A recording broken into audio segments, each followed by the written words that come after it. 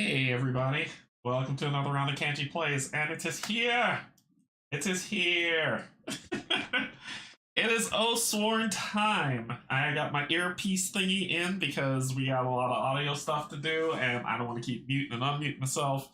So it'll play in my ear while I go through stuff with my lovely, lovely Bose ear thingamadoo-hickeys, whatever. So, we're gonna dive into Oathsworn. See, I got a shave, my hair is cut, I got on my Gen Con shirt, I gotta come to Oathsworn proper and pretty, and that's what I plan to do as we dive into this wonderful, wonderful game. I have only watched some of Chapter 1 from other streamers that have played it, and then avoid everything else. So it's gonna be good. Hey Brian, woohoo, finally here, good luck and see you later. All right, Brian, have a good one. Hey Tiny, how's it going? Playing Oathsworn during lunch break is a challenge. I'm on vacation. This ain't lunch break, this is vacation. We're in it for the haul. Hey ID Jester, hello. Everyone, how's it going? Hello, hello, welcome, welcome. So, we gotta dive into this bad boy. I've been anticipating this so much, and Barrett is all yesterday. He was like, "You're gonna love it. It's awesome. It's great. It's the most amazing game." And I'm like, "Stop, because I want to play it." So he did this to where I pushed the stream up to today. I do know that the reprint is happening tomorrow. The reprint hits Kickstarter tomorrow. With a few, I believe there's just a few things that are going to be added to it, but I'm going to probably play 2 chapters this week just to see if I can do it. Vacation is a foreign word in my work life. I have heard about this game, but not sure what it is. Can you outline the game format for us? Right. Everybody under the sun has played this. Matter of fact, I'm going to turn up the fan just a smidge because we got to keep this room cool. All right, so I'm like super amped for this to just go through this and see how this is. I loaded up the app and tried out like new campaign just to see what it'll offer, but that's as far as I went with it. So if you see like where it says continue campaign, I haven't done anything. So it ought to be good. So before we begin, I want to say thank you to my patrons, my YouTube subscribers, and if you're neither, just coming in to hang out while we play this game, and I will be playing this game. I'm going through all of Chapter 1 and the combat, so yay. I might start Chapter 2 and then paint the mini so I can start Chapter 2's encounter this week too. I don't know, but we'll see. But we're going to dive into it. It's going to be a long stream today, so hang with me, and we're going to have a good time. All right. I think I thanked everybody, and I think we're ready to get some information before we get down to the table. Oh my gosh. I'm excited. All right, so seriously, I haven't seen any videos about this game yet. You will be the first. Oh, really? Oh, cool. Tidy says, we are finishing Chapter 7 tonight. Love the game, but we'll take a break from it for another game after tonight. Oh, yeah? I'm not. I do have to take breaks from this game because I've got some Kickstarter previews that are coming in that I have to take care of. One of them you'll see already scheduled on the screen, which is Pampero. I'll be playing that on Thursday at noon. But other than my Marvel United stuff and the Arkham Horror stuff that I'm playing with Kate Cindy and Gloomhaven Friday, I say other than this, I'll be playing this game. So yeah, we'll get into, I'll tell you what I know, and then we'll learn it together because I didn't want to dive too heavy into this. Plus, the chat's there, Tiny's here, and I'm sure some other people in chat who have seen this game and played this game will let me know if I'm screwing up anything, and we'll go through it. Okay. 9.3 on Board Game Geek. 9.3. It's a good game. JD Jolly's created a really great game. 1 to 4 players. The community says best play 2 or 4 player. I'm going to be playing solo, but with 4 characters and free company. Here's my plan of how this is going to shake out for these playthroughs. I feel that if I play 1 character, or all 4 characters, full free company, I'm going to screw up a bunch. So my plan is that I'm going to cycle through the different characters and unlock each one by one from companion mode to full play mode until we've got our free company, or to see what I can handle. That being said, I'm going to start with one full character and the other three are companions for this first playthrough. After this playthrough, I'm going to decide if I'm going to rotate another and put this one into companion mode and the other one comes out in full mode so we can see each character individually. And then we'll start chaining them together for like two fulls, 2 companions, and see how stuff shakes out.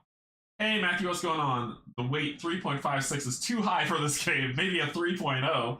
Could be. I don't know, so we will find out. But there's a lot of stuff going on. There's a lot of rules. I had to bake into my brain the rule of North and West, which I'll explain as we go through. And people will keep me honest going through this, so it ought to be good. All right, Shadowborn Games. Jamie, good work.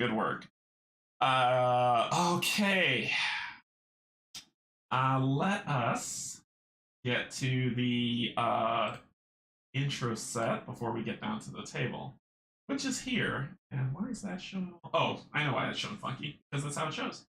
So we've got that app over here that we're going to get into, and then this is the rule book just in case we need to go through any rule stuff that's acted kind of screwy.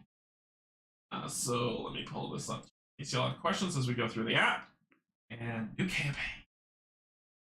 Are you sure? Yes. Yes, I am. Here we go, everyone. I'm so excited you have no idea.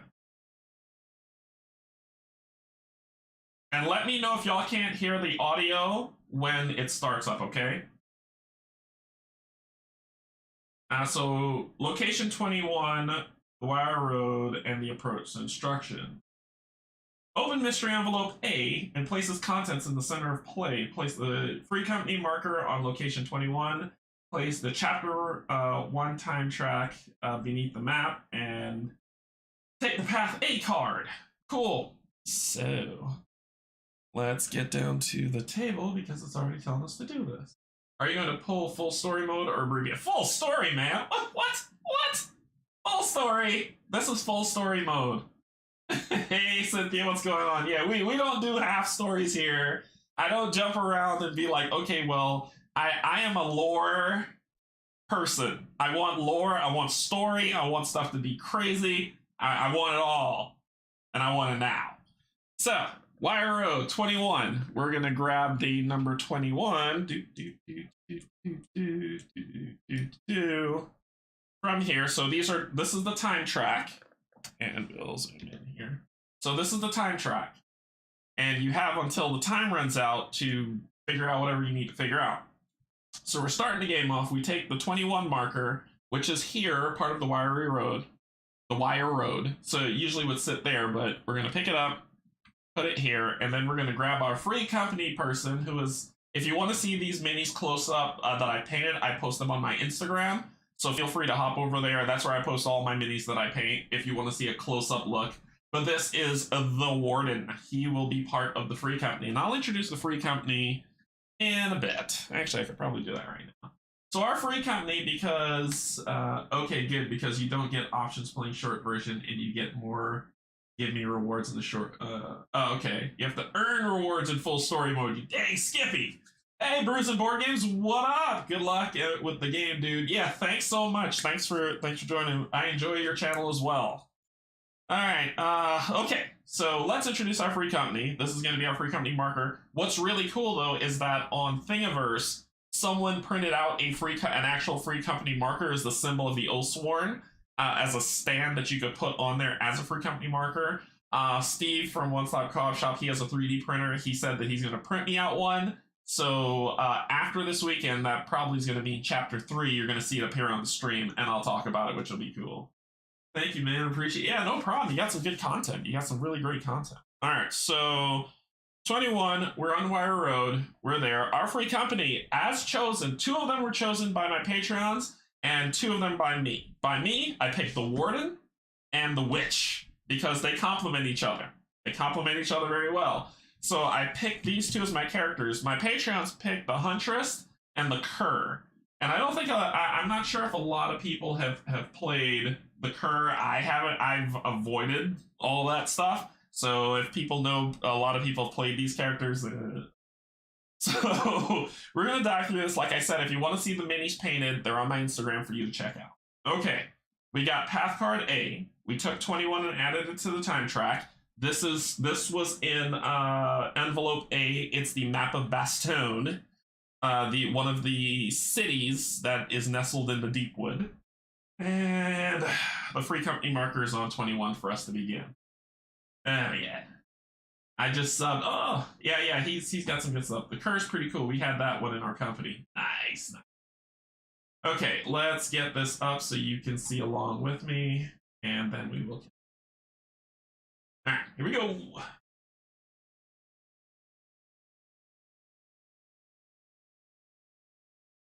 Ooh, is it not playing? Is it playing? Destroy the challenge. You trudge. Okay, it's not playing. Awesome. Oh, that's why it cut. Why did it cut off?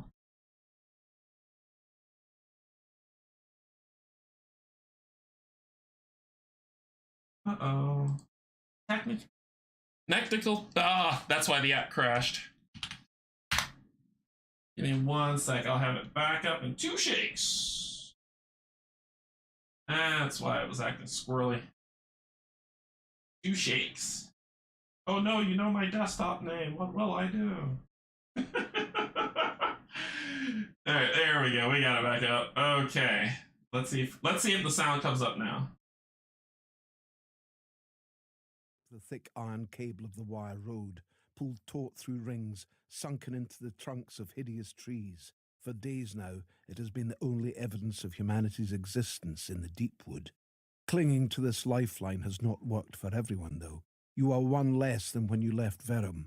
It was nothing any of you saw, just a thrum on the wire behind you, and then a scream disappearing into the dark. The memory is fresh in your...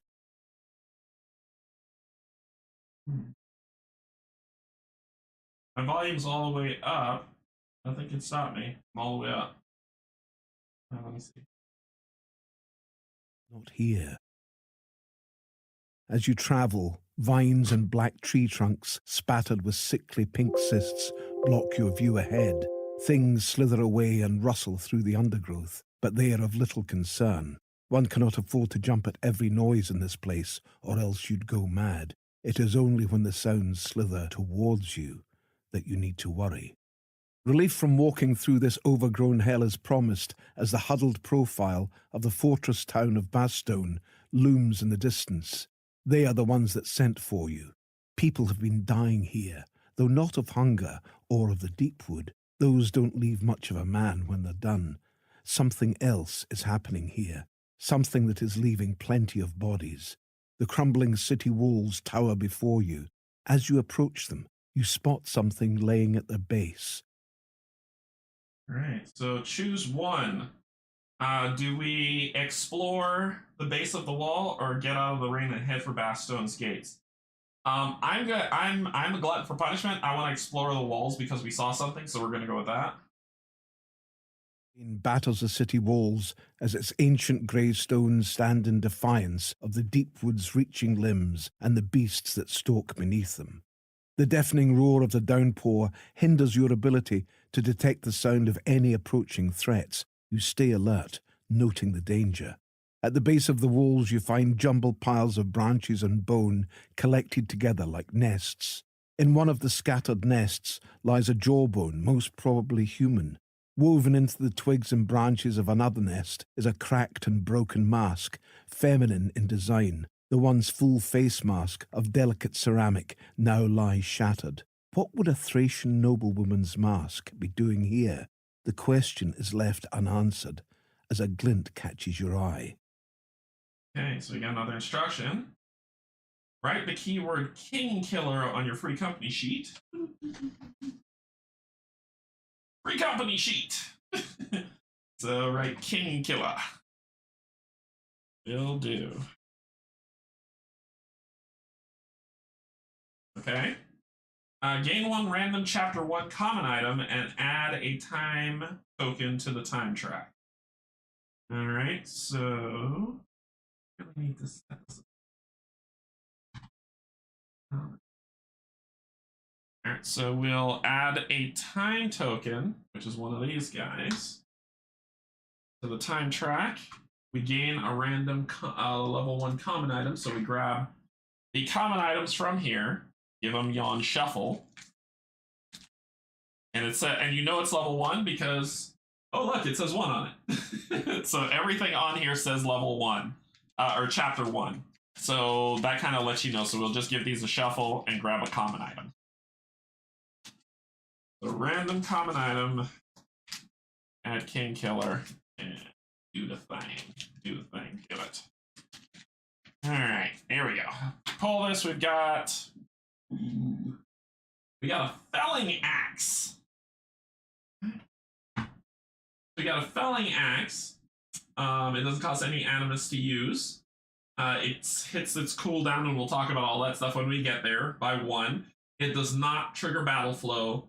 These classes can use it, and you will get a yellow cube when it's on. Then it says, when you crit during an attack that hits, draw 2 additional cards rather than 1. Ooh. I think I'm going to give this to the cur. I'm going to throw one of his bone knives into his bag. Into our backpack. I probably might end up. All right, cool.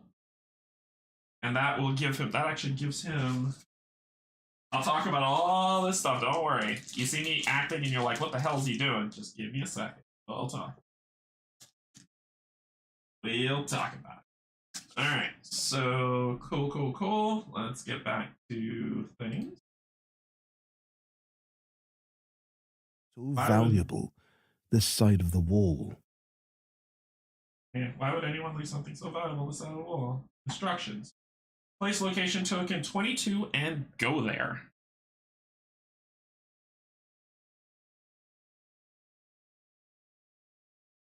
Okay.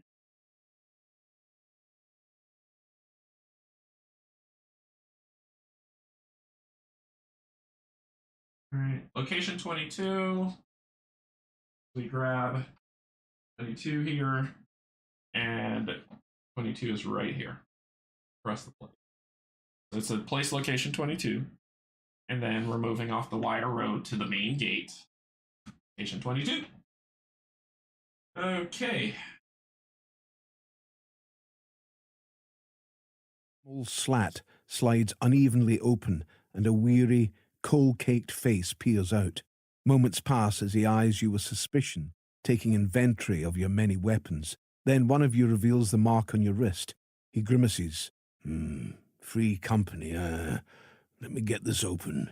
The slat slams shut, and you hear chains strain as a mechanism pulls the gate open, swinging out just wide enough to squeeze through. You move into the gateway passage and find it blocked ahead by an iron portcullis, a second layer of defense creating a quarantine area. In the passage with you is a single table, lit by a foul-smelling lantern on the wall. You hand him your papers. I'm sure you know the drill, the guard urges as he thumbs through them. Arms extended out from your sides, he raps against you repeatedly with a short hollow tube of wood. He nods, then sniffs, satisfied you have brought nothing of the Deepwood in with you. You've not come too soon. More bodies last night, he says, as he moves to a rickety table in the corner to mark more paperwork. Papers say you're 5. A grim silence from you answers his next question. Right then. An oath fulfilled, I suppose. He looks uncomfortably away and motions towards a logbook with ink and quill beside it. Make your mark. Create a name for your free company. Naming stuff. The hardest thing ever. Naming stuff.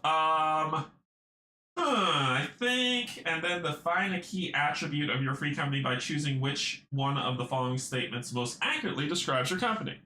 So in the name of the free company, I gotta pull ID Jester's Minions. Let me think. Let me get 2 seconds here. I'll call us. Should we be the Canjonators? No, because we're gonna fail every roll. Let me see.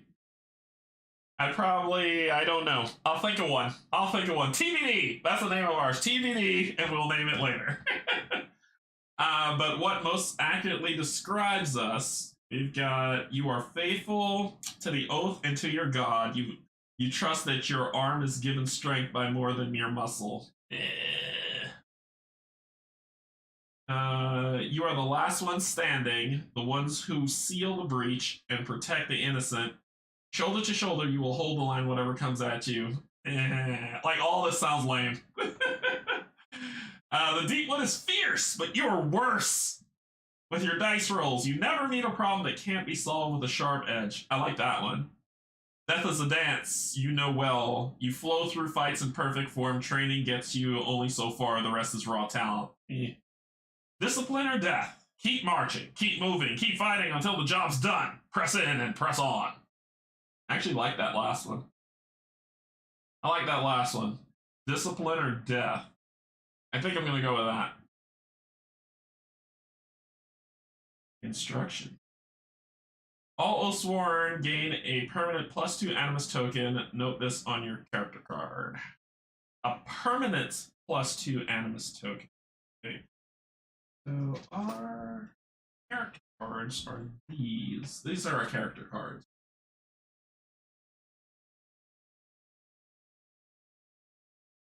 So you put your name, your health, put your defense. You get a +2 animus token, permanent token.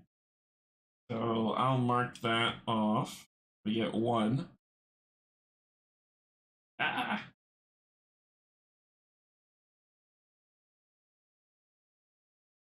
And what that means is I'm going to grab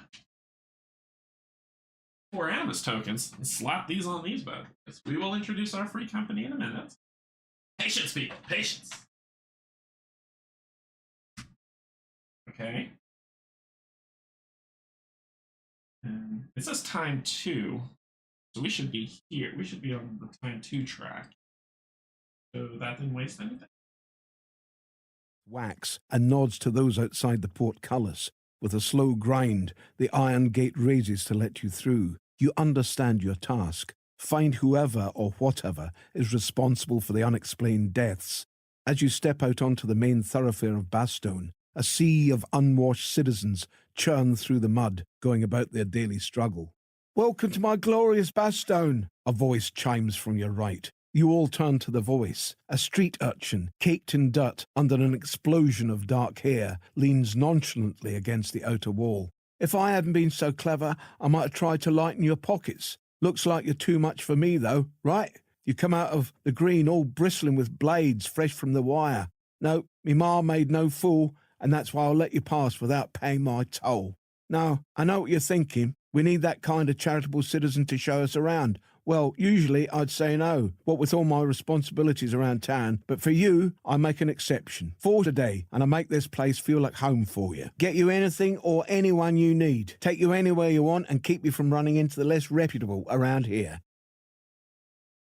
So, of course, he's a grifter, but likable chap.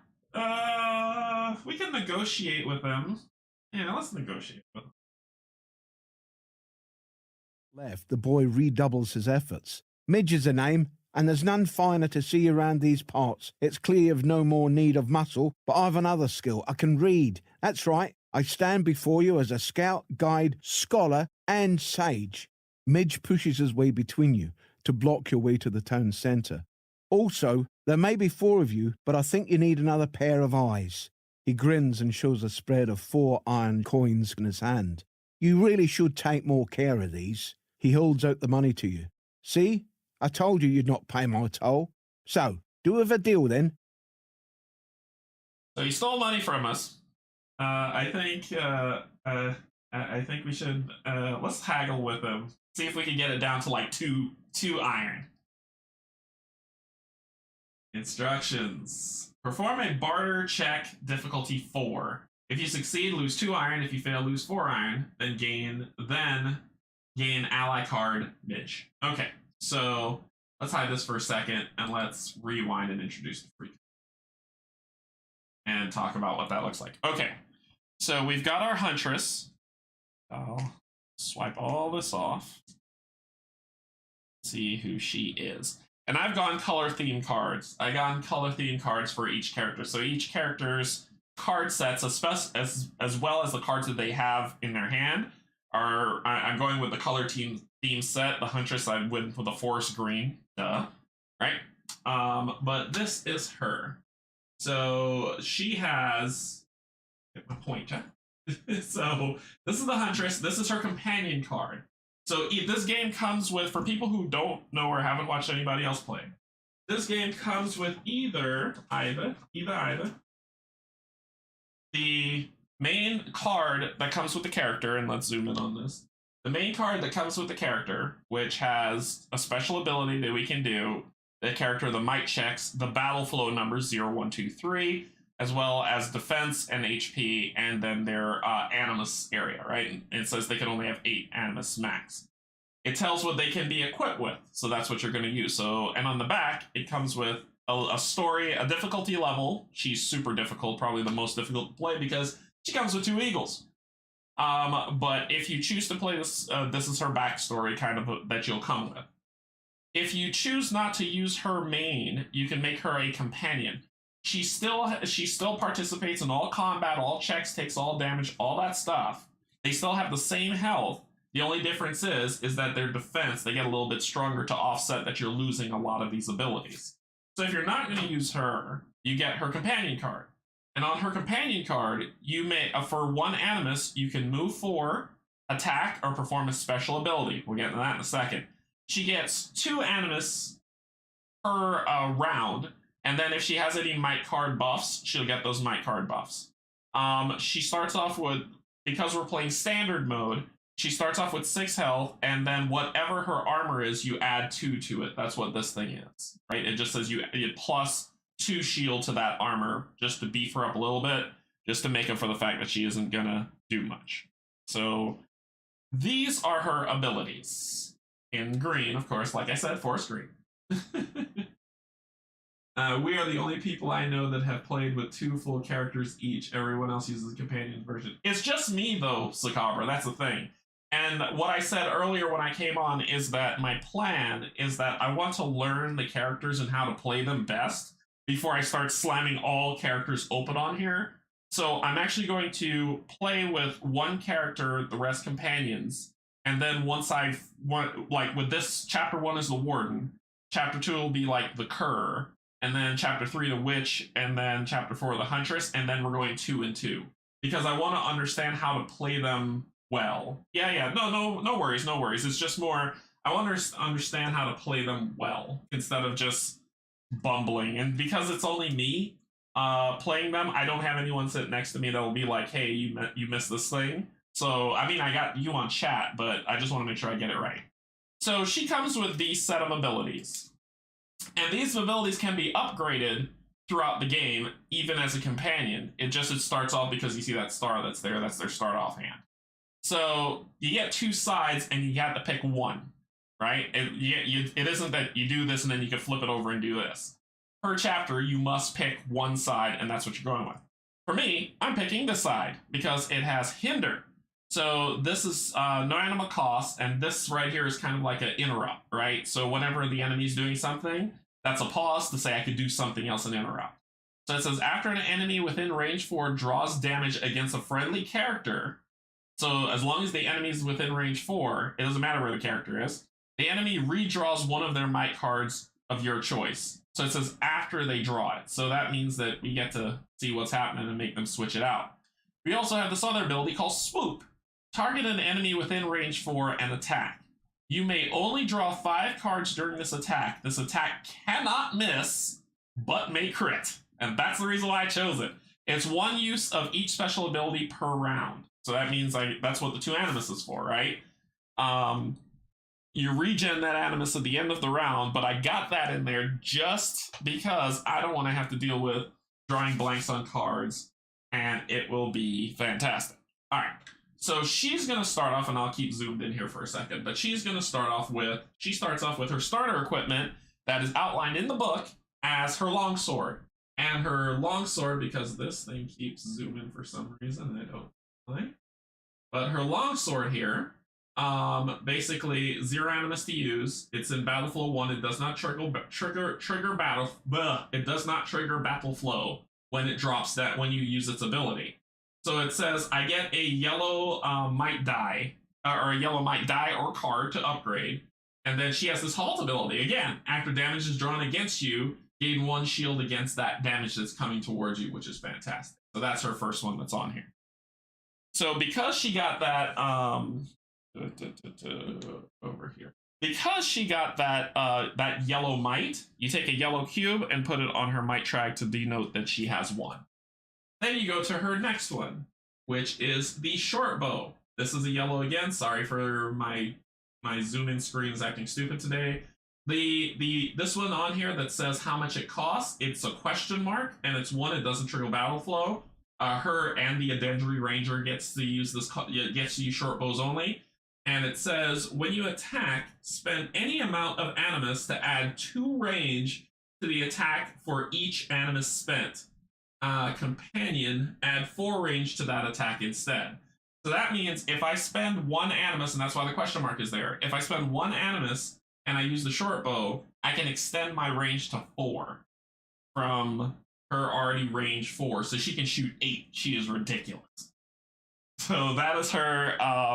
And because she has that other might, we grab another cube and let us know that she's going to have 2 upgraded that we're going to use, right?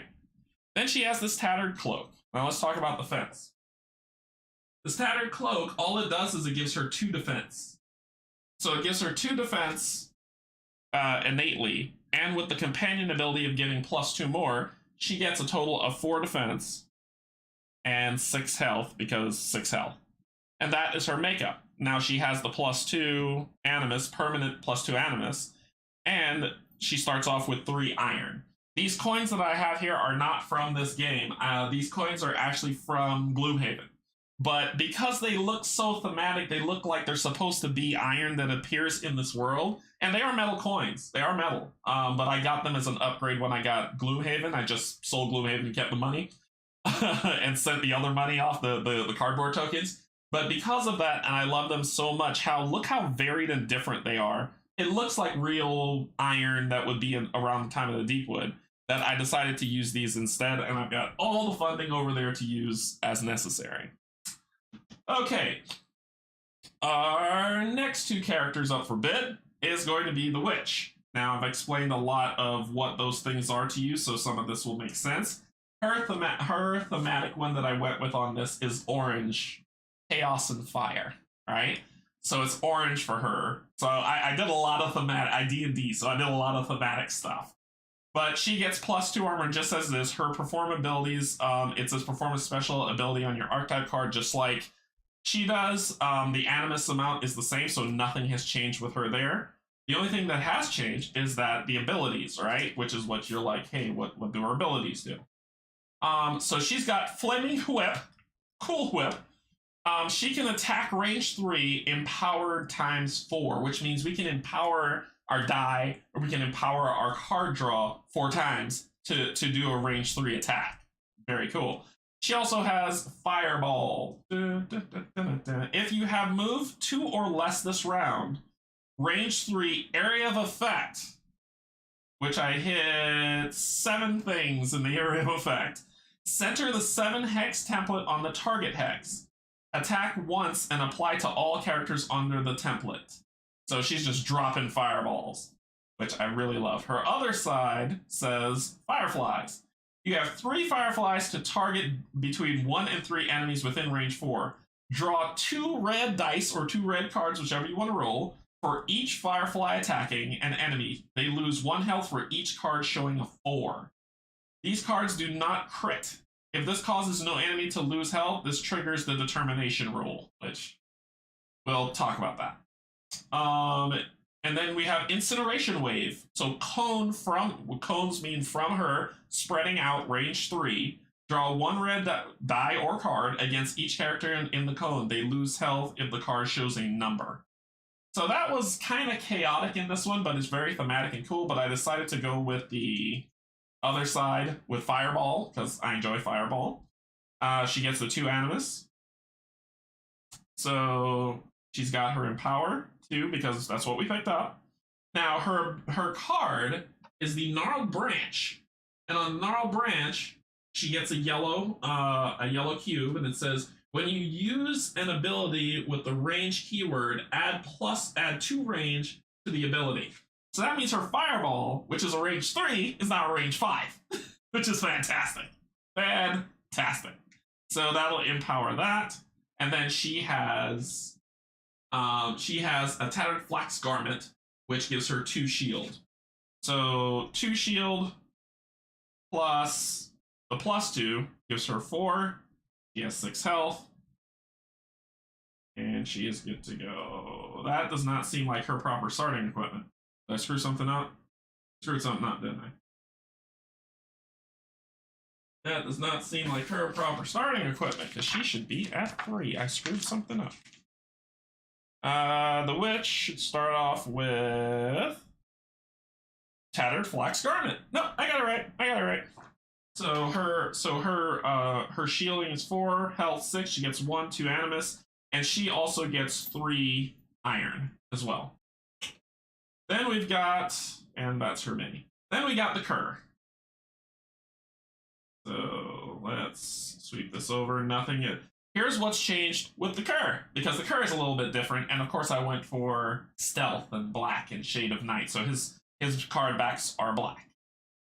But the cur has move 6 instead of a move 4. The witch and the ranger move 4. The cur moves 6, and that is the only difference between his card and the rest of them.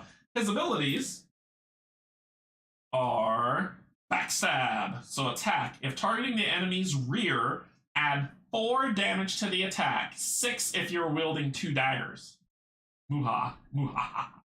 Then throwing daggers. So you can attack plus, do an attack plus a red die or card.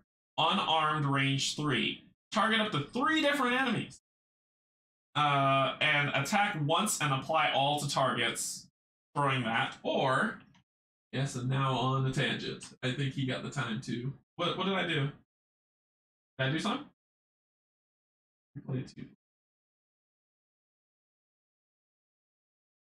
So Nightshade, if targeting the enemy's flank or rear, what are you doing to that enemy's rear? Yogi. So Nightshade, if targeting the enemy's flank or rear, empower 3, which means we can power up. I could take 1 thing and power it up 3 times, or 2 things powered up twice and one more. It all depends on how I want to do it. If this attack causes the enemy to draw a reaction card, all attacks from that enemy during that reaction. Or, wait, all attacks from that enemy during that reaction, draw 1 less might card, but for it to be the player's choice. Ooh. Then he also has Smoke Bomb. Before an enemy draws damage, which is an interrupt, against a character within range 3, that character gains 3 shield against the damage. This ability may only be used twice per encounter. Oh, so as soon as I use it twice, it's gone for the entire encounter. That's the reason why I didn't use this. I love Nightshade, but that would limit me to only doing Nightshade. So I flipped over to the backstab and the throwing daggers, because when I throw my dagger, I lose it, but I could go pick it up.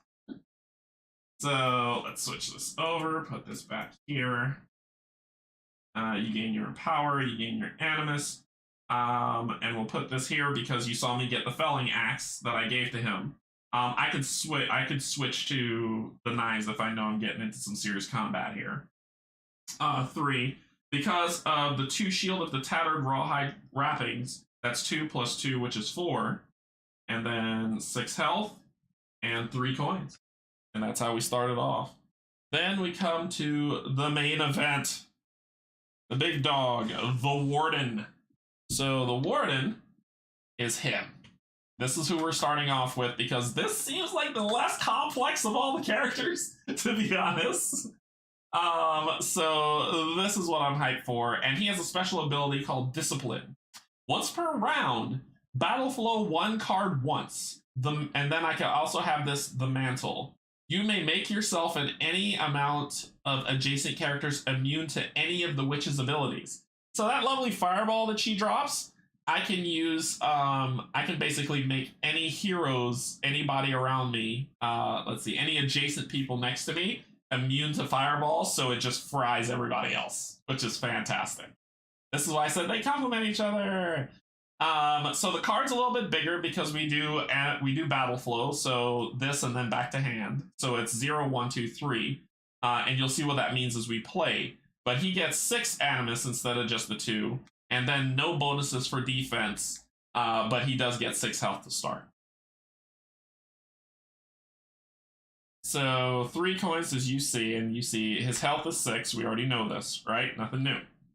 But he starts off with this pig iron coat, which gives him 3 to shield, and he starts with a buckler, which gives him 4. So he starts off with 4, just like the rest of them, because he's got a buckler in one hand, and he's got his pig iron coat on. He also starts off with a short sword that battle flows to 3. Just because something is in battle flow doesn't mean that you can't use its ability. You just can't use its reactionary ability when it hits battle flow. It doesn't trigger battle flow when it comes in, and it says interrupt. After damage is drawn against you, gain a shield against that damage. So my shielding would go up to 5.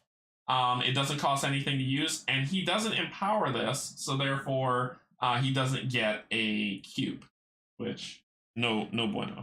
So he'll get his perma 2 animus, his 6 animus cubes, and these are his abilities that I'll put down here. As we use them, only because we need an area for battle flow. These are his cards. So the reason why I picked pink for him is because I play Gloom of Killforth, and in Gloom of Killforth we talk about the Rosen Knights. He looks just like one of the Rosen Knights from Gloom of Killforth. He looks very much like one of the Rosen Knights from Gloom of Killforth. So I decided to make him a Rosen Knight, and I made his cards pink. That's why I did it. So every character in this game has a theme that I built with it, and you will see them all. I plan to play them all throughout this entire campaign. I just want to play these characters so we can see how nice they look and how nice they build out, and then go from there. Let's get rid of this for a second. That's gonna annoy everybody. So he's got these set of cards that come in here. These cards have, and I could zoom in. Let's zoom in here because my close-up cam's acting stupid. So he's got Measured Blow, which depends on how much animus you're going to spend. It battle flows to 0, which means after 1 round it comes back when it battle flows. It gives you 0 shield if you want to do it, and we'll talk about that when fighting starts. But for 3 animus we could fight. For 1 animus we could battle flow 1 card and get it back in our hand faster. And for 2 animus, we can refresh our might decks. So just in case we need to refresh the might deck, that's what we do. He's got Guard, which is a starting ability. 0 animus, battle flows to 1, and it's an interrupt. Before damage is drawn against the character within range 3, you may move 2 towards that character. If you end adjacent to the character, they can use your item card's defense instead of their own item cards, which means they'll bust them up to 4, but they don't need to do that. What I really love is that it says you can attack. This attack costs +3. So if I spend 3 animus, I could just do an attack straight out from the guard positions, like slamming somebody with my shield. And if I need to defend, it costs 1 on there. We've got Claim Ground. Draw a number of white roll white dice or draw white cards equal to the number of enemies adjacent to you. Spend 1 shield token to redraw all blanks once. For each card of value 2, a different one of these enemies loses 1 health. I don't know what that means, but we'll figure it out. We've got Arcing Strike. This is the reason why I wanted to play 1 character. Look how much variety is in each character. I would bundle this whole thing, and we'd be playing this. I'd be explaining things to you for probably like 3 hours before we play the damn game. So, area of effect. This attack targets up to 3 adjacent sets, an AoE Arcing Slice. If you kill any enemies, you gain shielding. Attack once and apply to all targets. We've got Chain Drag. Select an adjacent character and draw a yellow card or yellow die. Roll that. You may redraw as many times as you want, spending an animus each time you do so. So it's kind of helping us with the blanks that I'm going to draw. It's got Knockback. Knockback the character in a direction of your choosing. Number of hexes equal to the total shown after the target stops. Place yourself in any empty hex. And die thing. We just have Taunt, which tells them to attack us, but it's the same as the other card, and Shield Bash, which has knockback 3. So 3 hours is a raw game explanation special. So I just don't. I want to get into the game, but I want you all to understand what's going on as I'm playing, so it doesn't get too crazy. So all right, cool. Cool. He keeps talking about card draws like he isn't going to roll dice. We know better. Yes, Greg, I know I will. I am gonna roll dice. I'm gonna roll a lot of dice, and I'm gonna card draw. We're just gonna have fun with it. All right. So we get an ally. Our ally. Where are the allies? They're here. So this is a chapter 1 ally, and it is Midge. So Midge here. Basically, Midge is Mayor of Bastogne, right? He's got health, and I believe all characters start with 6 health. Correct me if I'm wrong, anyone who's played this and done this part. He's a non-combat ally, which means he will not help us in a fight.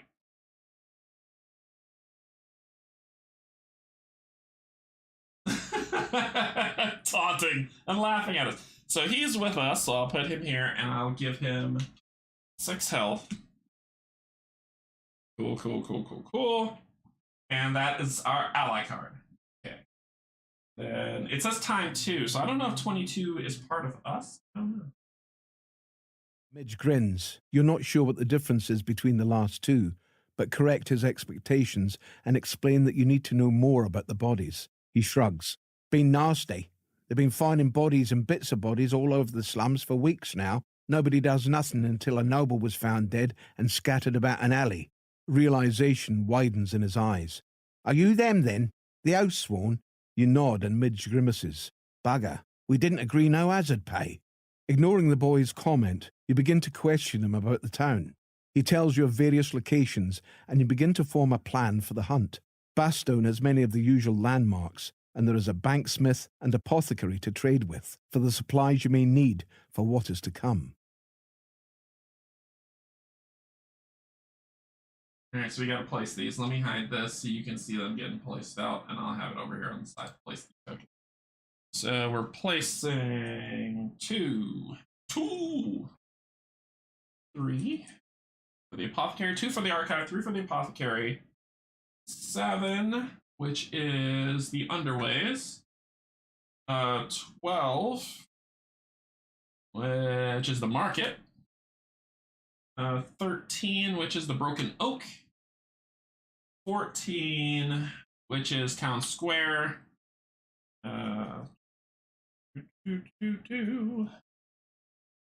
16, which is some weird area over here that doesn't have a name. That's not suspicious. And then 19. And 19, which is the banksmith. All right. So choose where we're gonna go. Okay. Well, I know banksmiths are weaponsmiths, so we're gonna go to the banksmith for 19. So let's. The banksmith.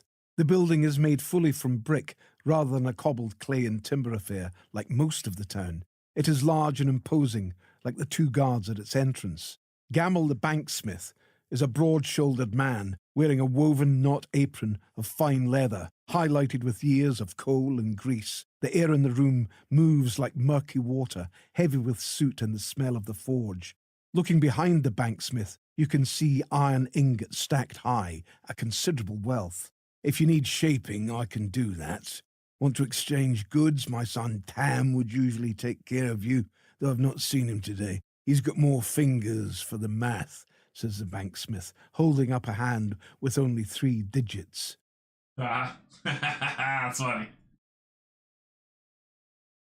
You may start a trade with the banksmith. Okay, so...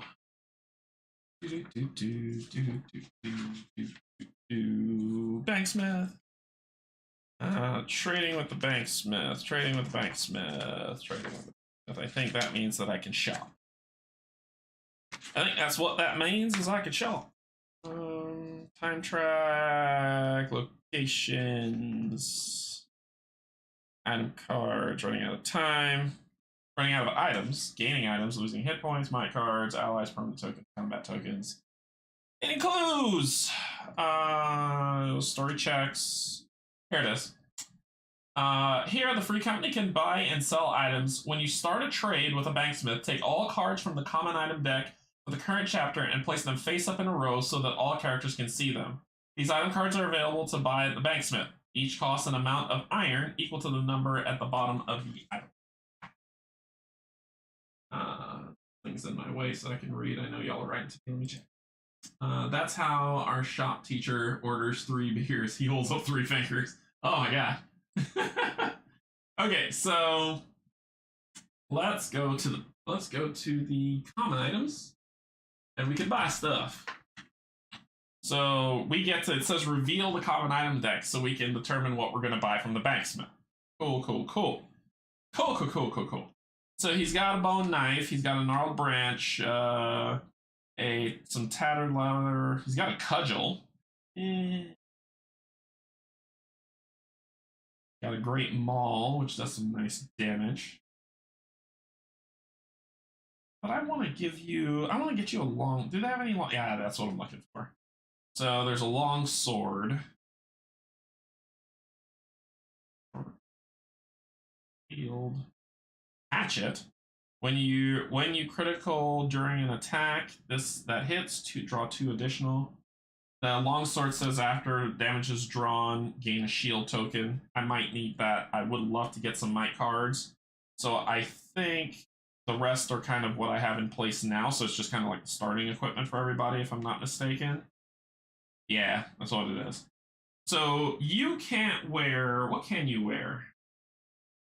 You are the witch with the fling. You can't wear anything that boosts it past 2. Yeah, you can't do that. So I'm going to buy the longsword for the warden. And here at the bottom, it costs 1 iron. So boop. We'll spend 1 iron to buy that. We're going to throw this in the bag just in case something stupid happens. And with the backpack, I can carry 20 items in here. So we'll throw that in there. So he's got a longsword, which gives him a might because it now has the might symbol. So he gets another might piece. He actually can, he's catching up with everybody. Cool. Cool. Okay. Is there anything else? I might get another bone knife, maybe? Let's see. You are the cur. The cur can wear a pig iron coat, boosting it from 2 to 3, which would put his defense at 5. That would be baller. So I think I might do this. I might spend, because it costs 1 iron for that, so I'm going to spend 1 iron to upgrade your tattered blah blah blah. Oh no, you can't wear that. That is not you. I lied. The cur can't wear those. The cur is how you know what they can wear. If you look here on the side, you see the symbols that denotes who can wear what. And the chains are the warden. So for the cur, I believe if you look on their bags that come in, the warden is the chains, the huntress is the eagle claw, the cur is the shroud. I thought it was the mask, but it's the shroud, and the witch is the flame. So the cur can't wear this because the symbol for the shroud is not on here. So the best he can do, yuck. Yeah, I think that's the best his shielding can do. He can get a cudgel and beat the crap out of people. Put down the bone knife and just start whacking people with this thing. I could give him 2 felling axes and actually he can't use a felling axe either. He doesn't have a shroud on it. So he couldn't have used this. I'll see who could use that and give it to them. Couldn't use that either. So he'll go back to his 2 bone knives and he'll lose his yellow cube. But I got a felling axe in the backpack. Knowing that I had a felling axe, would I have bought the longsword?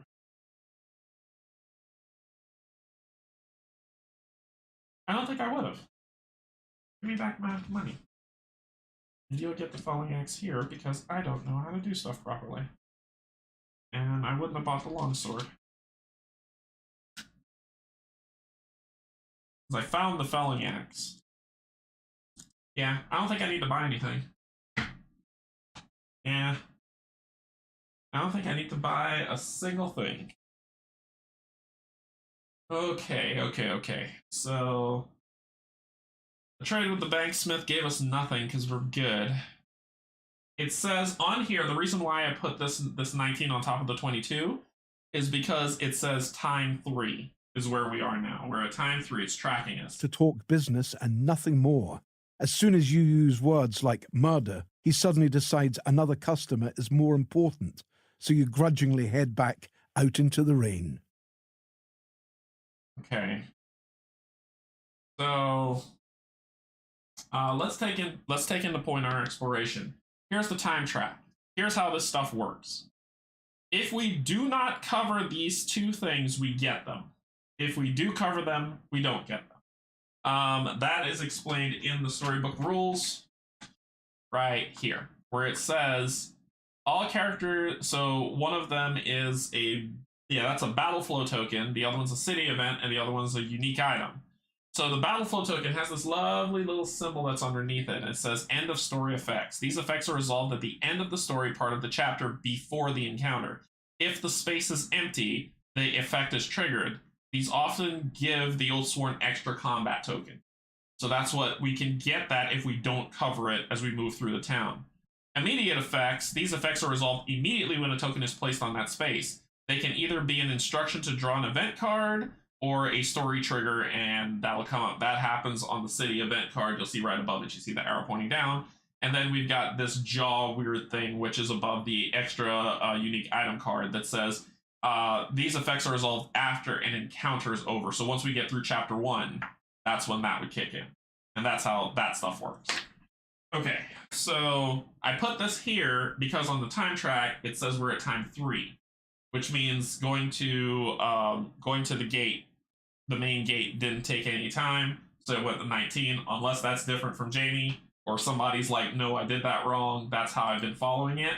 So let me know if you do things differently. Okay.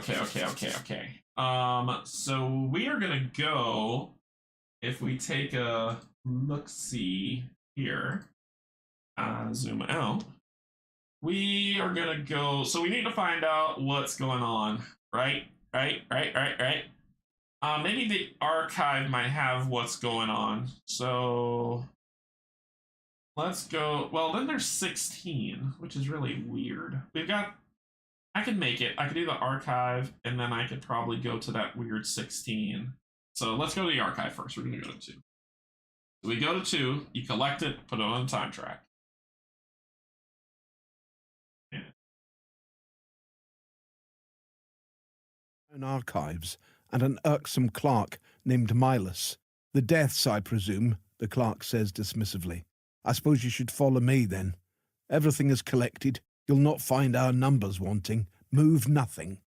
The records Milas helps you sort through deal with a large list of missing persons, a pile dedicated to what appears to be suicides, and a tally of the local dead, with the cause of death inked beside each name. The details are grisly, and some descriptions have no name attached, where only bits of bodies and blood trails were all that remained, yet left no doubt that there was a killing. I don't know why you bother with the peasantry in their ilk. Their numbers wax and wane like the sun, he says dismissively. What should be of concern is my timber figures. 9 cords of wood marked used last month for various reasons, mostly funerals. But records show only 7 cords being pulled in, 2 cords unaccounted for. What is the world coming to? Either the gatekeepers are not doing the job or someone's lying, and there's nothing worse than lying on a census. That's the real crime here. This guy's a jerk. Gotcha. So we move on. All right, let's check out this 16. It doesn't have a title and it's freaking me out. So we're gonna go there. We're gonna go to 16. Why is that a thing? hanging sign proclaiming this to be the watering hole. It is an apt name for this place, or at least the last part is. You enter the inn to the sight of gritty faces and dirty mugs.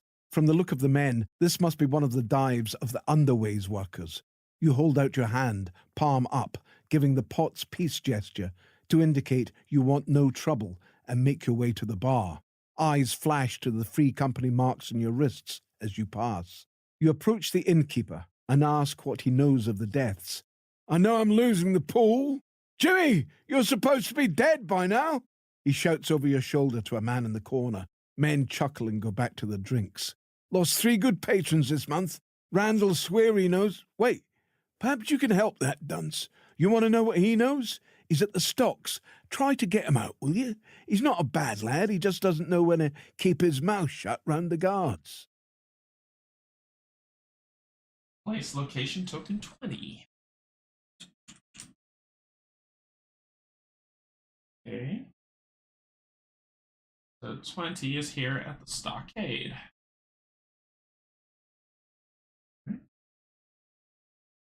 So you want me to get him out, huh?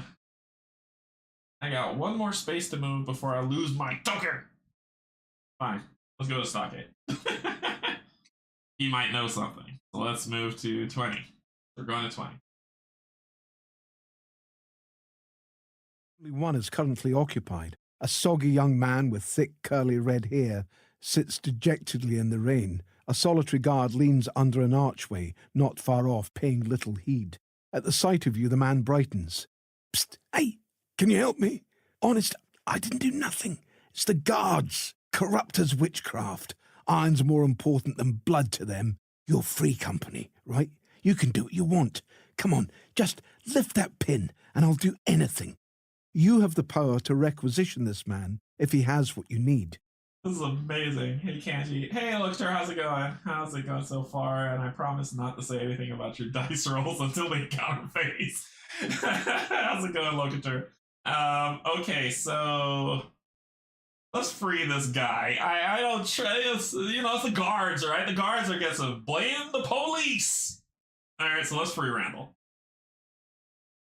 You easily pull the iron latch pin from the stockade. He massages his wrists. Pot's peace shine upon you, my friends. I owe you. You tell him what you need, and he readily agrees to tell you what he knows. There's this old body collector over in the Burrows. He's had me looking for a buyer for a story he's telling. Says he knows who's responsible for the deaths. He'll want paying proper, though. 2 paths lay before you. Do you try to find this informant and see what he knows, or do you search the town for other clues to the murders?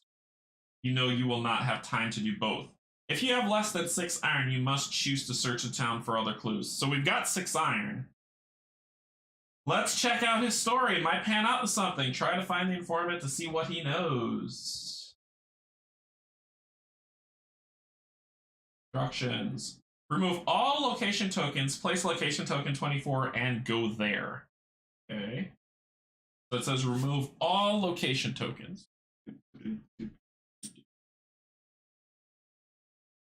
And place location token 24. I don't know what I'm doing. 24 is the Burrows. And it says go there. I'm assuming go there means you don't take the token. That's why it said go to the main gate, and that's probably why it didn't take over. I'm assuming that's what that means. So let's do that. I'm just going to believe that until somebody tells me I'm wrong. All right, let's go 24. Side of town as daylight begins to wane. He's not much to look at, just another grimy face. He nervously shifts from foot to foot outside a ramshackle terrace. Behind him, you can see what must be his family peering nervously from a window. They look hungry. You need words. We need food. I'll tell you what you're needing. You need words, we need food. 3 iron, and I'll tell you what you're needing. I can pay 3 iron for that. Give the man what he asked for, and a little something extra. His family looks like they need it. I hate being a good guy. Instructions. Lose 6 iron. All Oathsworn gain an empowerment 3 token. Ooh.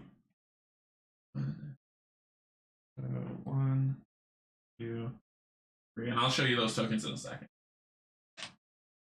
4 and lose 6. So 2, 4, 6. Alright, so we lose 6. We gain all of Sworn gain Empowerment 3 token. Nice, nice, nice.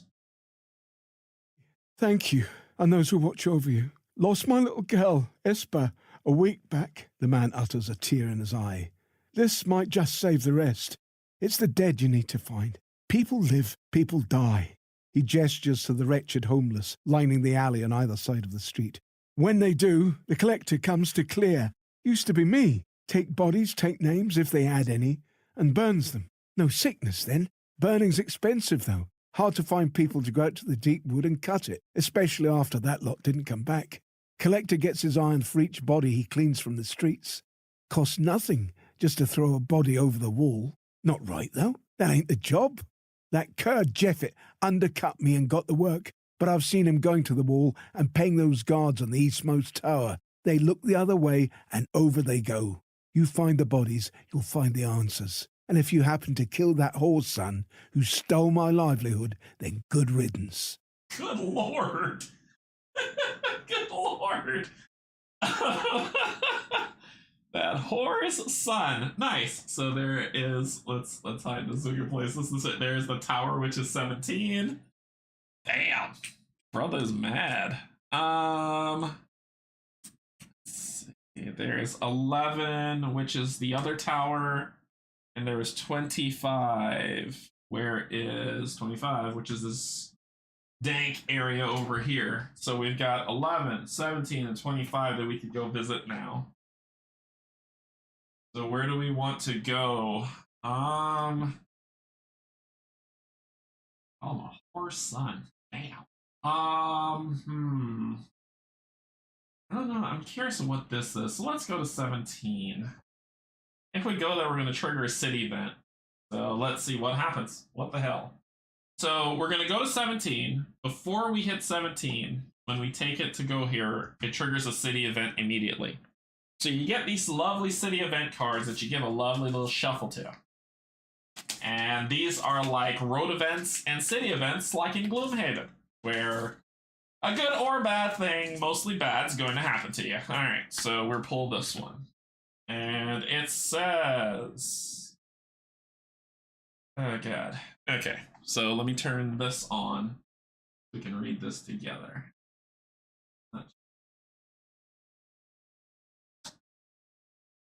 You pass a series of street hawkers and open air bars. At one, you glimpse a woman pleading with a man for some iron for her children. It seems the man is this woman's husband. The man takes another swig from his drink and backhands the woman across the face. Sorry, that is wrong. Sorry. Do you hit the man? Teach him a lesson. Give him some iron, or give her some iron, or pass on by to archive this event. We're not gonna pass on by. I don't like nobody hitting anybody. It doesn't matter who it is. I don't like nobody hitting anybody. So she asked for some money, and he hit her. So we're either gonna do A or B. That's how this is gonna work out. So, do we hit the man, just give him a good drop him, or do we teach him a lesson? Those seems like both the same outcome. If we give her some iron, that's not going to stop him from taking it from her and then hitting her again, which that's a no-go. That's a non-starter for me. You don't hit people. So let us backhand the dude. Do it well. Is it teach him a lesson? I'm wondering if teach him a lesson is like we talk to him, or teach him a lesson is like we give him we Wayne Brady him. We give him the Wayne Brady. I think we're gonna go with hit him. We're gonna drop him where he is. Just he owes me money. So turn this over. Damn, we should have gone with the other one. You toss the man across the bar. What have you done? The woman shouts. He'll be worse now. All Oathsworn lose a combat token, your choice. Damn it. There's only one combat token we have, which is our Empower token. Oh, yeah, that sucks.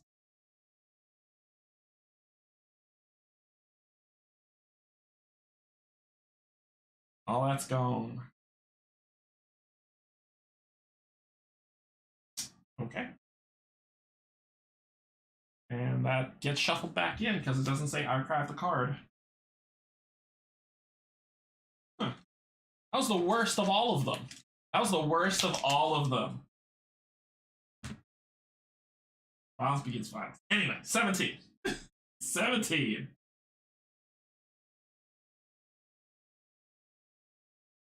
To find the collector before nightfall, but you know exactly where the guards will be. Catching sight of the tower the man told you of, you head for the outer wall. The weather is worsening, and rain runs down the stairway leading up to Bastone's outer wall. You ascend the grey stone steps in search of the guards. Does not take long to find them. A squad is hunched round a brazier of slow-burning amber, water tapping off their iron pot helms. You close the distance, shouting through the rain. "Are you the night watch?" "Who's asking?" one of them grunts, giving you a brief sidelong glance before returning to the fire. Then he looks back, eyeing the mark on your wrists. Understanding dawns on him, and his eyes widen in fear. He goes to draw his sword as the other four turn to face you. Oh, Lord. Well, last time I just went in backhanding people and I lost my tokens. So I'm going to try to reason with this guy.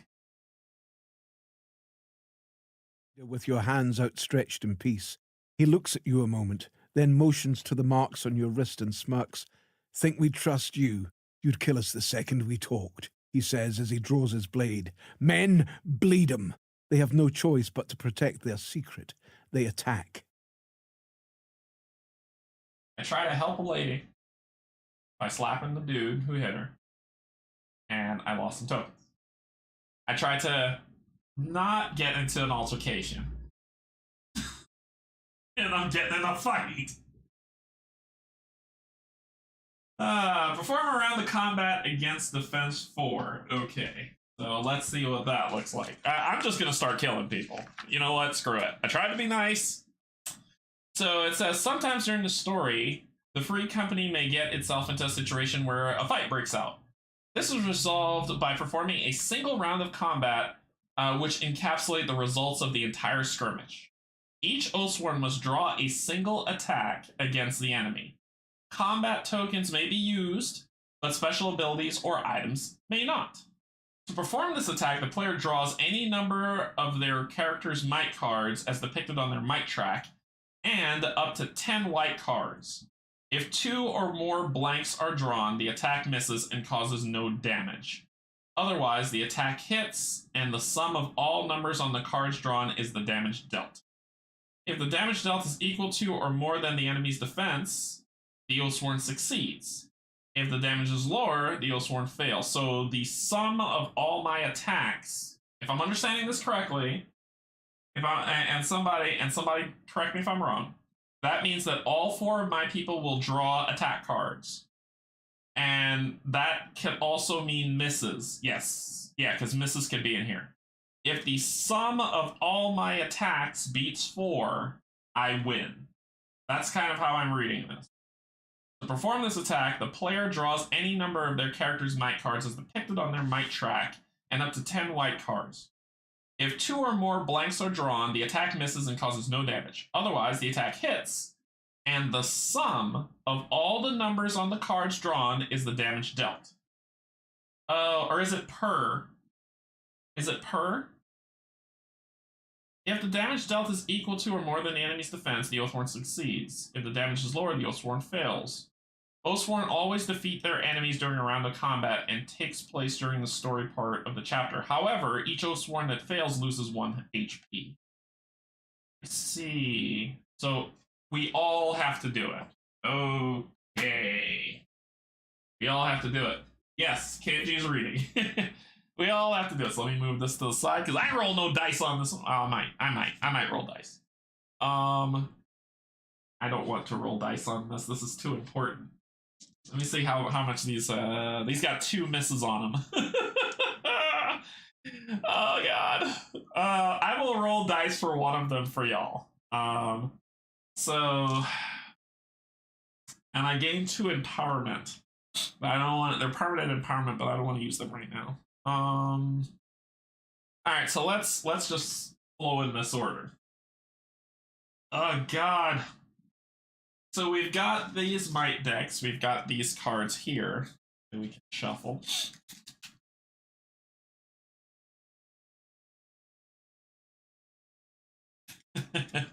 So what do y'all want to see? Do y'all want to see cards or dice? I know why y'all are here. That was a stupid question on my part. Well, I'll tell you what. I'll tell you what. I will let her, my huntress, do... I don't know.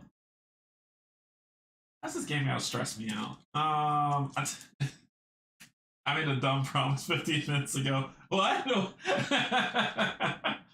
So, I'm gonna do the huntress. She's got 2 because of ring power, and I'm only gonna add 1 more white. That's what she's gonna roll. Saints preserve me. If I fail this, this is y'all's fault. So I have to beat a 4, right? Is that what it is? I just have to get the sum of it to just beat a 4.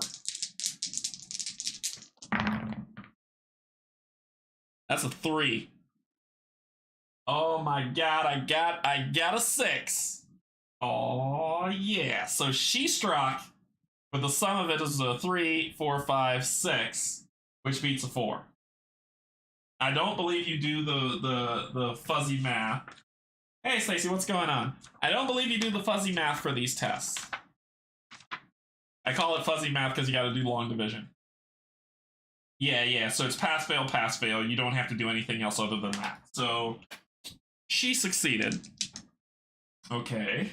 Your turn. You get 1.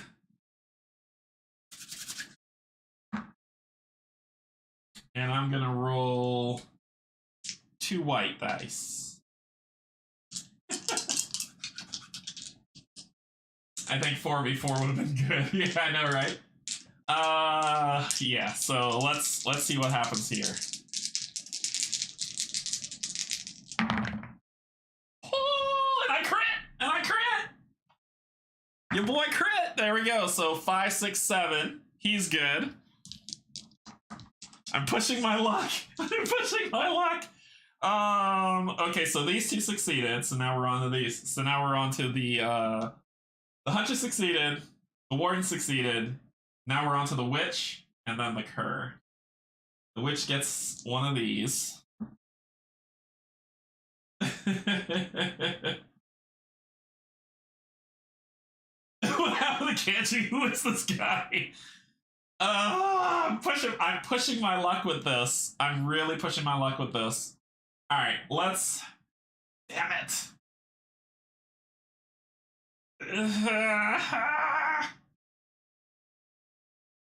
Roll 10 white dice, you crazy bastard. No. So we're doing my 1 yellow and 2 white. We're gonna pull cards for the cur. Alright, here we go. That's just 3. Dang it. So she's good. So she failed with just 3. So she's gonna take a damage going down to 5. And now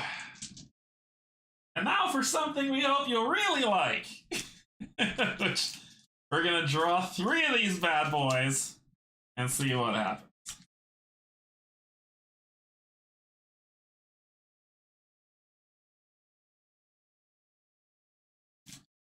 All right. 1, 2, 3. Press back. Here we go. First one. That's a crit. We draw another. Oh my gosh. Oh. Can I stop now? Can I stop now? Do I still have to keep flipping these? Oh god! Oh god, that's a blank! Oh no! Cards. I've not done anything to you. We've had good words. We've had good words. Please? Please. Ah, yes. Yes. Yes. So he just murdered him as a curse should. So only the witch lost points. Oh my goodness. Oh my. All right.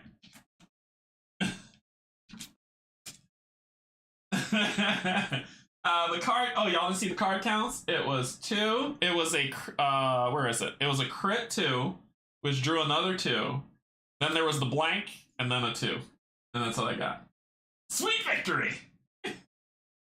Those are the card counts. Were you? If y'all aren't able to see it, then I won't put it on here anymore. I'll try to. I'll put it over here. So first card was. Let's go to. First card was a 2, a crit, and when I pulled the crit, I got another 2. Then I flipped over the next card, which was a 0, and then the final card, which was a.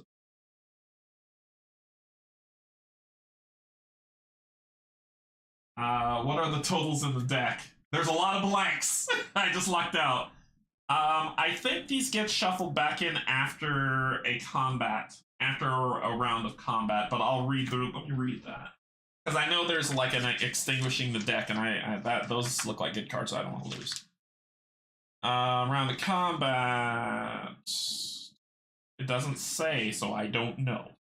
So I'm gonna believe it does, and I'm gonna put them back. Reshuffle that later. Yay! So only one person took damage, and we still won. Sweet, awesome.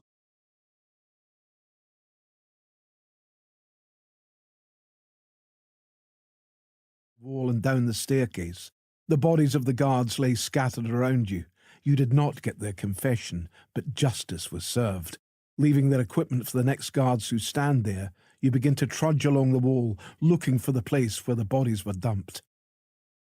You come to a point in the parapet where faint bloodstains can be seen on the crenellations. Peering over the wall, you find what you have been looking for. At its base are the thick wooden stakes used in all settlements to ward off the denizens of the Deepwood. Among these stakes is also a matted mass of blood-soaked grass and earth, in the centre of which is a small mound of corpses. You imagine these are fresh, as this much meat would not last longer than a day in the Deepwood. This flesh pile is what calls the thing or things to the town. Oddly, you also see a rope hanging down from the parapet. Looking between the branches and limbs of the black trees, you can make out a figure. What could possess a person to go into the Deepwood alone? You have no time to ponder as the figure rushes back towards the wall. Then you see them. A pack of giant rats the size of wolves enter your view, galloping across the space. A horde of festering fur and yellow teeth close on a man in guard's uniform. He won't make it, and he knows it. He turns and bellows defiantly at the rats as they hiss back. Climb down the wall and come to the man's aid. Give up the man for dead and throw a flaming brazier of explosive amber off the wall down on them both.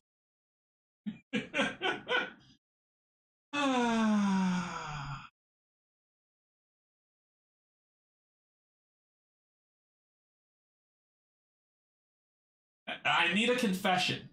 That's the only reason why I'm going to help this jerk. I need a confession that they've been doing it. I've killed the other 2 guards.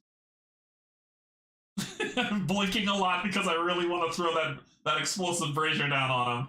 But I need a confession. So we're going to climb down the wall. Like my hand, the cur, I can imagine the cur with his hand on the brazier, like wanting to tilt it over. It's like, we need a confession. We need a confession. So climb down the wall and come to the man's aid. Instructions. All Oathsworn gain a redraw token. Hey! Woohoo! Alright. I wanted my empower token though, you jerks, that you took away from me just because I wanted to help. Alright. So we got this is what the armor one? Yes. Okay. So cool, we got that. Bottom is slim, but you have to try. Jumping from the wall, you grip the rope to slow your descent. It burns your hands and you grit back the pain. As you reach the ground, he is still alive. A tremendous twitching rat lays dead at his feet. The brood is circling him, though, heads low and ready to pounce.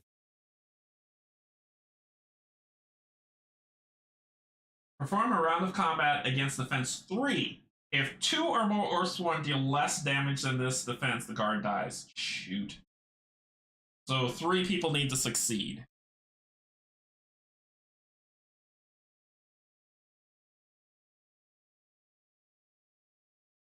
Three people need to succeed. Okay.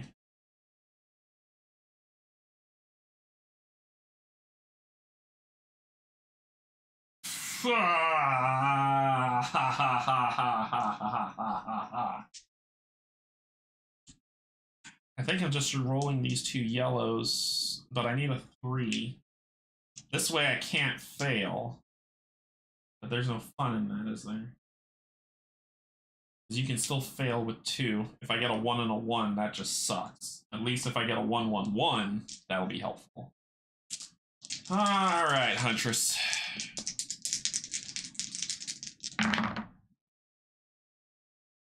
Success. 3 and a 1. And I needed to be the 3. So she passed. Okay.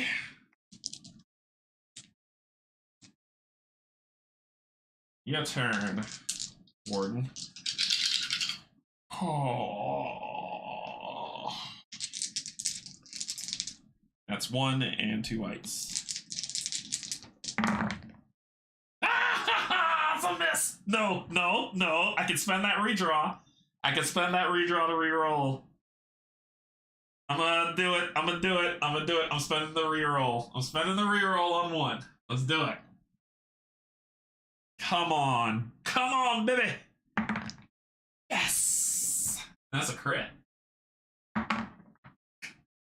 Good shot. All right. So he made it.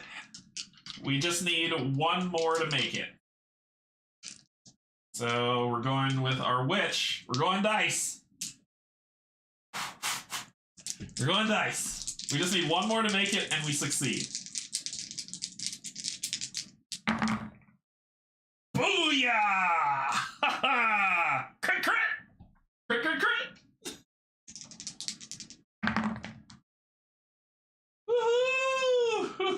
Woohoo! He lives! The man lives! I don't need to test the other one. We're good. The man lives. It says if 2 or more Oathsworn deal less damage. So we got our 3, which means we cannot fail. He lives. So the guard survives. His sword visibly shaking, then stands straight, collecting himself. You saved my life. Thank you. The man turns to you as he cleans himself up. I'm Dane. I had to try and save her. Stupid to think I could. There were so many of them. For weeks now they've been throwing bodies off the wall and I was too cowardly to stop them. Then they threw her over. She was still alive. I saw her crawling. Then the rats came and dragged her into the trees. She may still be alive. Help me. Help her. You inspect one of the rat corpses as he explains. You note the length of the tail, the colour of the teeth, and the clawed paws. This was a pup, not full grown. You know rats have dozens of pups. Dozens. Where's the mother, though? A woman's scream pierces the deepwood behind you. You're about to find out. Reveal the Encounter Special Rules board. Mark the Special Rules box for Chapter 1 on your free company sheet. So this is the Special Rules board. Right here. So reveal it. It is the Brood Mother. So this is how she attacks. And you've probably seen 10 million people play this. But I'm going to play it. So we reveal this. I'm going to make space for here, so I'm going to put it back over. But basically, she is a large creature. This is what she's going to roll when she attacks. She's going to roll 2 reds and 3 yellows. She has 2 defense, And then these are her babies. So when her babies attack, they are yellow and white that they roll. They have 2 defense.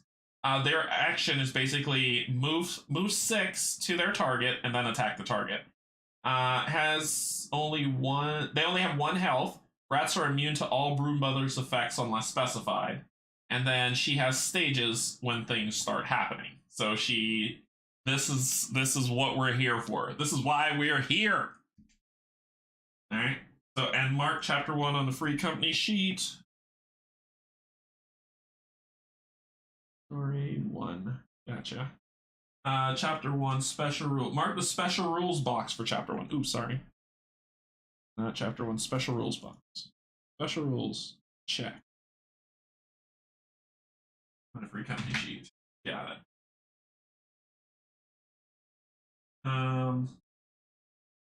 Let Dane join you on the hunt. Yeah. He's trying to save somebody. Let's do it, Dane. Sir Arthur Dane, Sword of the Morning. Instructions. Gain ally card 3, Sir Arthur Dane. Anyone who watches Game of Thrones knows who that guy is. Not a bad dude. Okay, I'll show you all him in a second.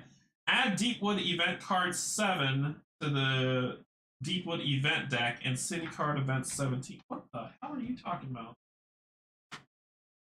For city card. Common item, unique. Here. These are encounters. It's not that. I don't know where those cards I do not know where those cards are. These are common items. Where would they be?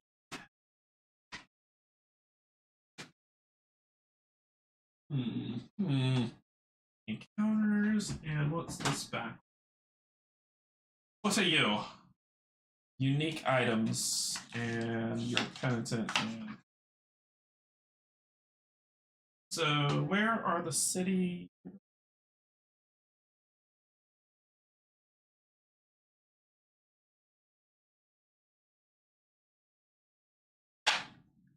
Events. Here we go. Events. There they are. Found them. So, add Deepwood City Event 17. City Event and City Event 17 to the event deck, and Deepwood Event 7. Cool. Got it. Got him. Got him. Okay. Gain ally card 3. I'm supposed to show you Sir Arthur Dane.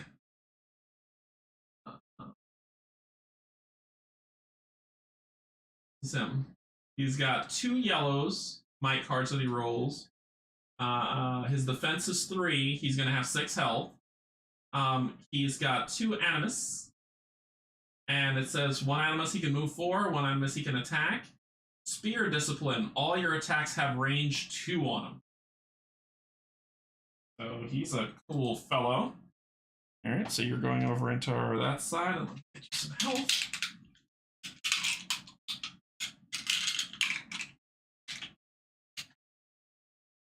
So he'll have 6 health on him. Sweet. Alright. So, boom. And continue. Compass. This item is near sacred to you, as well as all free companies. It is the only chance you have of navigating your way back. After you enter the Deepwood, you steel yourself and head in. Add a time token to the time track. Do not trigger any effects on the time track. All Oathsworn gain a redraw token. We're 1 away from getting our unique item, so we get another redraw token. Sweet. He gets 1 back. They all have 2, which is fabuloso. Okay. So we added the time to the time track, and as you can see here, we are if that's all we have, we'll get an extra unique item. Oh boy, here we go. The sickly brush is torn and trampled by many feet. A few hundred yards from the city walls, you come across a large circular depression littered with scraps and bones. Then you see her, the hulking rat-like form of the broodmother. She is twice the height of a man. Her back undulates with rats that swarm around her. At her feet is the torn body of a woman, evidently the source of the scream. This must be the woman Dane was looking for. The broodmother lifts her huge snout, testing the air. Her great head of rotten fur and gnawing teeth rolls towards you, and with ravenous hunger, her eyes meet yours. If you have the mystery chest, open mystery box 1. If you do not envelope 1, proceed to chapter 1 encounter in the encounter book. So,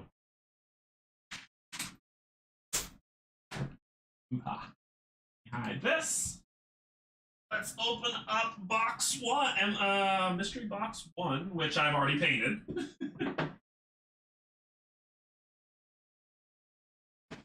Come on, really, come on, give it. Mystery box uno. Already painted for y'all's viewing pleasure is the brood mama. There she is. There she is. Miss America.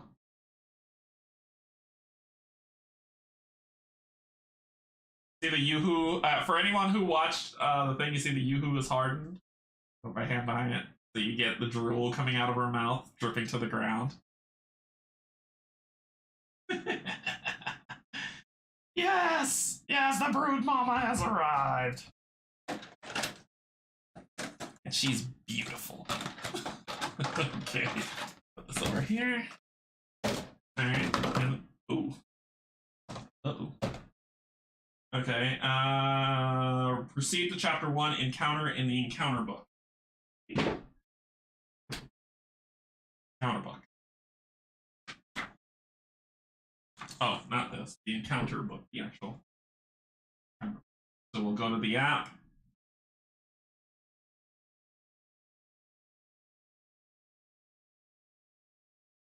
That is her. After the encounter, continue to the epilogue. So let's go to the encounter book. Journal. Storybook.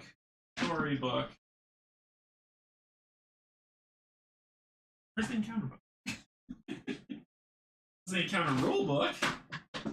Oh, here it is. The encounter book. Got it. I got it. Alright, so.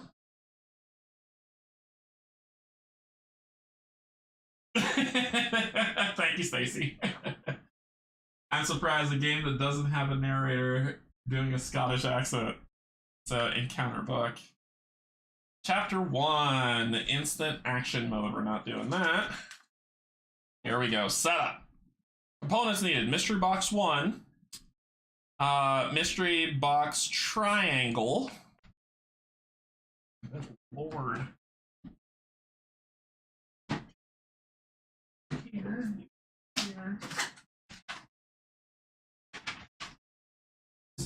Back down.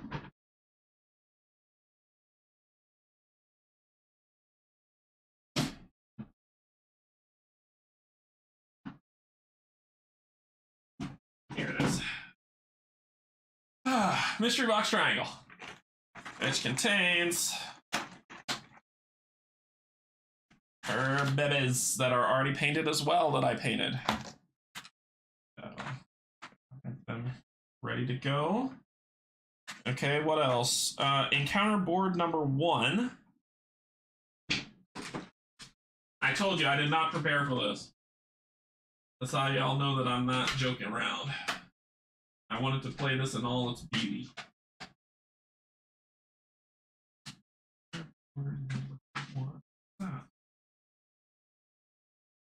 I see 2. Special rules. So this is special rules. Are these all special rules? Oh yeah, there it is. The encounter boards are under special rules. Not even looking at them. I don't want to know. I don't want to know. Encounter board number 1.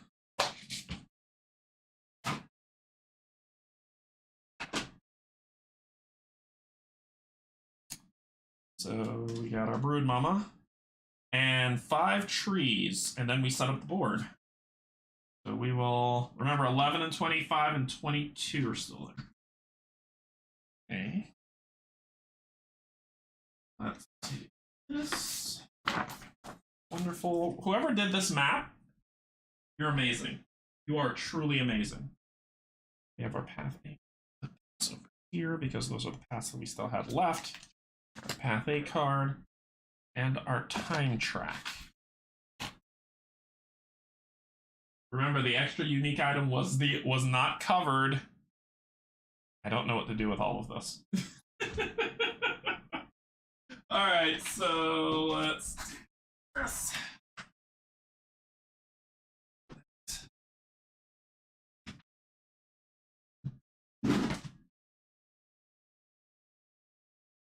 And oh my gosh, this is why I said I was not prepared.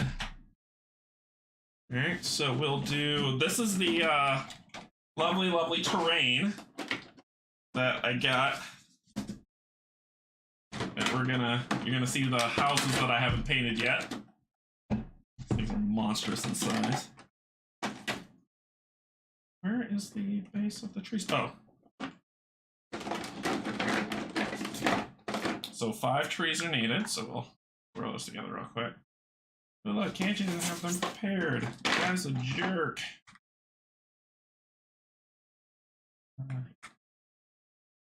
One.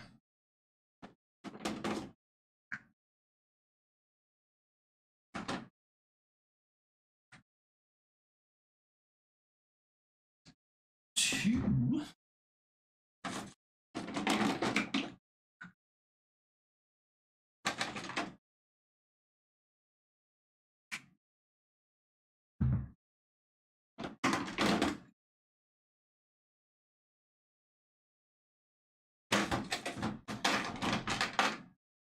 This is what people usually like go off camera and say, "We'll be right back." No. You're gonna watch me. You're gonna watch me. You're gonna like it.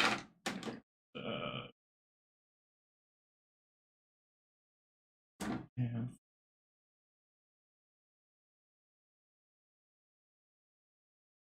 okay, so those are our 5 trees. Let's back over here. Grab these houses out of here because I haven't painted them yet. Okay, placement. 1 tree going here. 1 tree is going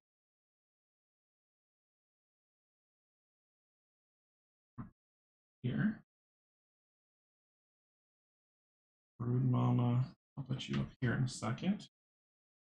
1 tree is going here. Another one is here. And then 1 is behind you right after the north symbol. Boom!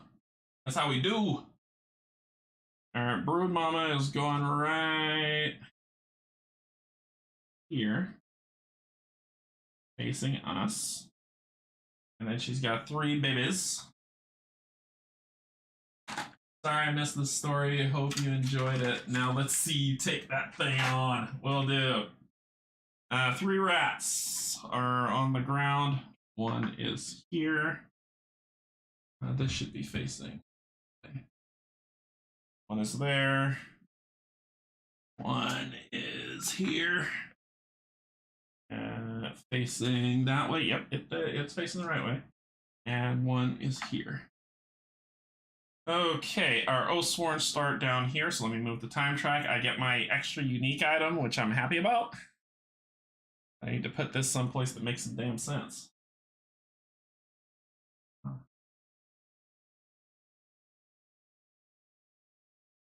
Here we go. Worry about that crap later. Okay. Brood mother, giant rats, and we start down here. So are you there. Ranger. This is turned this way. Yep, that's facing that way. Ranger's gonna be right here. Her gonna be over here, and the witch. You are with him. Cool. And it says mystery envelope for the 2 boxes. Cool. Okay. You should be down to 5 health. Oh, you're at 6. You're at 5. And we've got crazy money left. All right. So the Brood Mother, for people who haven't seen, this is her stage deck, her discard pile. Brood Mother, front, which means you see that she can bite. So if we knock out her front snout, that bite symbol doesn't affect us whenever that comes up. But if we knock out her front snout, she draws a reaction card. Center, tail, claw, and then and that's her 2 flanks. So let's get this set up for Brood Mama time. We'll move all this crap because I'm sure we don't need this anymore as we're about to fight. Put these over here. Path card with what's left, and the decks over here. And we will pull these down. Get the Brood Mama some health. Huntress is 1. What? You can throw the time track on the ground. You don't need it anymore. So I believe you are at 6 health all the way around. You're using all my Chessex dice, man. All of them. So you're fully at 6. For all positions of your body. Got 1 Chessex die left that is unused.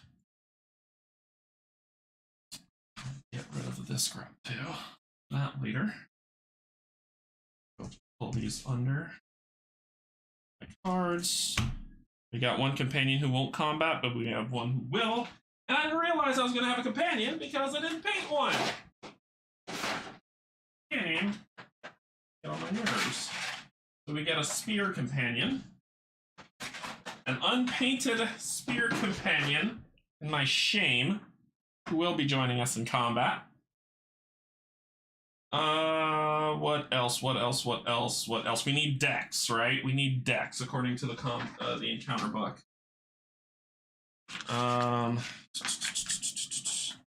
We need obstacles, board 1, special rules 1, encounter 1 stage deck. Encounter 1 stage deck. Encounter 1. What is this? Oh, that is not what I'm supposed to be looking at. I don't know what that was that I just saw. Here we go. Encounter 1 stage deck. That's this. Okay. He's back, because no spoilers. So it is 5 cards. 5 cards. And it all has her picture on it. So it's 5 cards. But he really wanted to do. Yeah, I got a companion, buddy. I got a companion. Okay. I gotta take all this. Stuff's getting real. Alright, so there are 5. And please let me know if I'm wrong here. But all I saw was 5 level 1 cards. Let me know if you see differently. Okay. Stage deck, level 1. Let's see what else we're dealing with. The encounter book. I need the other book. Not a book. A storybook.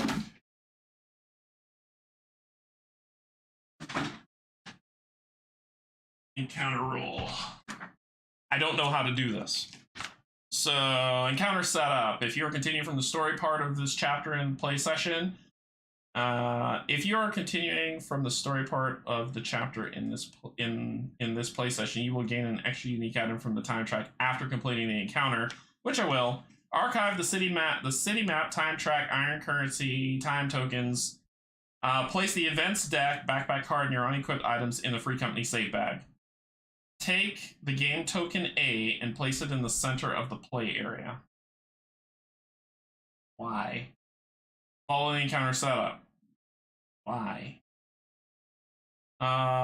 If you are not continuing from the story part in the chapter, take in warp up. If this is your first encounter, read the how to use this book. Shut up. If you have not done so already, open the encounter book to your current chapter. Place the encounter board J described in your encounter board face up. Okay, did that. Place HP dice set to 6 on each value slot in the encounter. Take the 15 stage cards K. So there's 15 cards, not 5. Okay, so wrong there. There should be 15 cards. I only have 5. Oh, it says 1 on them. I see. There we go. This says 2. 5 1s, 5 2s, 5 3s. Yeah, Yogi, I see. Thank you. Okay. All right. Take the 15 cards described. Shuffle the stage 3 cards indicated. Place them at the bottom. 1, 2, 4, 5. So stage 3, shuffle.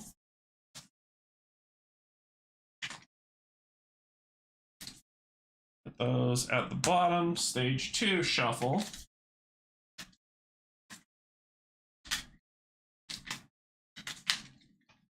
Put those at the bottom. And then stage 1, shuffle. We'll reshuffle these. And that's our 15. Boom. Got him. Okay.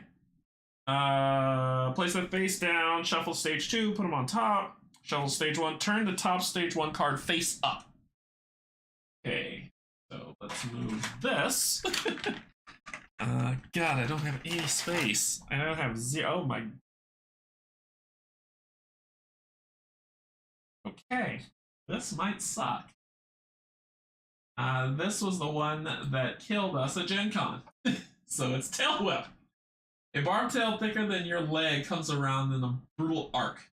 So she will release the brood, move forward to her target, turn to face directly away from the target, and then attack with the tail in a cone range 3, knockback 2. This cone attack comes from her rear hex. Okay.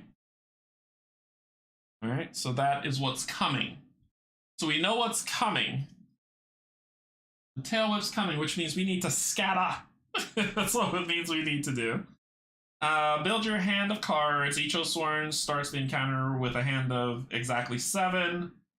Yeah, we did that. Start a campaign. If you're playing with any companions, then for each one, select one side of their unlock. Yep.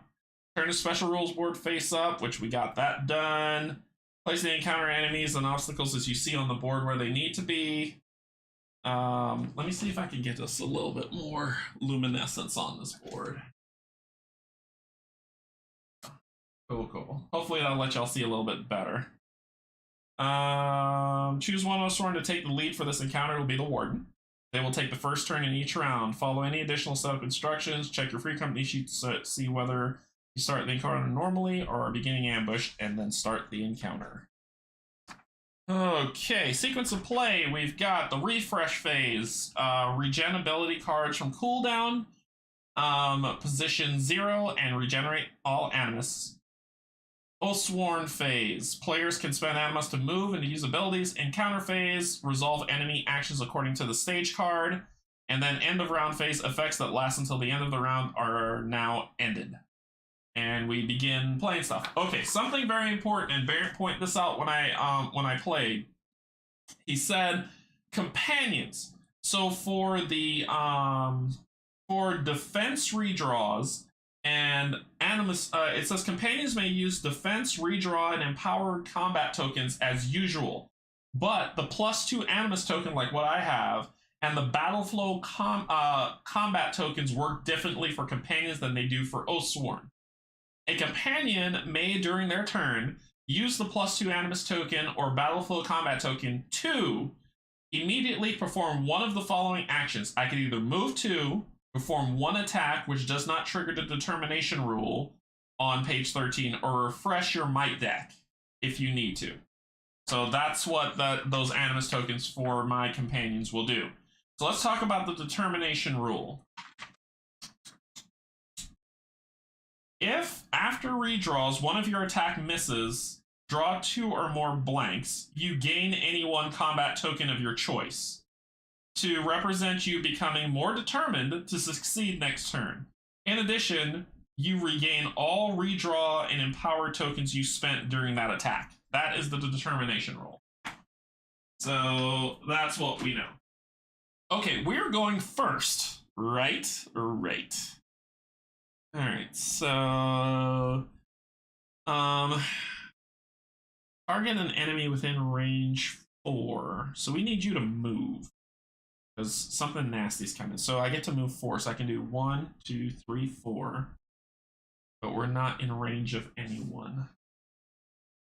My range is 8 with my bow. So I can shoot his face for 8. So if I do 1, 2, 3, 4, and then I use my attack, which is 8, 1, 2, 3, 4, 5, 6, 7, I got space to shoot him with, and that could work. Yeah. Let's do that. Because it says, as a companion, add 4 range to an attack. So we're going to do that. And that's not a battle flow ability. That's just because I'm a companion that happens. And if you're curious as to what I'm talking about, if you're like, what? Where do you see that? Where are the rules for that stuff happening?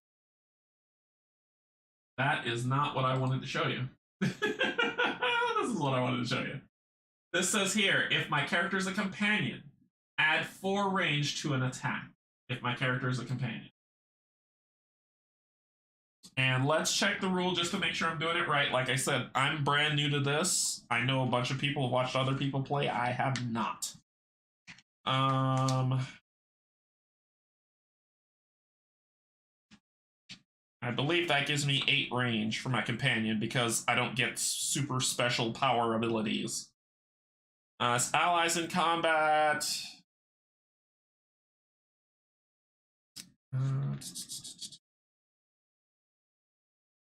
Dan!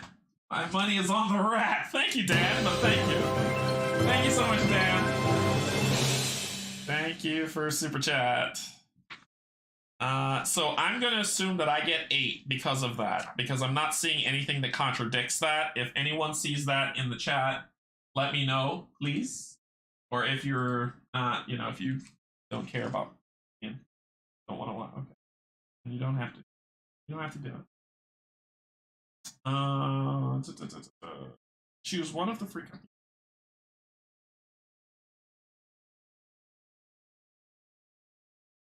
Yeah, it's saying that I just get that innately. It's saying I get that innately. So let's do this. Let's do the thing, do it. Okay, so I'm gonna spend 1 animus to move 4. 1, 2, 3, 4. And there is no line of sight obstruction to my quarry.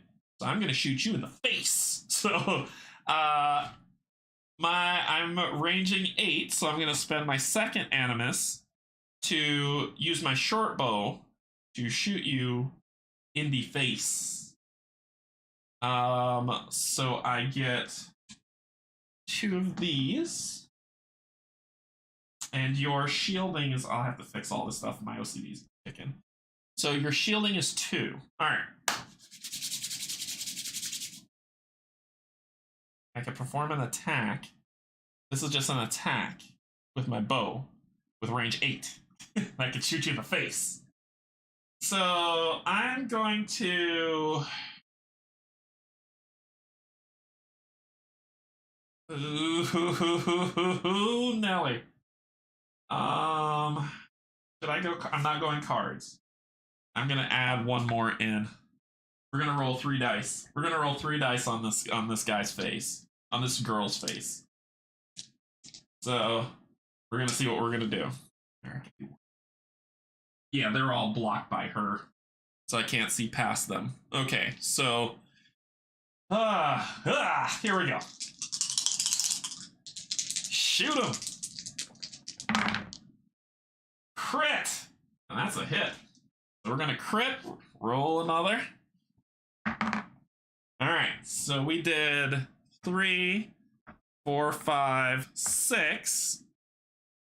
Straight up 6 damage. So here's how damage is calculated. Here we go. So you look at their defense, which is 2, and you divide that number by your hit, and then round up if you need to. So I hit her for 6, which would have been beautiful, but divided by 2 is 3. So and I hit her face, so that knocks that down. Her front gets knocked down to 3. And that's your go. Ooh, I should have. Well, you can't re-roll. I should try to re-roll that one to get a crit. I should have done that. But whatever. Too late. All right. So that was a good shot. Next up, I know the warden's supposed to go first, but I don't care. I'm playing by myself, so whatever. Because they're all gonna get the go, so it doesn't matter to me. But we can drop a fireball, range 3. But I get to add when you use an ability with the range keyword, add 2 range to that ability. You still can, lol. If you cared, but it would be silly. Yeah, I don't want to do that. So I'll do so this means with being a companion with the keyword this gives me a range of 5. So if I use fireball, then that's range 3 plus 2, which will make it range 5. She would have to move first, right? So how far is this? I want to drop it right. Actually, I can drop it right.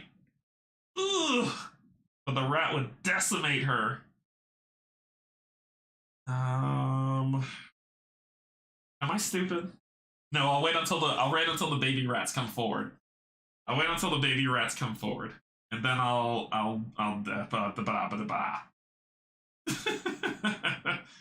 Oh my gosh.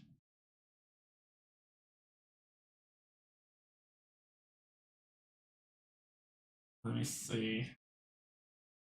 The cur needs to get into position. She needs to get closer. I could throw a bone knife, but I want to be able to do my backstab ability.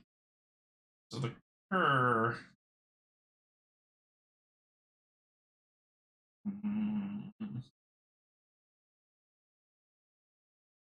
Need her to come to me. That's what I need. Too far away, and me rushing in is dumb. I'll get mobbed and destroyed. Oh, you're supposed to have some animus.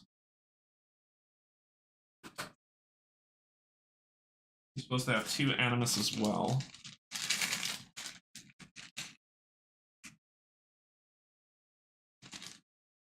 All right. Let's see what we got. Dan has all the faith in me, I can tell. So we gotta wait until she gets closer. That was a really good shot. But I need you to be a little bit closer. So let's spread out. We gotta spread out. So you're gonna move.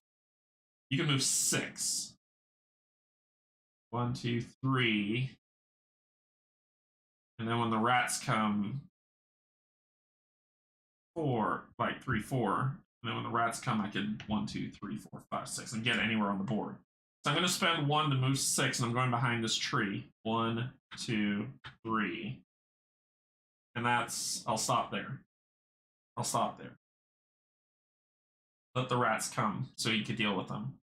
Let me get out my thing to make sure that my turn orders properly. So unprepared because I'm so hyped. Alright, so I got my gaming tokens from Fantasy Flight here. So you're done.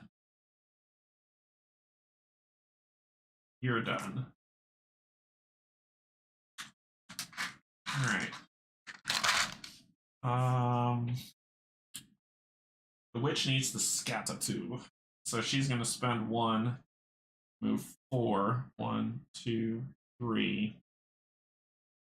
She's out of line of sight within this tree.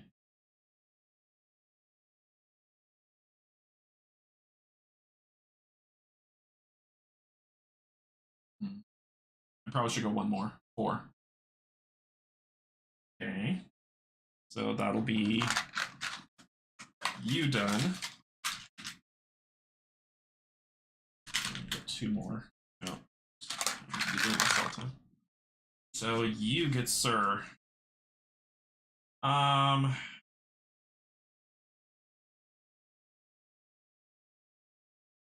do I move?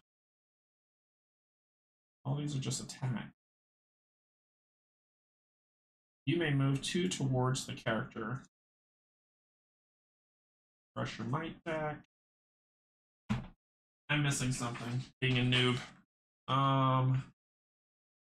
Missing something. Movement, page 9.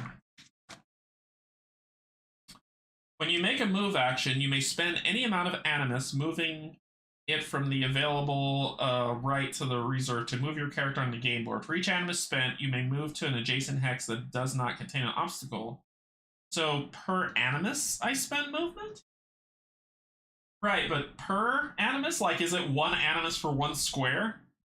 That sucks.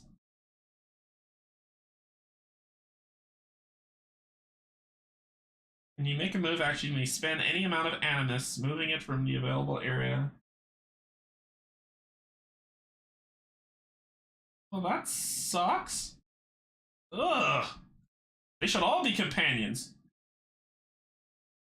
Yeah. Alright. Yeah, that sucks. Okay. Unless you use card effect items or whatever. For your main character, I think it's 4 hexes. I think it's 4 hexes per for the companions. Yeah. So we need the Brood Mother to come for you, because that's when everyone can swarm it, especially him with the back effect. So I need you to step up 1. So you're gonna step up 1, which puts you right in the Brood Mama's direction. Then I got defense if I need it. Yeah, I got defense if I need it.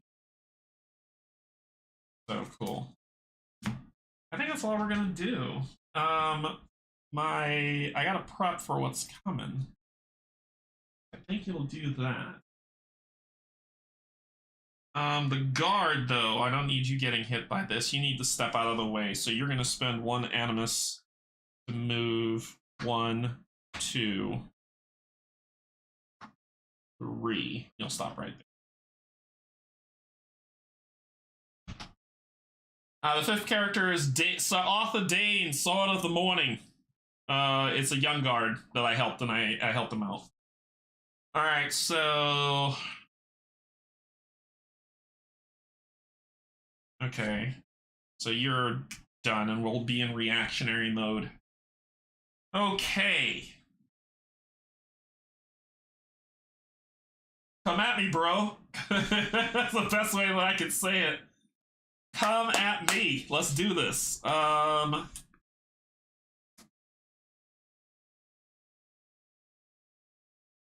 That's protecting people. Just claim ground draw number equal to the number of enemies adjacent to you. Spend 1 to redraw. Marking strike. Chain drag. We've got shield bash. This is what I'm hanging on to. That'll give me some shielding against what's coming. Okay. I know that enemies don't crit. I know that. Because whatever, if she hits me and I roll all crits, she doesn't crit. I know that. Okay, so here we go. Tail whip. Release the brood. So release the brood says place 3 giant rats adjacent to the brood mother in the hexes closest to her rear that have no characters in them.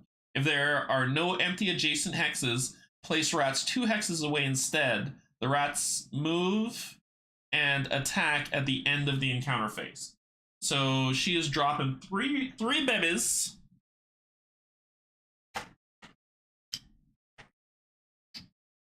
So this is where the rule of north and west comes in, right? So north is covered, west is covered. She could drop one right here.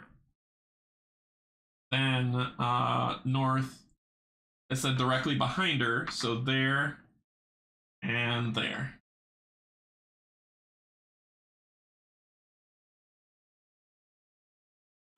Yeah, the guard should have just been added to your free company bag. No, it said that he could fight with us, because they were like, do you want him to fight with you? And they said, yeah.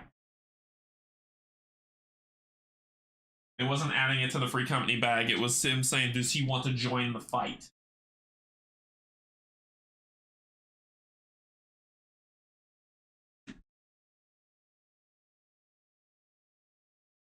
Like, somebody let me know if I got that wrong, because that should be right. Oh, hey Kirk, what's going on? Because in the instructions, and I wish there was a log on this app, but in the instructions it says, do you want him to join the fight? Searching for the lady, and I said yes, and it says gain the Dane ally card. Only Midge is non-combat ally. Dane is a combat ally. Why wouldn't he join, especially when he was looking for the woman? Seems very thematic. Because the rest of you throw the brazier. How tall are they?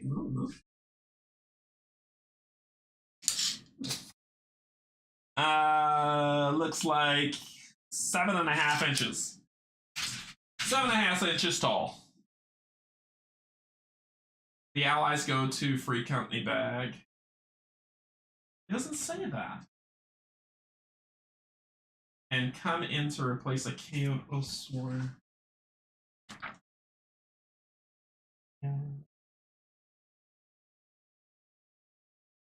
Allies in combat, 17, 17, 17, 17. Allies in combat. If your Oathsworn goes unconscious at the start of your next turn, choose a combat ally from the free company bag. There you go. Straight up, page 17. Take an ally model and put him out there. So, cool. Oh, he didn't do anything anyway. I'm fine with it. He didn't do anything anyway.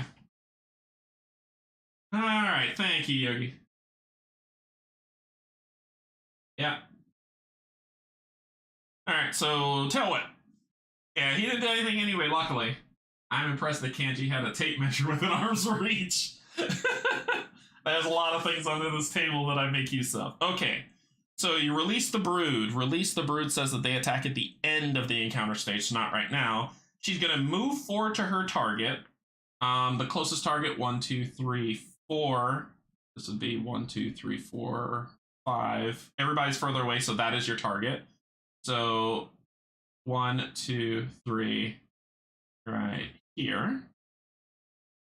She is going to turn to face directly away from your target, which is what I want so, so bad. And then she is going to attack. So it's going to go from here, here, here, all the way out. So it's this complete spread right here from him. So she's going to attack range 3, so all the way to here. Yeah, because it's behind you and then spreads back in a cone. It's behind you, 2, 2. So it'd be to here. The attack cone comes from her rear. So attack range 3 with knockback 2. So she goes over to the enemy deck, and I gotta shuffle these. So these are the enemy draw cards.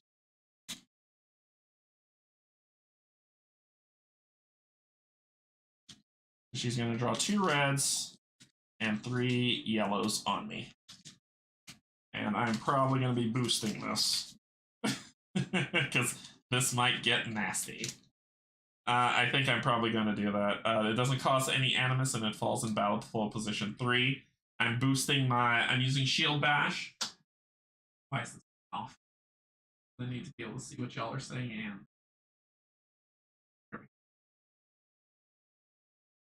Oh, y'all can't see that at all. That's even worse. I hate this camera. So right down here it says 3. and it's in position 3, and it does trigger battle flow. But I'm putting it here, and it doesn't cost any animus to boost by 3 for what's about to happen. So I'm at a 7. All right, I'm at a 7.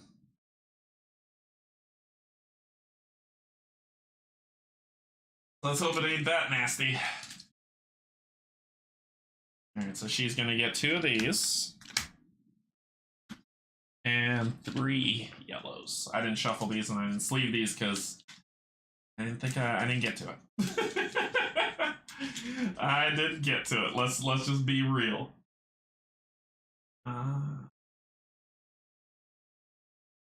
Do this. And then I'll need to turn that camera on when I do my reveals, because I think some of y'all were saying you couldn't see the cards when I zoomed in.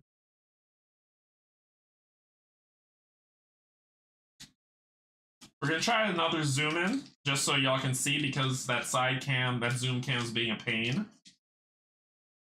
It's easier to burn without sleeves anyway. Alright, so then you get 3, 1, 2, 3. And let's try a different method. Let me do this. Grab these 2 cards. And let's see if y'all see what they are. So let me know if y'all still can't see what these are, and then I'll figure out what to do about.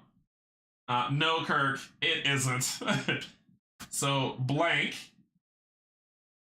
hey, blank, what? 3, 6. So that is 6, and they don't crit.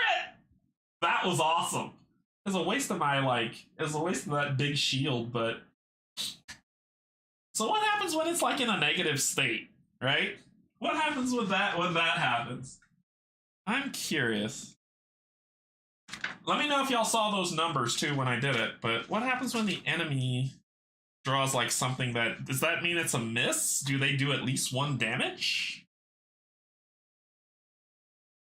Because it's a 6 to a 7. There's no math there, right? So how does that work?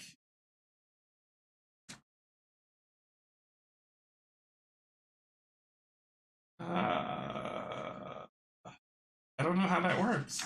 Is it a miss? The players, it's still the math, but there's never. Yeah, is that it? Is it no damage when I completely block it from being at least 1 damage, or do they do at least 1 damage, no matter what? That's my question. Play defensive abilities without revealing the cards. Reveal the cards. Flip the cards face up and add up the total. Enemies ignore blah blah blah blah. Enemies resolve enemy damage. Similar to how damage is applied to enemies, the total damage drawn is divided by the character's defense. It would be a negative number, and rounded down. The result is how many hit point loss. If an Oathsworn loses HP that would reduce there to 0, they are knocked unconscious. But it doesn't say anything about missing. But I get it. I get it. Yogi, Locator, I get it. Like, it should be a blank, but I mean, the math makes sense. Divided and rounded down, damage of 0.6 damage is 0, which is less than 1. Yes, so, okay, I'll trust that, I'll believe it. I just know someone will be like, well, actually, no, you always do 1 damage. So I don't know. I'll say 0. I'll say 0. So she swung the tail, and I dodged it. The cone attack comes from her rear, so she spins around, she does that. Does that mean that with the miss that knockback doesn't hit me? Is that what that means? Because this thing says range 3, and it also says knockback 2. So do I get... Oh, no, Yogi, I'm not saying that's what happens. What I'm saying is, I don't know, and I know I screw up rules a lot, that somebody's going to be like, well, actually, no matter what, it does 1 damage. I would love for it to be 0. But the question still goes with knockback. Now, the second question, knockback. So she attacked range 3, she missed. Does she still knock me back 2? Or does that only happen with a miss? I mean, with a hit. Does that only happen with a hit? That's my next question. We've moved on past. Yeah, there's no damage, but does the knockback hit me? See, y'all never did a thing. So knockback 30. Oh, does it hit?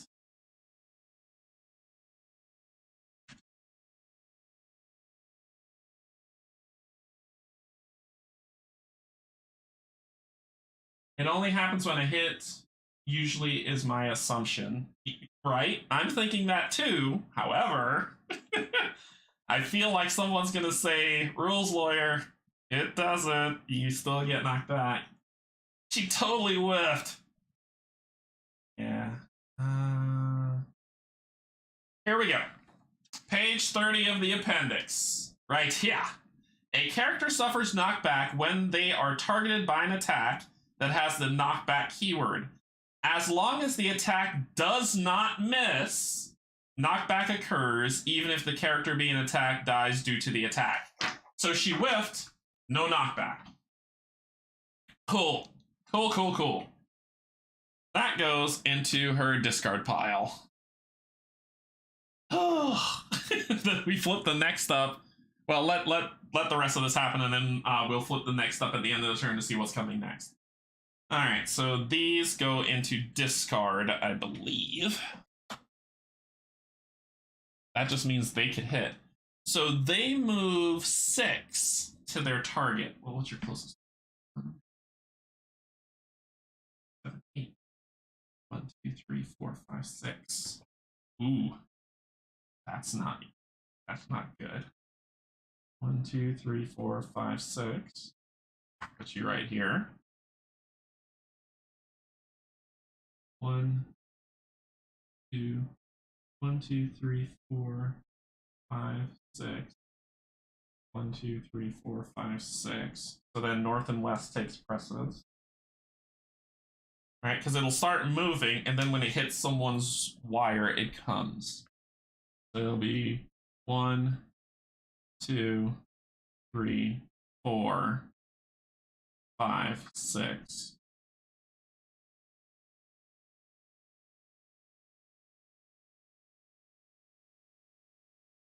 Uh, 1, 2, 3, 4, 5. Doesn't really help either way. So you'll start moving 1, 2, 3, 4, 5, 6. 1, 2, 3, 4, 5, 6. 1, 2, 3, 4, 5, 6. As far as stupid trees. And 1, 2, 3, 4, 5, 6. Here. So 2 of them got to me, which means 2 of them get to attack. No, at chapter 1. Oh, okay. 2 of them got to me, so 2 of them get to attack. First on this guy. Lost that. So you draw one of these. And I gotta shuffle this.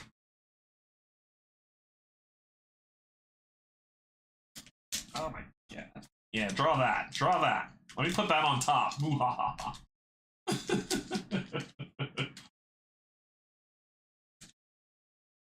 I pledge it with single wave. Yes, Stacy, I learned since Tainted Grail. Never single wave it. never single wave it. Alright. I learned that, like, with Tainted Grail, I watched everybody playing Tainted Grail, and they're like, oh, this is the greatest game ever, I love it so much. And I'm like, I gotta wait another year to get this game. So I after that, I was like, I'm never single waving again. Dang, now you tell me. Alright, so that's what you attack with. So this is the rat that's attacking him. So let's, once again, let me know if y'all can't see these cards, the numbers, and then I'll try to screw with that. So the first one, blank. Second one, 2. My defense is a 4. Miss. Miss. Swiss miss. Alright. Then this one's attacking her. I've already shuffled this, so 1, and I already shuffled this, so that's that. So you get a 2, oof, and a 1, 3. That's still a miss because my defense is, her defense is 4. So that is a miss.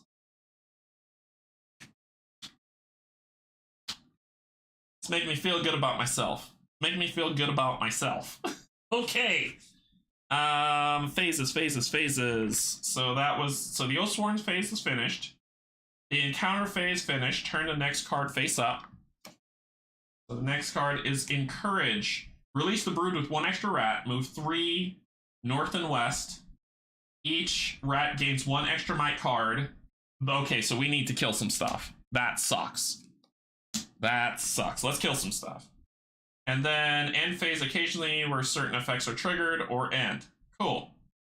Refresh phase. Each character gains an amount of animus equal to their regen. So you get that. You get 2.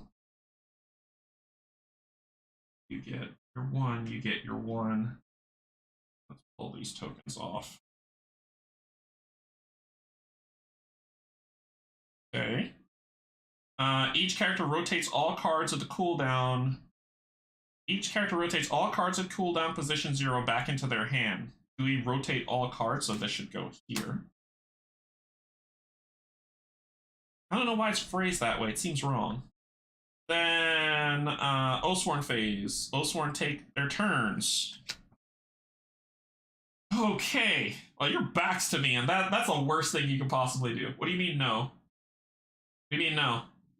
No what? You can't just say no. It's like, yes, no, you don't rotate the cards. Okay. Alright. Put that card back. Card put back, Eddie. Card put back. Okay.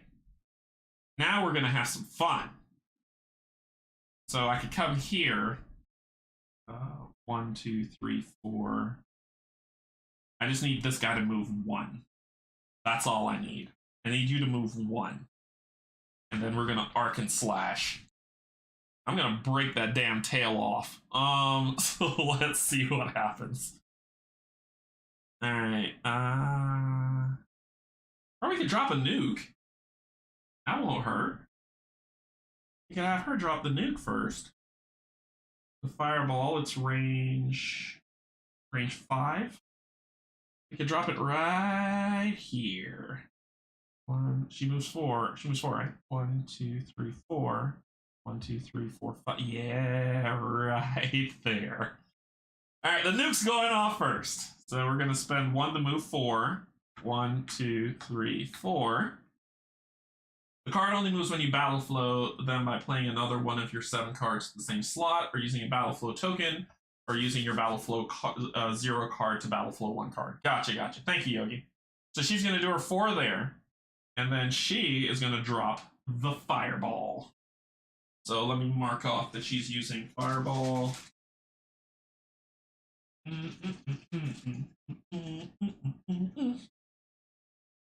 So the game said to use one of these tokens to denote that you used it.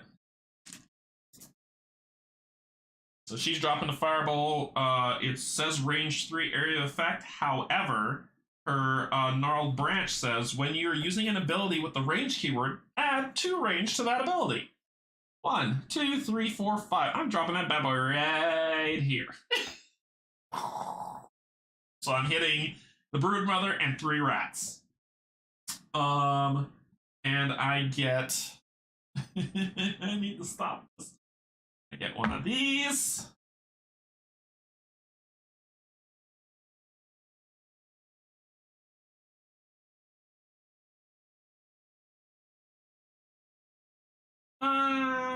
Actually, I'm gonna put it right. I'm gonna put her there instead. She was here. 1, 2, 3. She'll do that. Then I'll spend one of my animus tokens to hit one of those rats. Okay, so I just need to hit them for 1 to kill them, right? I think that's all I really care about. They've got 2 defense. So I just need at best 2 damage on them. I'm gonna grab another one of those.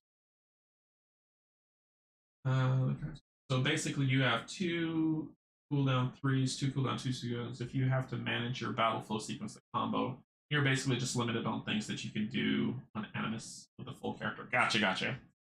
So she is going to drop the nuke. I think I'm just going to roll those 2 dice. And I got rerolls just in case I double blank. So all I really need is 2 damage. And I'll kill 3 rats. Actually, I'm going to drop it right here, actually. I'm going to drop it on that rat. I won't hit the brood mother. I'll hit that. I'll kill all the rats and let her target the brood mother. So I'm actually going to drop it on the center rat. I'm going to re-roll this. There we go. That's what I wanted. That's 3. 3 with their defense of 2 brings it down to 1. Oh. If I did that right, if I did my math right. I did my math right. So there we go. So she's killed rat number 1. Rat number 2, rat number 3, and rat number 4. Nuke it! Balls away! Yeah, I know, right? That says attack once and apply to all characters under. So she killed all those. That's her turn. She's done. Nope, she's not done. She's not done. We gotta prep. She's gonna use this permanent +2 animus. She's gonna use that to do an attack on that rat. And she's gonna roll the same 2 dice. So she's gonna use her permanent +2 animus, which means she'll get it back after the encounter. I could just get rid of it now. And she is going to attack the rat in front of her.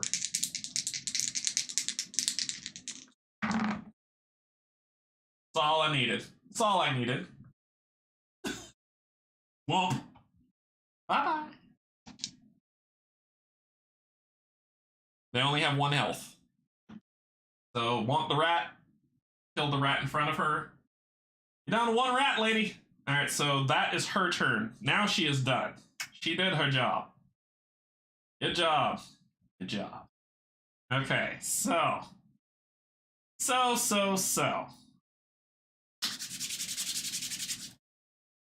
Backstab, right? Backstab? If targeting the enemy's rear, add 4 damage to the attack, 6 if you are wielding 2 daggers. Oh!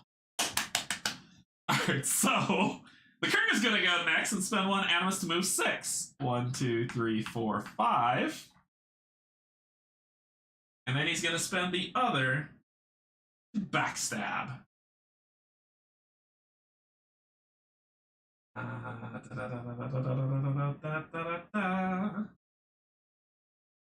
So it says, if targeting the enemy's rear, add 4 damage to the attack, 6 if you are wielding 2 daggers. I have 2 bone knives. That's 6 damage. 6. So that means that that's 3, so I need to do 6 more to you. We are going to, and all he's rolling is this. How much blanks are on here? 1, 2 blanks. Let's do 3. Let's do 3 dice. Let's do 3 dice. I got 2 rerolls in me. Let's do 3 dice. Come on, baby. I gotta cover this up because this is what I'm using. I'm using the backstab. Come on, baby. Come on. Mama needs a new pair of shoes.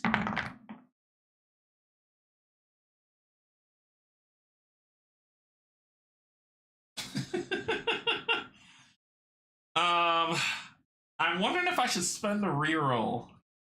Because I'm at 6, 7, 8, 9, 10. I want 12. I want 12. Should I spend the reroll? I think I'm gonna spend the reroll. I'm being stupid. Just keep it at 5. I'm being stupid. Just keep it at 5. Keep it at 5.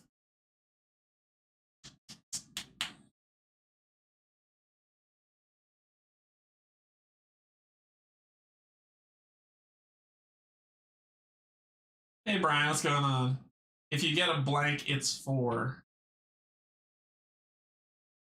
Yeah, if I get a blank, it would be 4 instead of 5.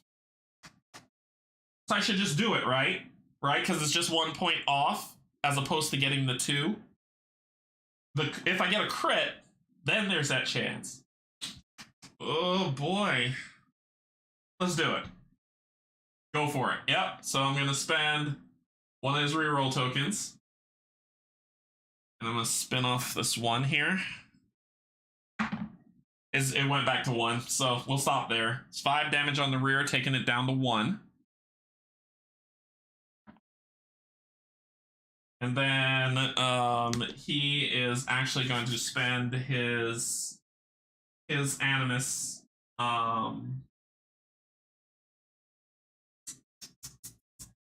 Target up to 3 different enemies, attack once and apply all damage. He's going to spend his animus, it says, to perform an attack.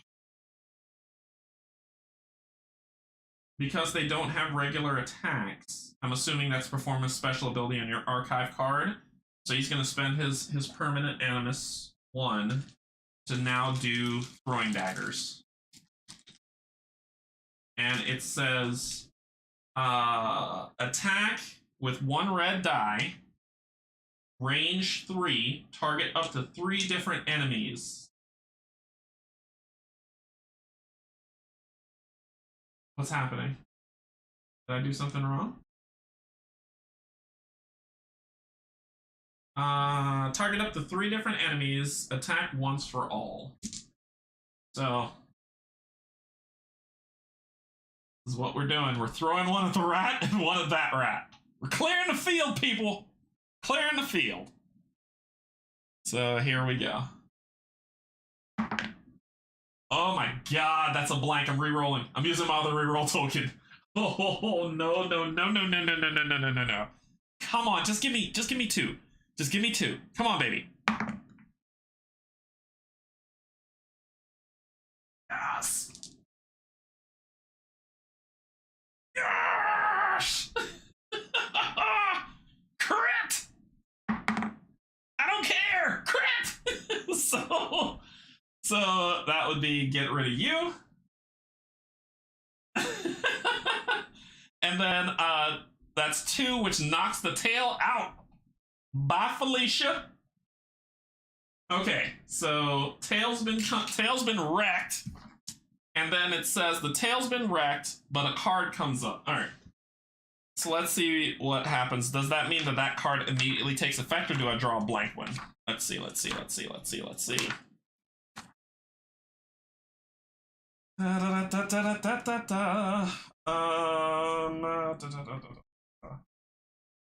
hit dice damage and hit point loss. Breaking a location. If an HP die is removed from a boss for any reason, that location is said to be broken. When this happens, perform the following steps in order. Night, Yogi. Night. Stay awake. Alright, so check the encounter special rules board to see if an encounter stage changes. Encounter stage 2 triggers when the Broodmother loses 2 dice. Okay. If the stage changes, discard all cards from the previous stage from the stage deck. If the stage deck is empty, reshuffle the stage 3 deck from the discard pile to form a new stage deck. Okay, 4. Important.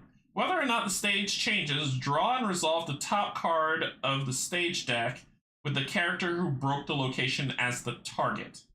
See page 19 for more details. This is known as a reaction. This targeting overrides any targeting rules on the encounter board. Minions do not trigger reactions unless it is stated on the encounter board. Wait, so... Wait a minute. So I broke her tail. Alright, chat, I need you for this one. So I broke her tail. I need to destroy 2 dice for her to go to stage 2. I broke her tail. it triggers it says that you draw and resolve the top card of the stage deck with the character who broke the location.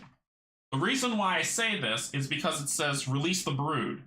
So release the brood says that the rats move and fight at the end of the encounter phase. So this to me tells me that they just, let me see if you can see it. Nah, you can't see it, it's screwed up. This to me tells me that she'll just release the brood, but they won't attack me. That's how I'm reading that. And then turn the next stage card face up. Okay, so this is getting resolved in Courage. Release the brood with 1 extra rat. So she's dropping 4 rats. I just got rid of these suckers. So north and west, it's supposed to drop behind her, so it'd be here. So, that's to her flank. That's her flank. This is her back. So then 2 hexes away, right? So it says, if there are no empty adjacent hexes, place the rats 2 hexes away instead. So that's 2. 2. North and west, so here. I think that is correct. Minions only attack during the enemy's actual turn. Yeah. Man, I wish he had another fireball to drop. I'd kill them all and keep moving. Okay, let's see. So then it says move 3 to the northwest. So turn, so she's going 1, 2, 3, facing this way. Oh, that is not going to help you, sister. Each rat gains 1 extra might card, the same as its highest might card, until the end of the round. Place this card on the encounter board until the end of the round as a reminder. Okay. We're about to break another location, so yikes. So the Cur and the Witch did some stuff. I'm gonna let the Archer go next. Because I might arc slash to kill these 3 and let the Archer deal with this. So the Archer doesn't need to move. She does not need to move, but what she does get to do is she gets to swoop, target an enemy within range 4, and if targeting is correct, I can say where I'm shooting it. I don't get to just shoot it in the flank, right? I could just move and then shoot it, if that's the thing. But I think I get to say where I'm going to hit it. Choosing a target. On a monster, I want to choose a target. Yes, yeah, I did. Yeah, I did. I used an Animus token on both of them. I still have these 2 left to go. But I think... Can someone verify that for me? I think that when I fight the Brood Mama, I can say where I'm gonna hit.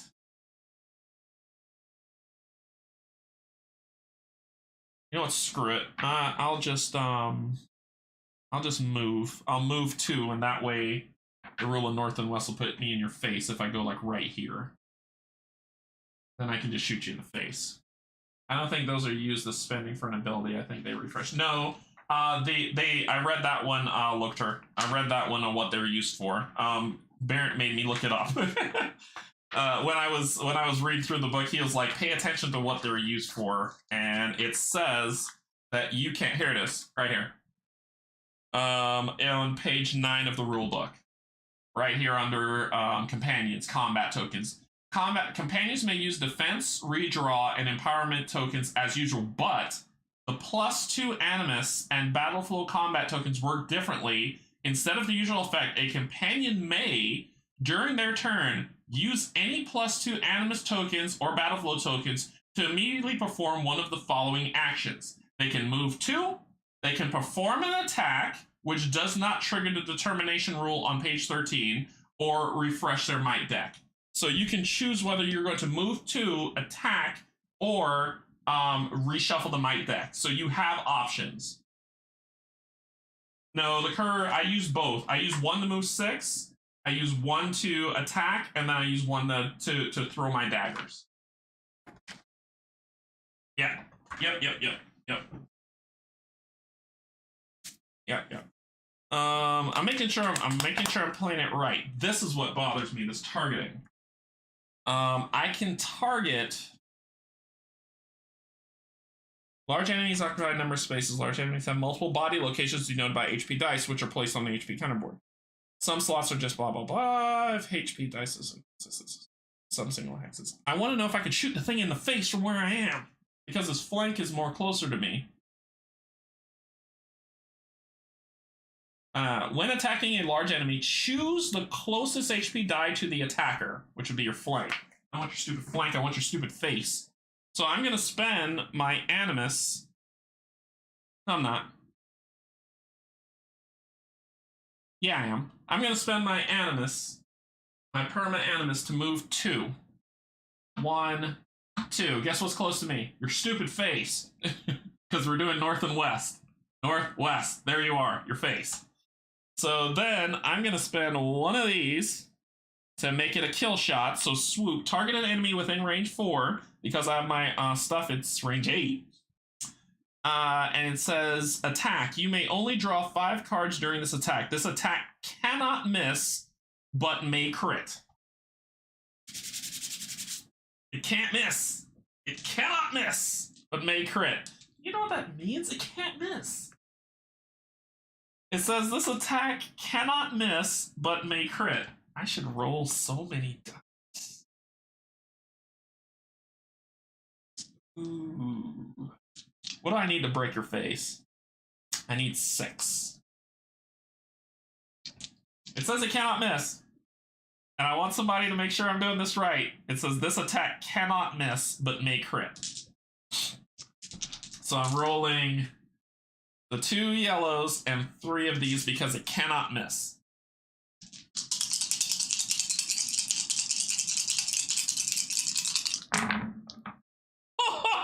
Oh my god! Woo! No. Oh, Nelly! Blow off her face, man!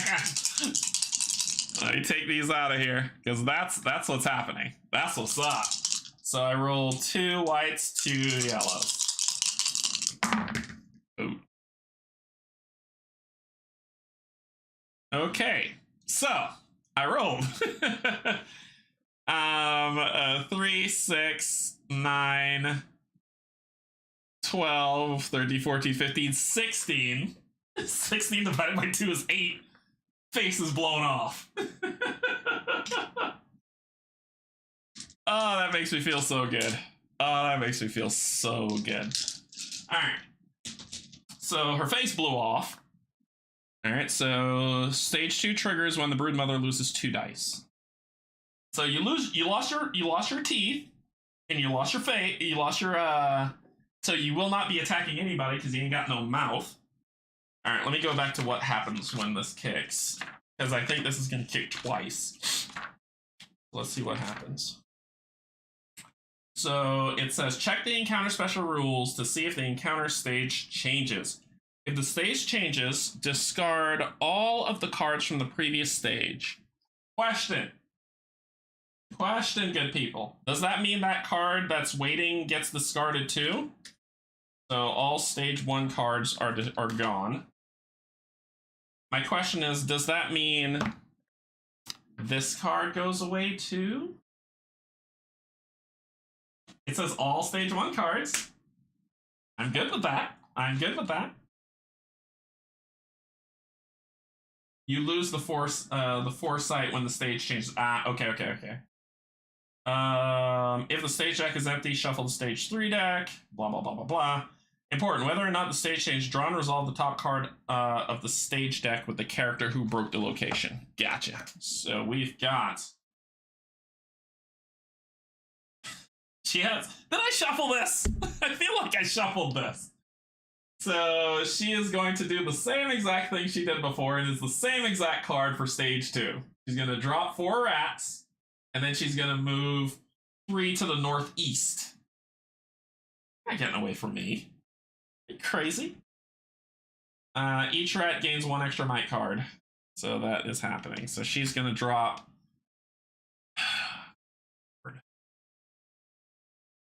1, 2. Jesus. This escalated quickly. 3. 4. Oh my god, this escalated quickly. And then she's going to turn northeast and move 3. So 1, 2, 3. She lands right here. With no face and no tail. Okay, that's what's going down. Okay. Okay. This is the thing that's happening. All right. You've got 1 more animus. I think I need you to shoot a rat. Oh my god. Yeah, you're gonna have to shoot a rat because this is ridiculous. Which rat do you want to shoot? You got range 8. Wait, you used swoop already. I didn't mark it off. Sorry. You did that. You swoop. So you're just gonna do a regular attack.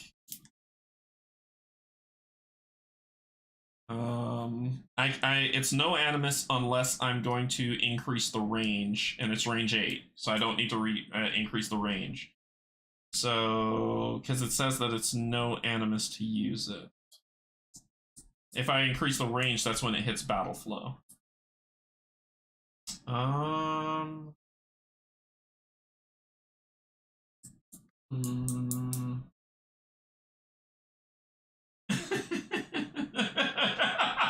Brian, you can flip the top level 2 card. Okay. Burst is next. Release the brood. Move 3.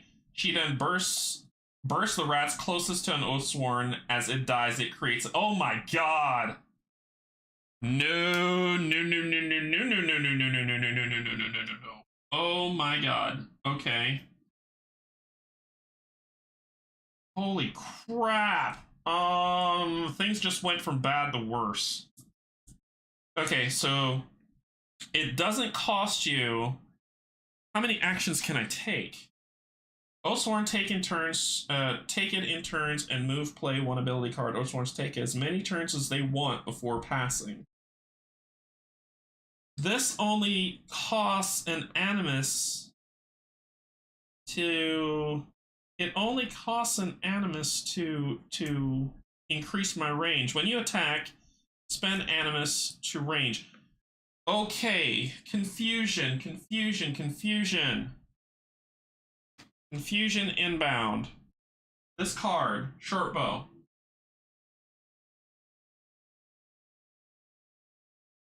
This card, short bow. The animus cost is question mark because you can use them to use these abilities.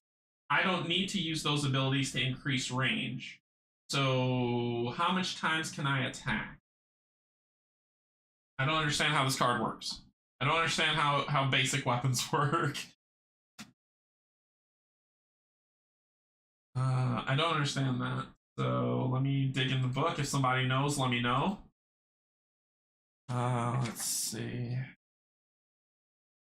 Otherwise, she can just keep pegging them. I mean, I'll just shoot them until they're dead. I got range 8.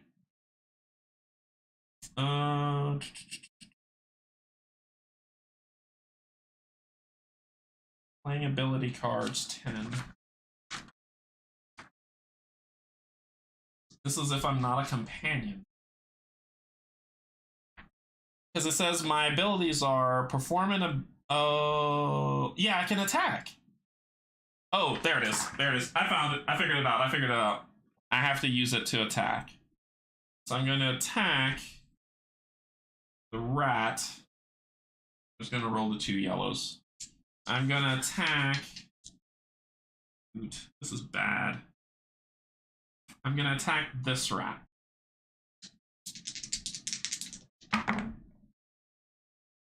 I'm good. I'm solid. So 5, that's enough. That's enough. So I killed this rat. And that will end her turn. Yep, I see it, I see it. No, I can use it as much time as I have Animus to spend because my ability says that I can attack. As long as I have Animus to spend, I can use it. Alright, so that ends you.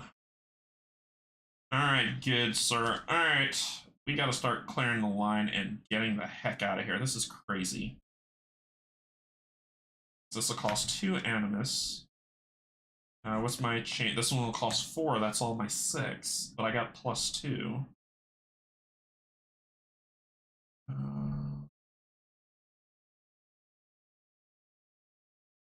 Draw a number of white. Okay, so claim ground. Draw a number of white cards or dice equal to the number of enemies adjacent to you. Spend 1 shield to redraw all blanks once. For each card of value 2, a different one of these enemy loses 1 life. What? Maybe claim ground might be the way to clear those 3. That way it uses 2 instead of 4. I could do claim ground, which would kill these 3. And I could step here and hit those 2. That way there's only 2 left. Is that how claim ground works? So claim ground. Draw a number of white cards or roll dice equal to the number of enemies adjacent to you. Spend 1 shield to redraw all blanks once. For each card of value 2, a different one of these enemies loses 1 health.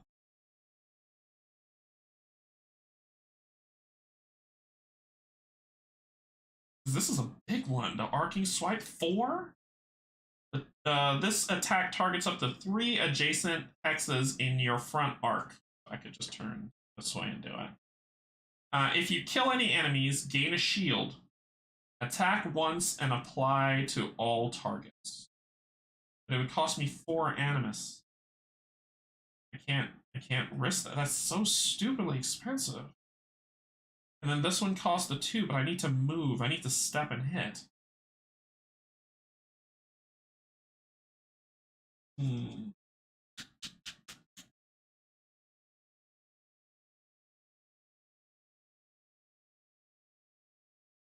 I will never get that card back. I only have 1 other card that can make that card battle flow. Well, it doesn't cost. After a stage card is drawn, or before an enemy moves, force 1 enemy within range 6 to focus on you rather than their current target. I can martyr myself. It might kill me. Before damage is drawn against a character within range 3, you may move 2 towards the character. If you end adjacent to the character, they can use your item card's defense instead.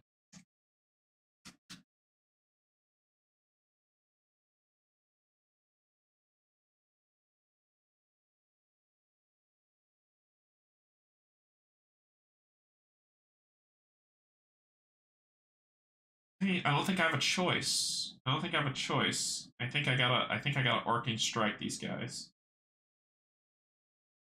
I don't think I have a choice in this one. 1, 2, 3, 4. I get 1. I get 1 of those. Over.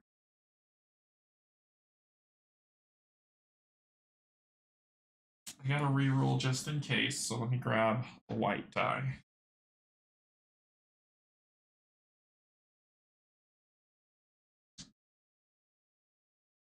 All right, let's see. Let's see what happens.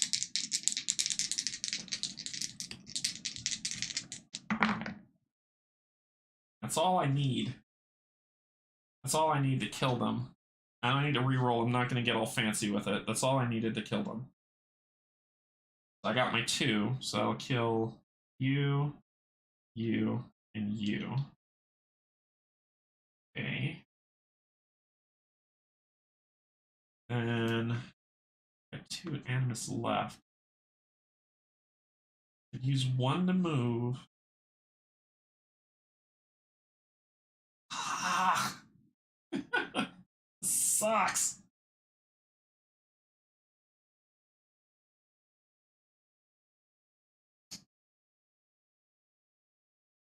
Now I see what they mean about card management.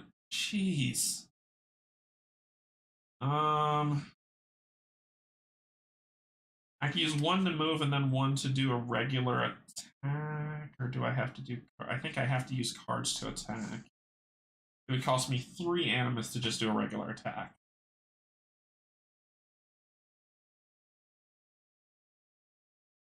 I could probably save that for the taunt ability.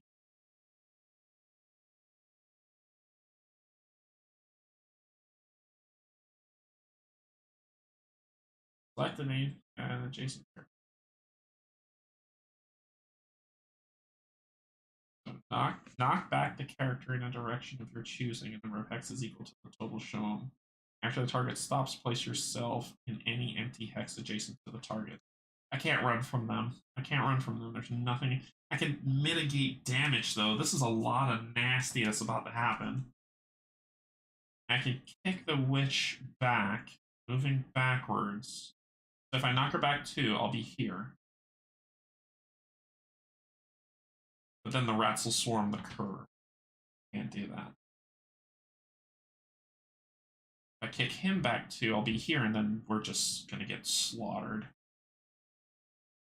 I don't know what to do. That card I did not expect.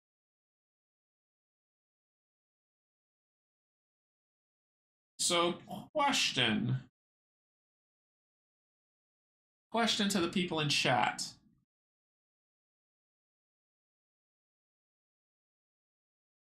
Are the rats going to attack me twice? Is that what's going to happen? Like, because this encourages here, it says release the brood with 1 extra rat, move 3 north, each rat gains 1 extra might card. Keep this on the board just so you know that it's still there. So that means the rats are gonna, so this one had her release the brood. That one's having her release the brood. Does that mean she's gonna attack me? Oh, wait, no it doesn't, because the rats move and attack at the end of the encounter phase, so she can release all she wants. Okay. The rats aren't going to attack me twice, but the current rats in play are going to get a might card, and then she's going to do something stupid. I don't know what to do. I don't know what to do.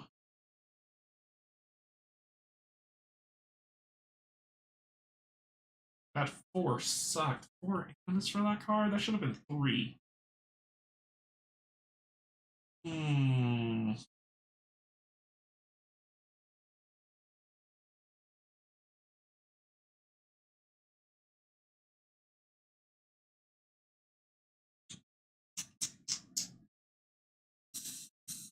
There's nothing I can do to stop this.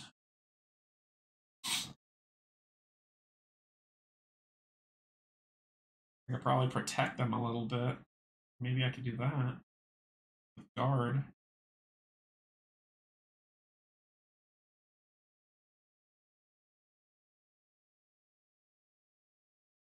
But we're equally matched with our defense. So that wouldn't help. Well, I could Battlefloat Taunt for that. I could do guard. It says item cards only defense. I could boost myself. I don't know. What do y'all think? This is. I'm in analysis paralysis because this is gonna get ugly quick. I don't think there's anything I could do. This rat will come here. This one will come here. This one will come here. And this one is north and west, so this one will come here. So a cluster, they'll all pop. And some nasty crap's gonna happen. Screw it. Let's see what happens. I might die. Let's see what happens. I can't keep doing this. Let me see what my 2 animus tokens do for me.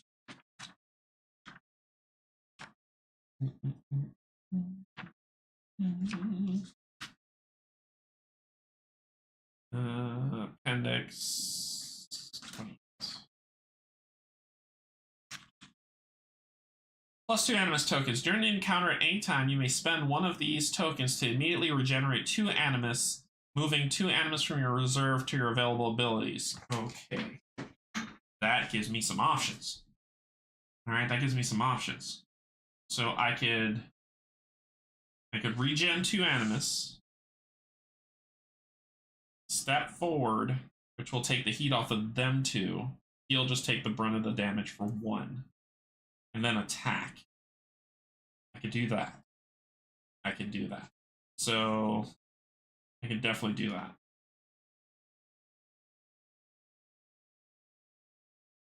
Oh, it says if you kill any enemies, gain a shield.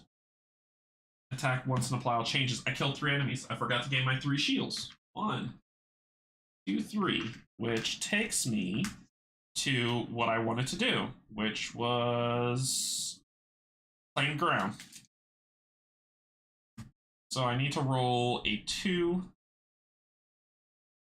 to kill them, and I can kill 2 of them. Cool. So I'm going to use my perma animus. Plain back 2.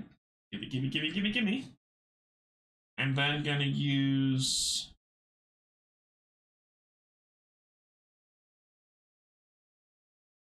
one to move.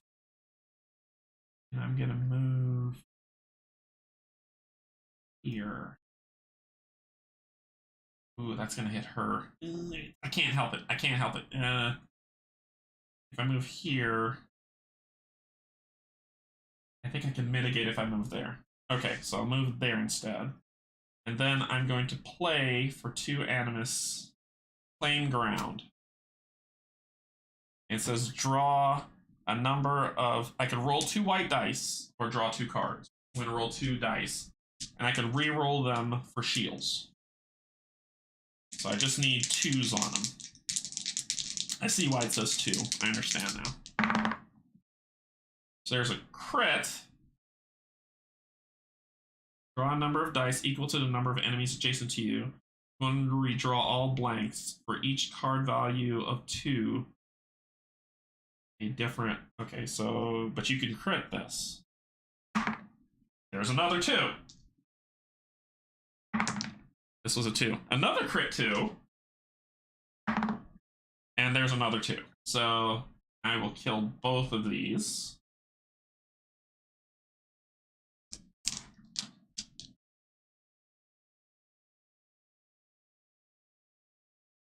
I didn't have to re-roll, which leaves 2 rats left. Whew. Okay. Okay, I think I might be done. Yeah, because I need that 1 animus left. If I only had 2 more, if I had 2 more animus, I would move here, kill that rat. There's only 1 left, but bygones. All right, so we're done. Let's deal with what's happening. Once per round, battle flow 1 card once. This is what this says. My discipline. Once per round, I can battle flow a card. I'm gonna battle flow you, which would battle flow you. Here we go. That was my discipline. Special ability. My special ability says once per round, battle flow 1 card once. I'll get you back later. Okay, so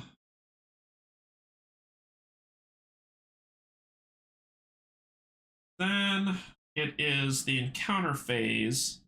Draw and resolve the top stage card. So it says burst.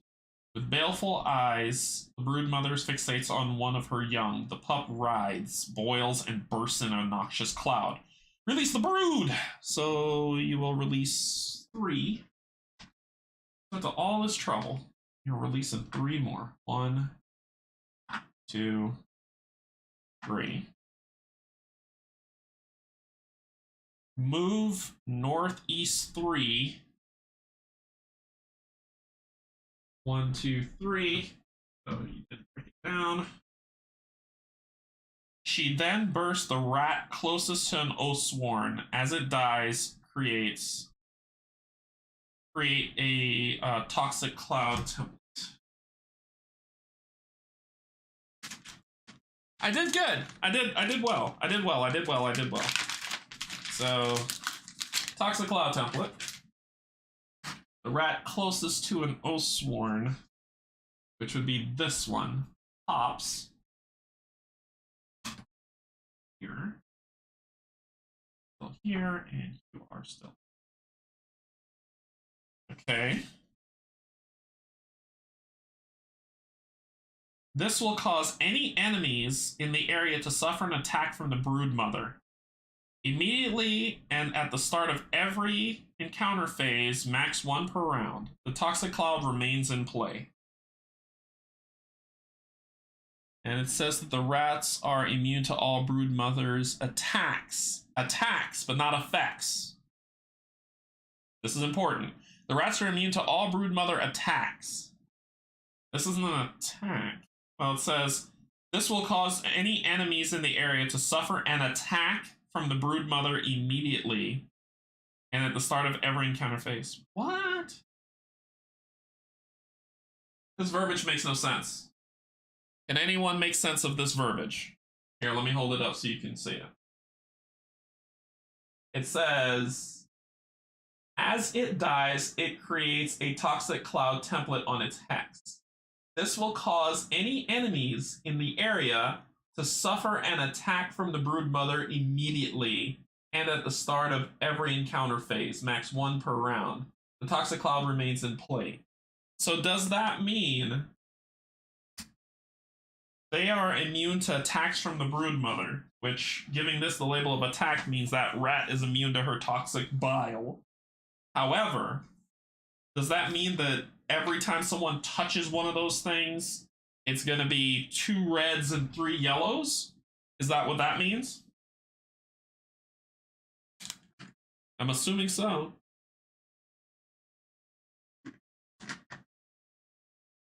I'm assuming that's what it means. If y'all know different, tell me. Alright, so that's going to be that nonsense. But the rats are still going to get their +1. Might. So the rats are coming. Okay. So you can just step here. 1, 2. Yeah, you ain't got no problem with that. You, however, 1, 2, 1, 2, 3, 4. 1, 2, 3. You're gonna go. Okay.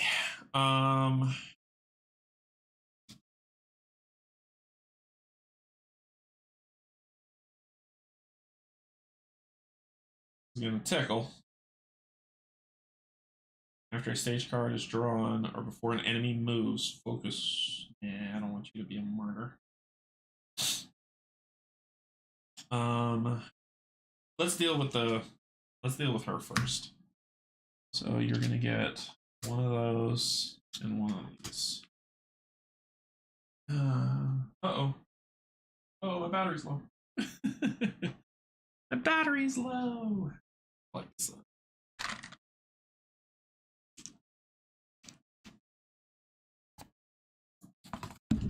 All right. And you'll just have to sit there until we finish this madness. All right, so zoom in. So this is for the Ranger. Blank, blank, miss. All the blanks are showing up, which means the crits are about to start dropping. All right. Yeah, the crits might start hitting, dude. So we need to boost you up. Target has only one certain mutal. So we're gonna start losing some cards, aren't we? I'm gonna boost my defense by 1, which will cause battle flow.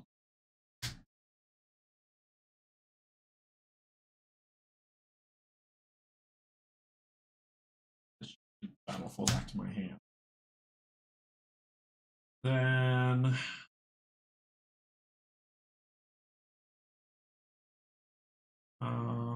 so that raises my defense to my temporary die. 5. I know I can flip it to 5, but I'm doing it for, so the first one, 1. Oh, and they were supposed to get an extra. They were supposed to get an extra. Sorry. They were supposed to get an extra yellow. So it would have been 2 on her 4, which wouldn't have done anything. You're supposed to get an extra. There we go. Did it right. I fixed it. All right, so what are we looking at? Looking at 1, 3, 1. So that's 3, 4, 5. This is 5, so I'm taking 1 damage. Thank goodness I boosted that. Okay, the crits are going to be coming up now too. So the next rat is going to attack him. I think we're going to go for the crits are in there. So this time we're going to chain drag. We're going to defend for 2. Nothing needs the battle flow. And oh wait, we got shields. I can take 1 damage. It's okay. That doesn't bother me. You're gonna get 1, 2, 1. You get blank, blank, blank. Oh my gosh. All right. So that's 2. Oh, this one here would have moved up too, and it's gonna attack him. We're gonna defend ourselves.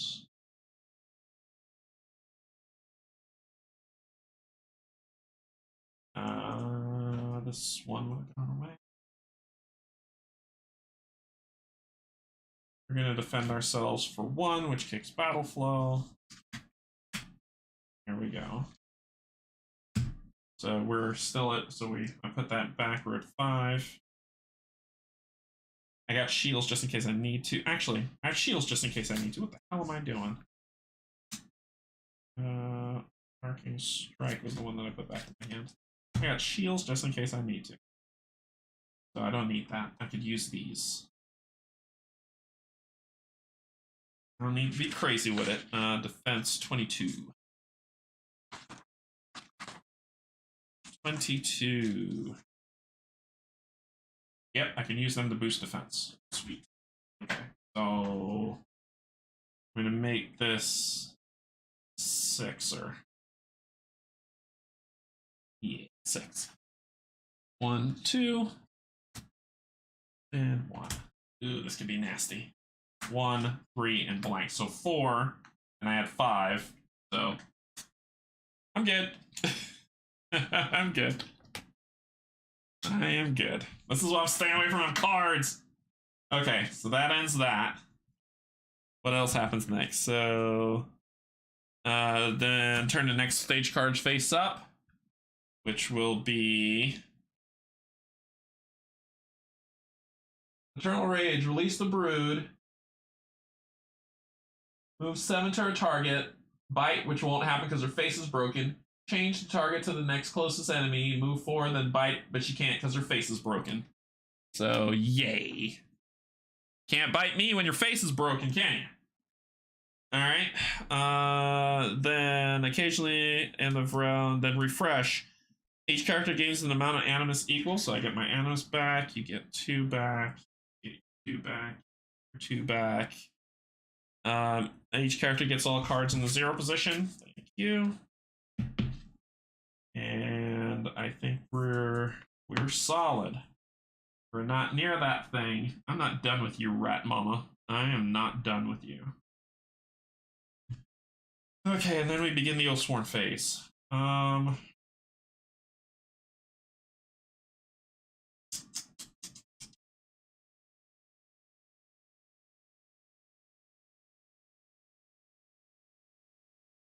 What are we gonna do? You can Arcane Strike, but let's hold off on that. I wonder if do AoEs hit all locations on the Broodmother? Because I will nuke her sorry behind if I can. Do AoEs hit large creatures all their location? I will nuke the hell out of her. When attacking a large enemy, choose the closest HP die to the attacker. If 2 or more HP dice are closest, the player chooses which HP die to attack. When attacking a single hex creature with multiple HP dice, you may choose which HP to attack. This decision is made after the damage is drawn. Cool.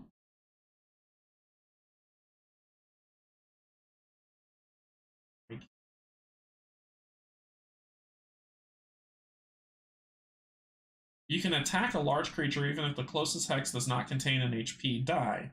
And if a large creature is dealt damage or would lose hit points to a broken location, the damage or hit point loss is done to the next closest hex that is adjacent to it.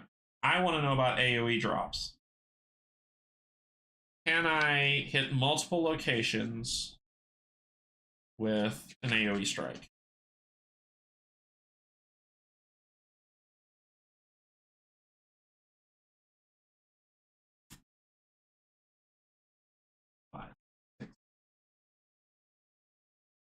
Clear off.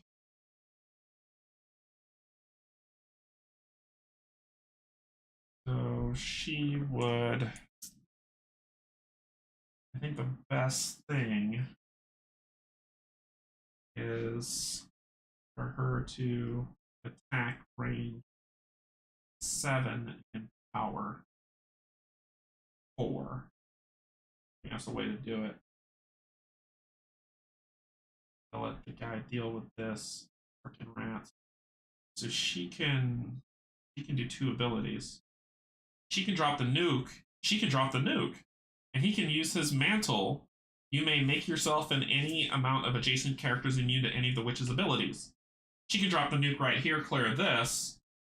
And then she can range 1, 2, 3, 4. Oh, yeah. Yeah. So we're going to use that to use her fireball, drop it on him. He's immune to her effects, and it just hits all 3 of those rats. And she is going to attack this and this. Let's make it work. I need it to do better than that. We're going to do our second reroll token. So we're going to reroll the blank. I just need a 1. That's all I need is a 1 from you. Yes, we got the 1. We got the 1. So 2. Boom. Boom. Boom.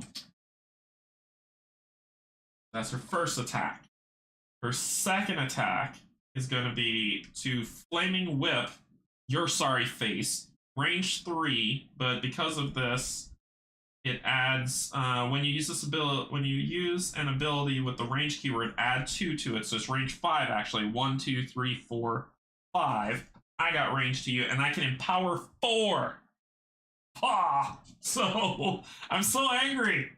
All right, so I would use these 2. That's all I'm gonna roll, but I'm gonna empower these 4 times. So 2 and 2. So this one would go to red for 1. This one would go to orange for 1. This one would go to black for 1, and this one would go to red for 1. So I'm black-redding this bad boy.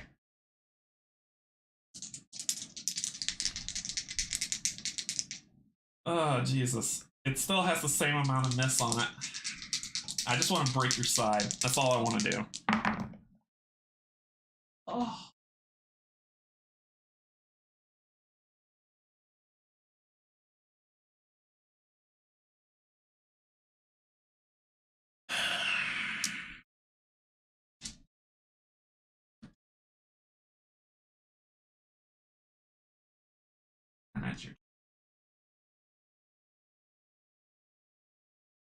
Thank you for trying. Thank you for trying.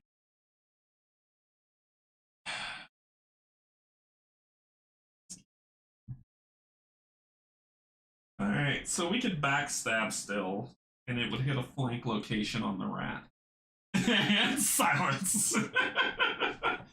I just got candied. Okay, so we can hit a back location, but I would leave the cur wide open. It'd be up to the ranger and the cur to hit the mama rat. Your job would be to kill that thing. because we can't deal with the rat on her.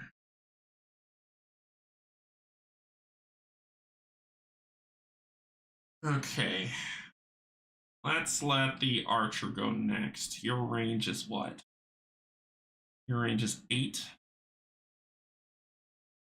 1, 2, 5, 7. So you can shoot him, which would take up the flank. Yeah.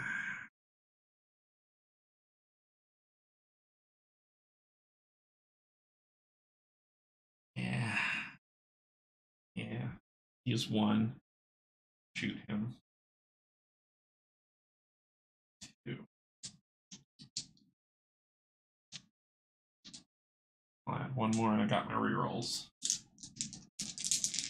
Oh, that hurt. That hurt bad. So that's 5. I want to break the side. What would I need to break the side? It says, oh wait, I'm using swoop. Sorry. This attack can't miss, and I could use 2 more. I forgot about the ability. Target an enemy within range 4. You may draw only 5 during the attack. This attack cannot miss, but may crit. Alright, so that's 6. Gotta get me 3 on your side.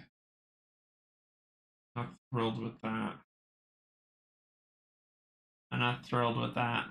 I'm gonna reroll. I'm gonna use one of my reroll tokens. I'm gonna reroll this blank yellow.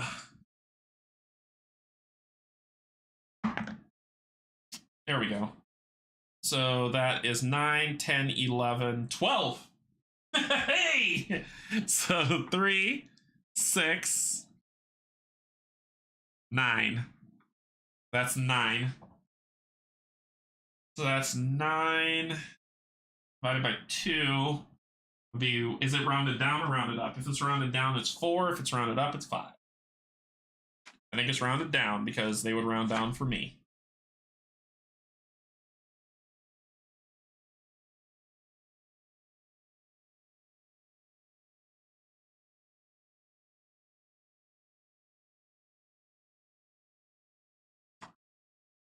I think it's rounded down.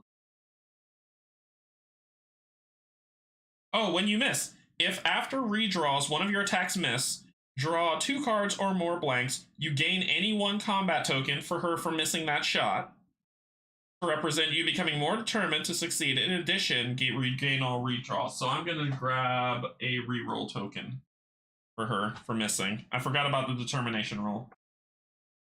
Okay.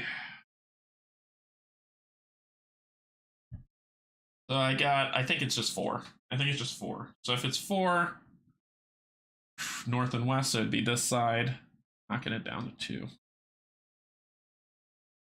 Okay, and then she's got 1 more.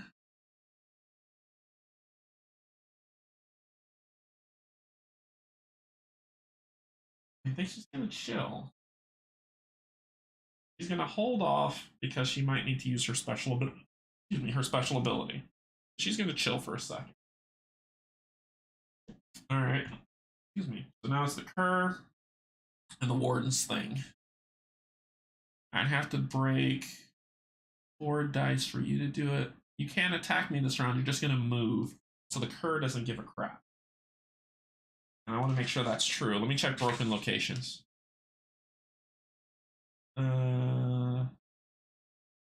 Enemy attacks on broken locations. Enemy movement. Enemy attacks. Come on, broken locations, broken locations, broken attacks. Some enemy attacks depict the body part icon next to the attack icon. These match the body part icon shown on the encounter board and represent the front, rear, flank, and core. When an HP die is removed from the encounter board, it may reveal a body part icon. If the icon on the enemy attack matches a revealed icon on the encounter board, then the attack is broken. Draw 1 less of the enemy's most powerful might card. Oh, you still hit me. Draw 1 less of the enemy's most powerful might cards. The power of cards from most to least is black, red, yellow, white. Note, broken locations will not always affect the encounter's damage output. It is up to you to discover which locations may hinder the enemy. Crap. Okay. You should be able to take a hit. I can't go through that cloud. Maybe I can make it come to us. I think that's what I'm going to do. I'm going to make it come to us. Because its mouth is broken, it's going to attack the witch. I just need to stand next to the witch. Let the cur go help her. Cur is going to come help you. So he's going to do one. Move 1, 2, 3, 4, 5, 6. And then the other to stabby stab, stab, stab, stab, stab, stab. I can just be here and get the back attack. And I'll do the back attack. It says since I'm in the rear, it's going to be 6. So it's 6 damage. I'm only going to roll 1 die. So I got everything I need to defeat you. I'm only going to roll 1 die. I can't miss. I can't miss. I already got 6. Crit. Crit. There you go. Way more than enough. So this rat's defeated. That will end your turn. Alright, my main guy's turn. I think for one of my actions, I'm going to battle flow. Once per round, battle flow 1 card once. I'm going to battle flow this card. Okay. I think all I'm going to do is stand next to the witch. Because then I can taunt. Force one enemy within range 6 to focus on you rather than the current target. The stage card is resolved with you being the target of the enemy. Her card is going to be to move 7 to her target, attack, change targets to the next closest enemy. Oh, it's going to happen anyway. It's going to happen anyway. It's just, yeah. You're going to get attacked anyway. There's really nothing to do but just wait.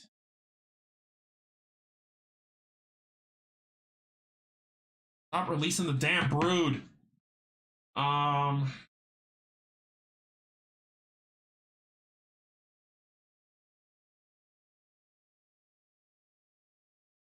Whew.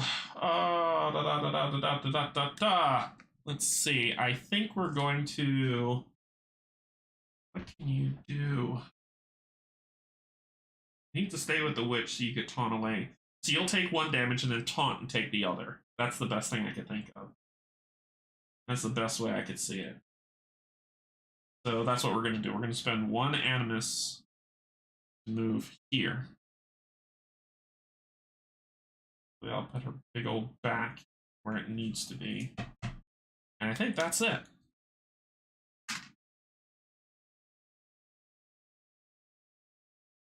Yep, that's it. So, we're gonna do her stuff. Release the brood. Trying to mitigate these damn rats. 1, 2, 3. Then move 7 to her target and attack. It's gonna be him. So you're here. That's 1, 2, 3, 4. You're here facing him. And you're going to attack him. But that jaw piece is broken.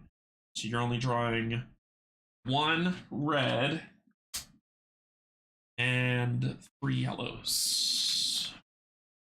1, 2, 3. I'm going to boost the hell out of this. So we are going to do. If I do this, this will kick off battle flow into 2 range. I need that arc slice. I got shields. I'm going to commit both of these. Commit both of those going up to a 6. Here we go. 3, 5, 6, 9. Damn. Woo! This is why I did it. This is why I did it. So 3, 6, 9 on 6. Ugh. Sorry. Nice. That puts it at what, a 2? Right? If my math is right, that's a 2.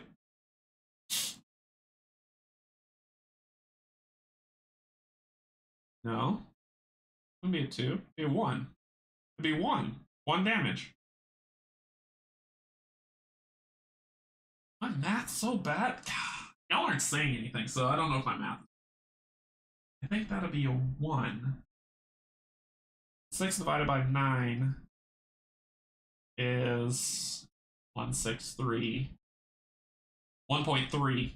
It's 1.3. So rounded down, it'd be a 1. He'd hit me for 4. Oh.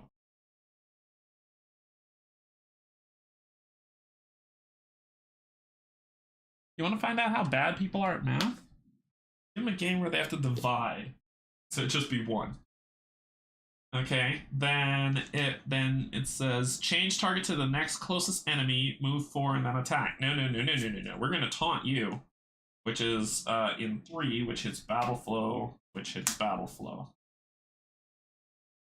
After a star is drawn before an enemy moves, force one enemy within range 6 to focus on you rather than the current target, resolving that enemy. And then we are going to defend ourselves because that was nasty. We're going to defend ourselves with 2. So give me my 2. Going up to 6 again, which will trigger flow, which will trigger flow, which will trigger flow. I'm going to get these cards back at the end of the round so they can sit there. Alright. Oh, which will trigger flow. Let's do it properly. Okay, so I'm at 6. You just get 1 red and 2. Then I gotta reshuffle this.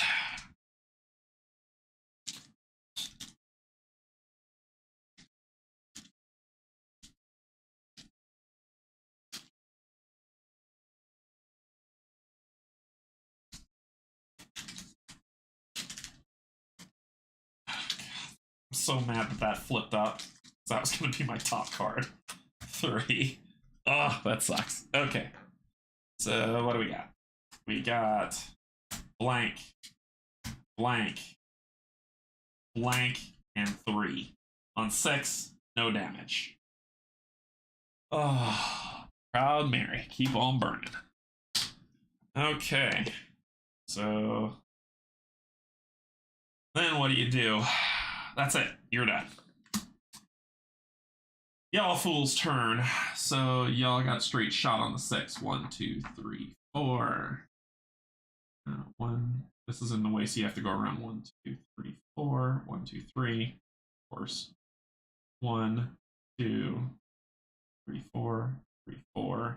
North and west. Here you go. Her's got problems. All right.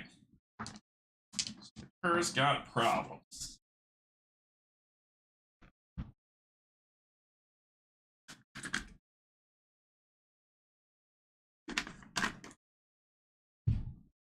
Her.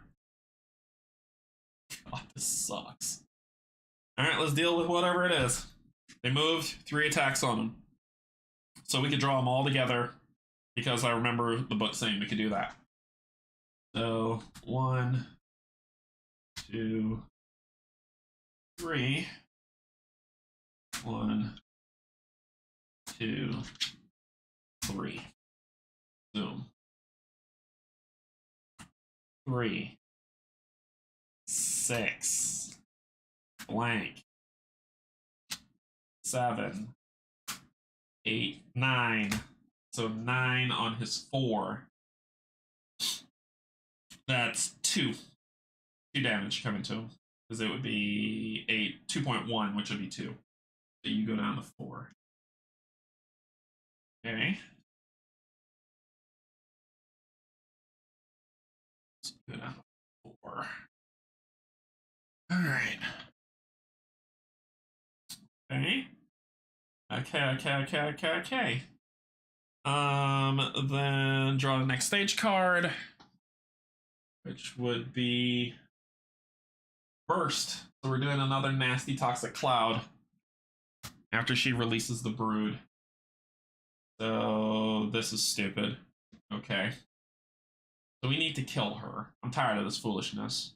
Then we get our cards back, we get our animus back. Y'all's job is to break this woman down. I'm tired of this foolishness. Can't drop the nuke on the cur because that would be bad.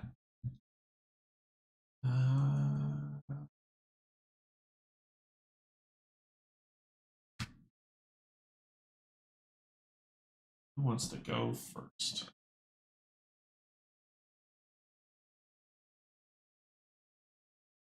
I think the flame whip would be nice for your flank.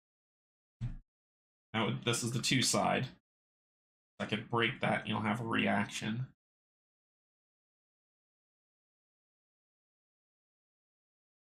You're gonna run where to the northwest? I think the witch is gonna go first. I'm gonna use 1 to flame whip. And then power 4. So let's do what we came here to do, shall we? Power 4.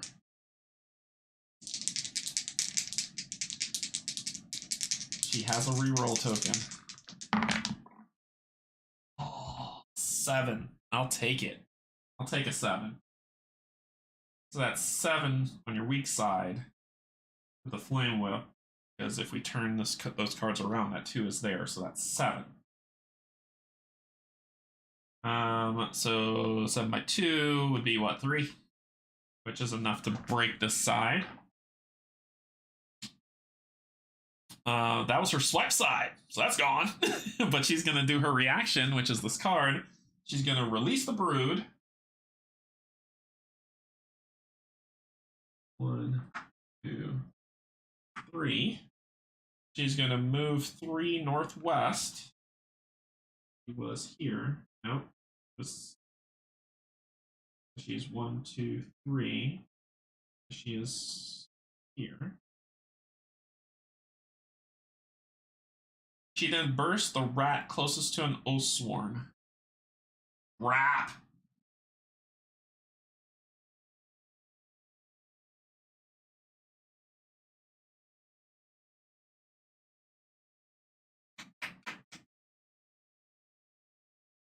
Her is going to die.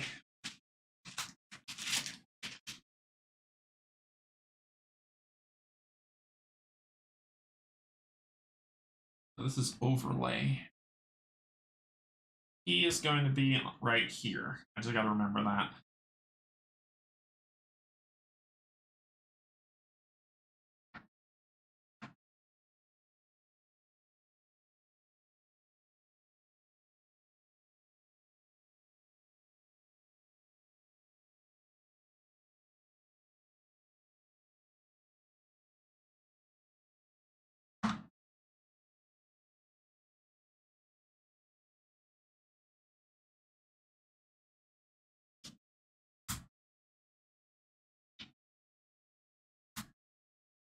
He might be dead.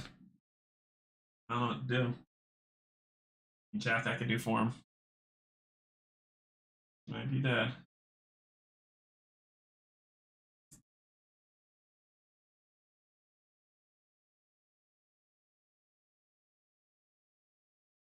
Two. Blank. 5.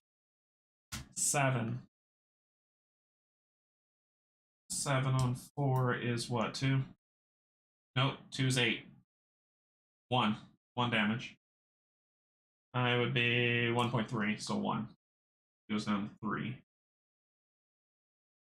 He goes down to 3 health.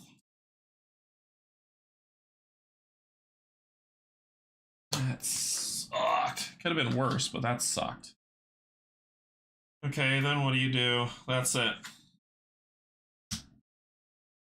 That's it. It says, this will cause an enemy in the area to suffer an attack from the Broodmother immediately and at the start of every encounter phase. Okay, so we need to move. Gotcha. Kill it and move. Gotcha. Second move. Alright, so it was still her turn. So she's going to use her second Animus to drop the nuke. And she just needs to roll this and this. And all we need is a 2, and you got to re-roll just in case you need it. Crit, crit.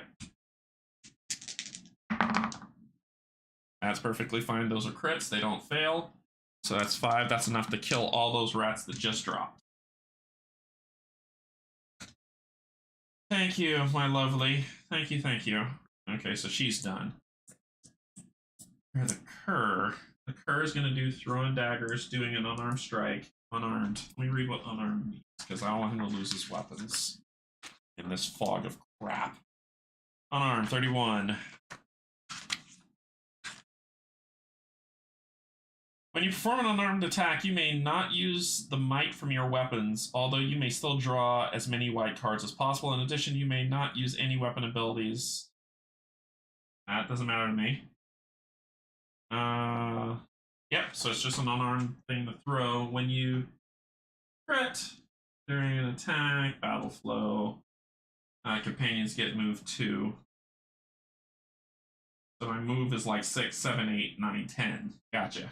So I can move a lot. Alright, well, I'm going to throw daggers. It doesn't mean I lose them. It just means I throw them, attack once, and apply to all enemies. So my first one's going to be to hit those 2 rats. And I'm going to move. So, I just roll 2 dice. And let's see what happens. 2. That's all I needed. All I needed was the 2. Perfect. Kill them both. 3. Actually, it'll say 3 targets, so I hit you for 2, which would be 1, so let's not waste that. It's at the core. Your core goes down to 5. Okay. Alright. That'll use that. And then his second one is going to be to move. 1, 2, 3. Alright. And he's done. Alright. Archer. He's got the moves, the hits that can't miss. I don't see why we should stop now. So we're gonna hit him up with the hit that can't miss, the swoop. I'm gonna hit you with as hard as I can because I can't miss. I can only use up to 5. I got 5 dice.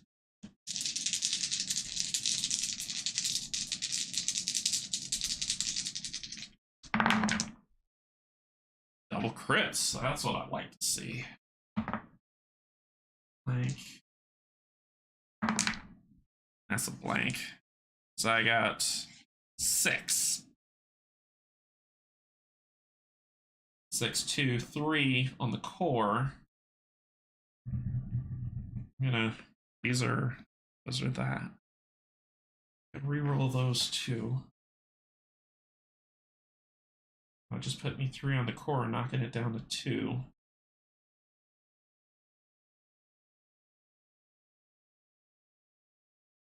Why the hell not? Let's do it. Here we go. So that's 6. That's 6, 7, 8.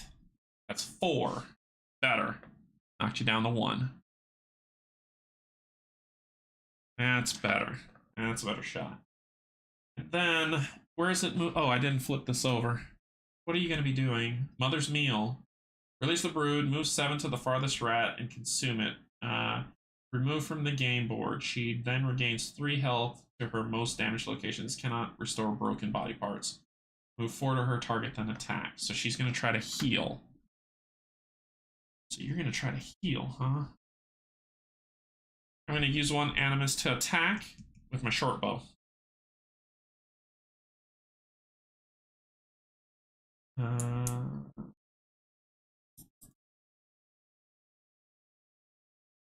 I can't do that. I can either move. No, it says I can't attack. Move, attack, or perform an ability. So I'm going to shoot you with my short bow. And I'm just rolling the 2 here. To be honest, all I need is 2. All I need is 2. I'm going to use the short bow. And all I need is 2.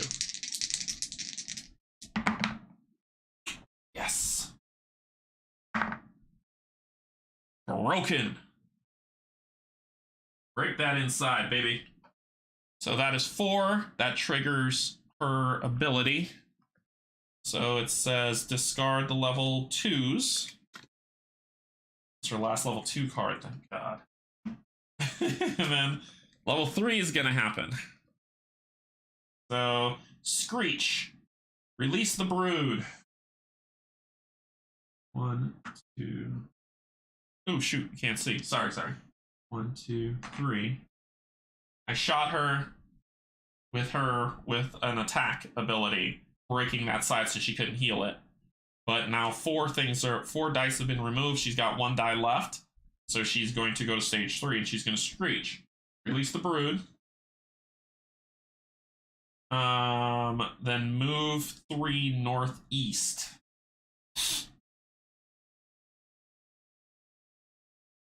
What? Oh, she's screaming. Okay. I was like, what? That makes no sense. 1, 2, 3. So she is here pushing you.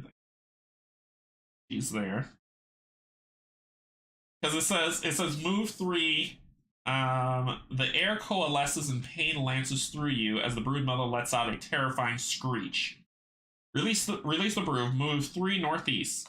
This damages all Oathsworn and allies on the board. This was like just moving. That's what threw me. For each target, draw a white for each hex between them and the next closest target to them. What? Draw separately for each target. For each card showing a 2, the target must either lose 2 combat tokens, if they have at least, or lose 1 health, their choice. What? So, Screech.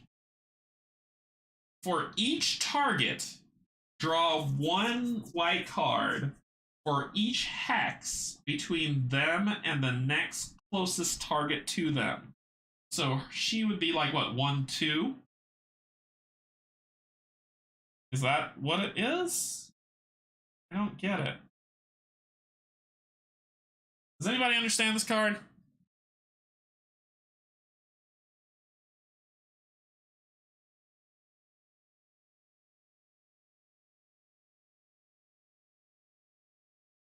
Anyone? I got nothing. Draw separate for each target, so she screeches there. Draw white cards for each hex between them and the next closest target to them. Rat target? Human target?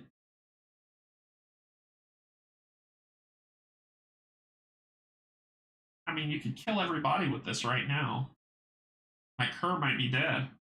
I think my cur is dead. Y'all will tell me. I'm not seeing anything, so y'all will tell me in comments if I screw this up. I don't know what we're gonna do. So 1, 2. Cool. 1, blank. 2, 1. So, nope, that's not 2, so you won't suffer anything. Between the next closest target. So you're 1, 2, 3, 4. You're gonna draw 4 cards. Let's grab this. 1, 2, 3, 4. 2, 4, 6, 7. 7, so it says for each card showing a 2, there are 3 of them. I'll either lose 3 health or die, or lose 2 tokens. I don't have 2 tokens to lose, therefore I'm dead.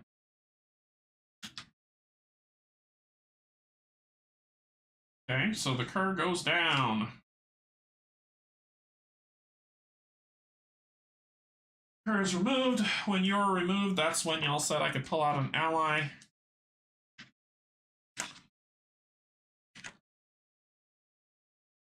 If an Oathsworn ever goes unconscious at the start of your next turn, yeah, I'm not going, so it'll be at the start of the next turn. Take an ally model and place the tracker token whose number matches the number of the model. Place the hit die of 6, 2 animus, and place the model on any empty hex on any edge of the game board. You now have turns with the ally. So he goes down. He's down. Okay. And then there's no difference there. I think there's just 1. So for you, 1 blank. And for you, 1, 2. So take a damage. 4. Okay, that was crap. That happens. Because it says pull it and resolve it. Cool. Then what's the next horrible thing coming? Retreat. Release the brood. The brood mother gains 1 armor for the rest of the encounter. Mark this with a tracker token, then she'll attack with the tail. This targets all adjacent enemies. Move to the nearest board edge. She will stop at any board edge reached during this move. So it's time to start hitting you for reals. Who's left to go? That was your final one, so you're done. She's finished. The Cur died. So it's your turn.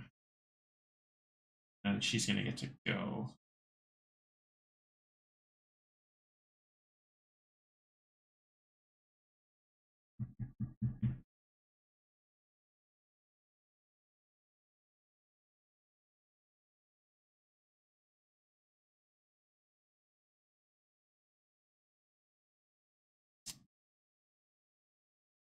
Once per round, battle flow.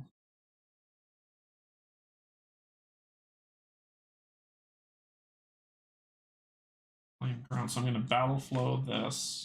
Battle flow this. And I could battle flow that by using claim ground.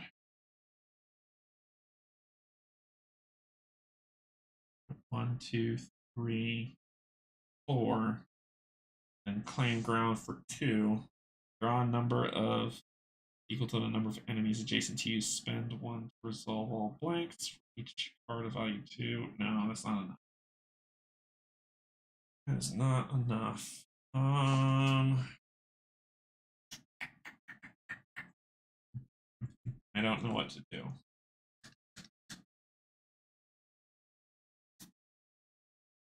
If I crit, I get to draw 2 additional. If I crit. The hope is to crit. Now I want to hit you. I can spend 1 to battle flow 1 card. Do that. Battle flow a card.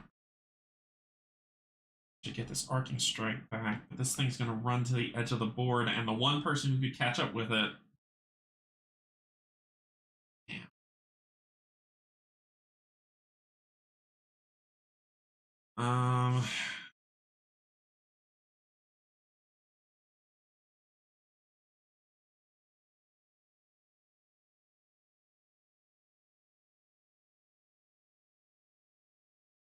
Might have to leave her to her own devices, because if you're gonna run to the edge of the board, move forward to the nearest board edge.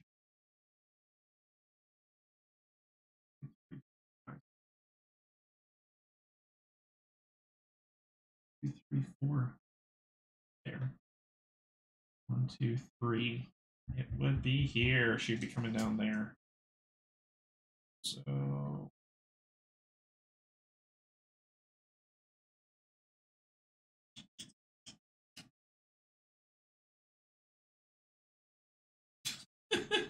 I don't know what to do. You play this the battle flow card. The battle flow arcing strike.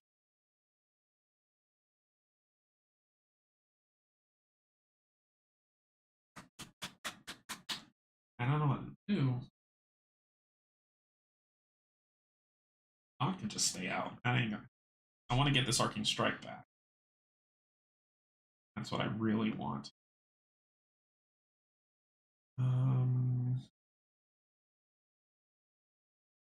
I'll spend. This will cost me 3. How much would I need to get in front of you? 1, 2, 3, 4. It's not enough. That rat's in the way. It's not enough.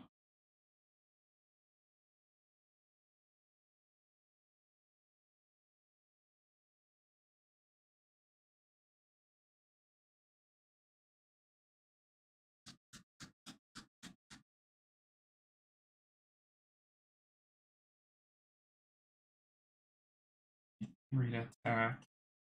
No matter what, I need 3.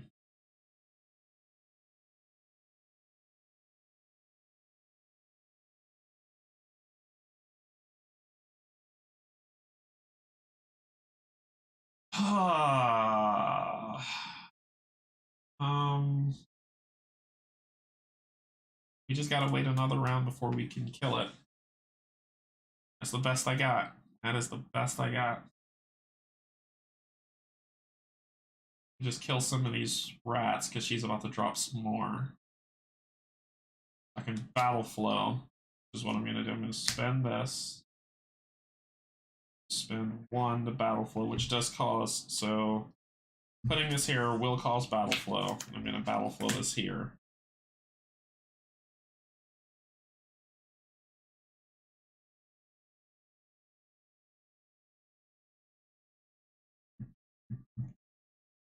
Then I will do the chain drag. I'll chain drag. Well, it's just an attack. I can do an attack on it. This will be an attack 3. It's in the 1 place for the guard. Yeah, let's do that. I'll spend 3. Just do an attack. Got 1 yellow, 1 white. Oh my god. I'm gonna re-roll that mess. Ah, it's a miss! So because it's a miss, I believe it says when you miss, you get your re-roll tokens back. Let's see. What do you get when you miss? When you pooch the screw. Let me see.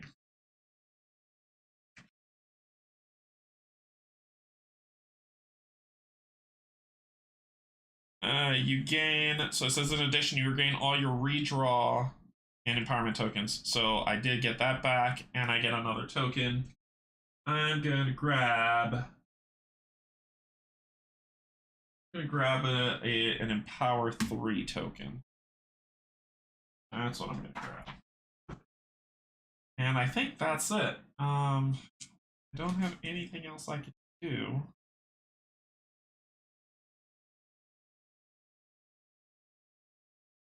If you have a shield, treat this as an unarmed attack, but gain black dice for each shield you have. 1 shield to redraw all blank. I just need to kill one of these rats. No, I don't. Let's go on with the works. Let's leave it how it is. I'm playing it where it lays. Boom. Done. Done and done. Okay. Here we go. We got 1 down.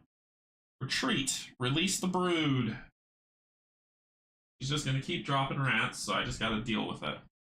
1, 2, 3. The brood mother gains 1 shield.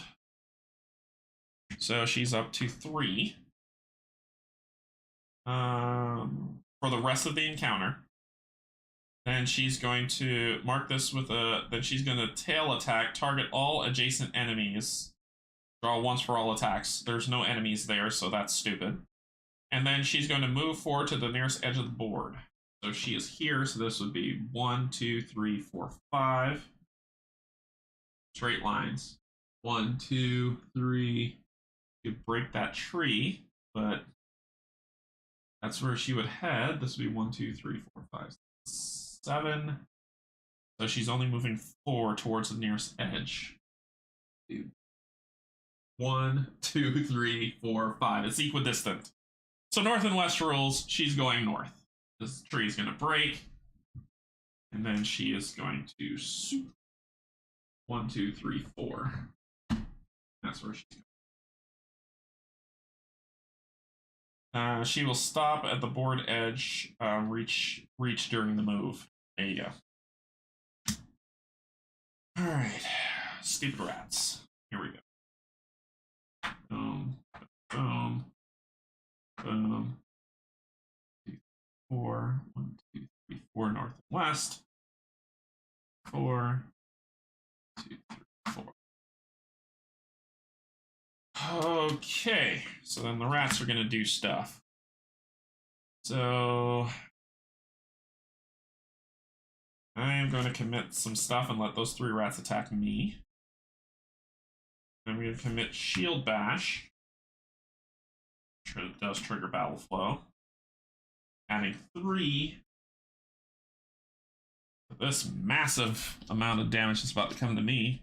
So 1, 2, 3. 1. Reshuffling this.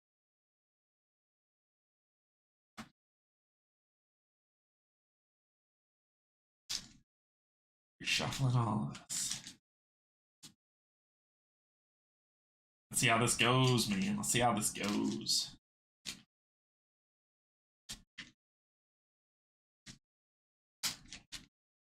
Two, 3. Okay.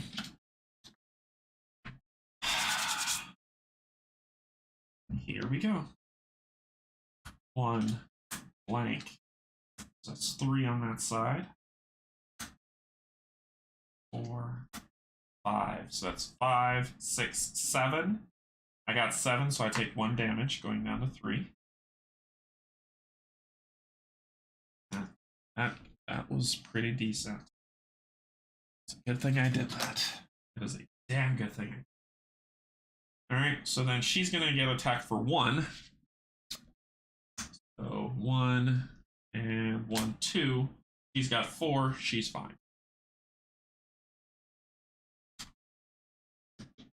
Then you're going to get attacked. It is what it is, man. 1, 2. 1, 2. It is what it is. Let's see what you got. 2, 3. Off. Oh my god. 2, 4, 6, 7. 7 on 4 is 1, right? Yeah, 1. So you just get hit for 1 damage, so you go to 5 health. That could have been so much worse. Okay. I know. I'm gonna hear somebody be like, I don't know how you do your math, Canje.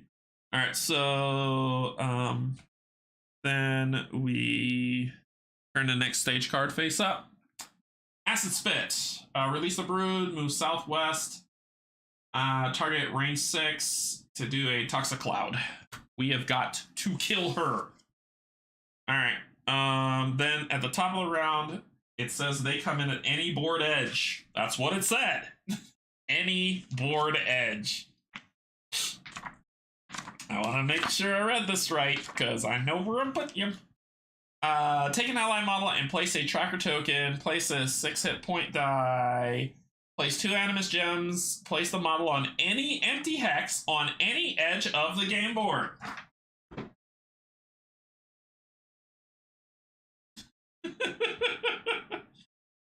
Okay. We're gonna kill this stupid rat. Not now, but right now. So, first off, clear all of this. We're gonna let him go first. He's going first, and all your attacks have range 2. I don't care about that. You get 2 empowered. This is what I care about. That's all you're rolling.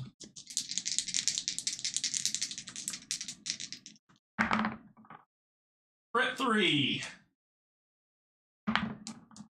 And that's fine. So that's just 1 damage on that. Actually, yeah, because you're at 3, so that's just 1 damage. You go down to 5. Okay.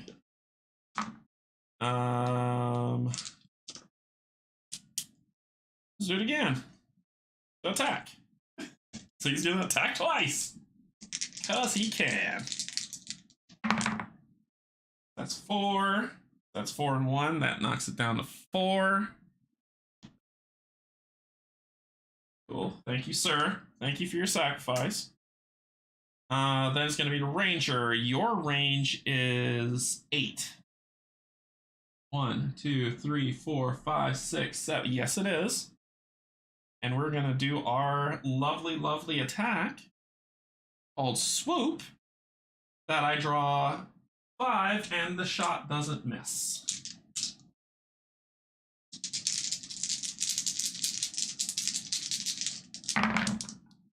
Look at that crit. Look at that crit. Look at that crit. So we've got 3, 6, 9, 10, 11, 12, 13. 13 divided by 3 is 10. No, it's not. It would be 3. It would be 3. 13 divided by 3. Not 10. It's 13 and 4. It's 4. It's 4. Because 4 is 12. 12, 13. 4. It's 4. Math, bad. It's 4. So I blew apart that side. Bye. Bye, Felicia. Bye. It's dead. It is dead. I loved every minute of this. Okay, so it's dead. So I killed the brood mother. So what happens? Do I have to clean up, or is that it? When I kill the brood mother, is it over? Let's see what we got here. So what's the instructions say?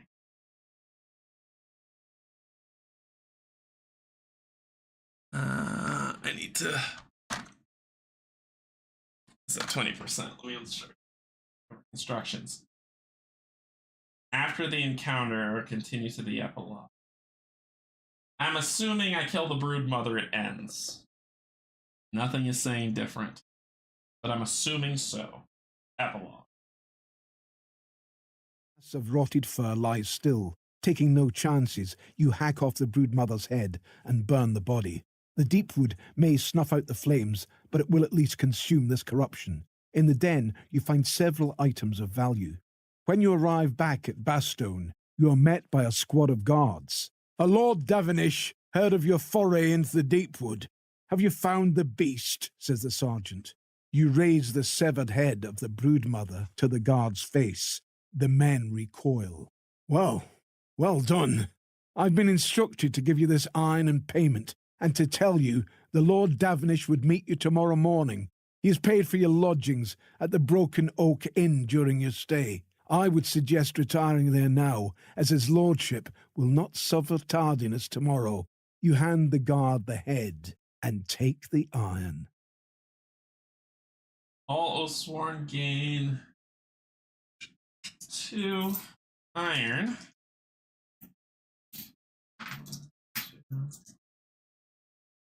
2, and you have 3. You're going to gain 4.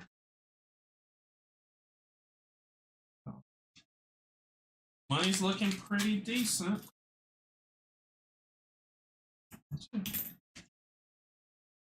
Tally level loot and losses. What does that mean?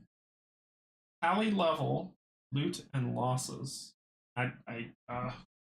I don't know what the hell that means. Tally level loot and losses, page 24. Page 24.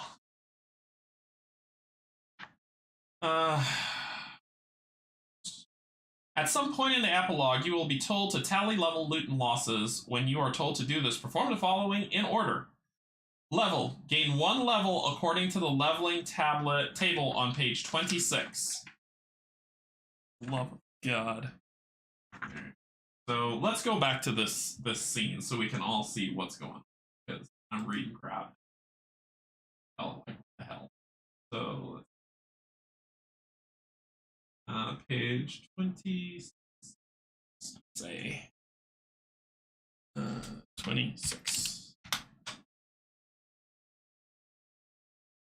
For love of God. This. There's no page 26. There's no Dana, only Zool. There's only page. Oh, this is the storybook. Encounter.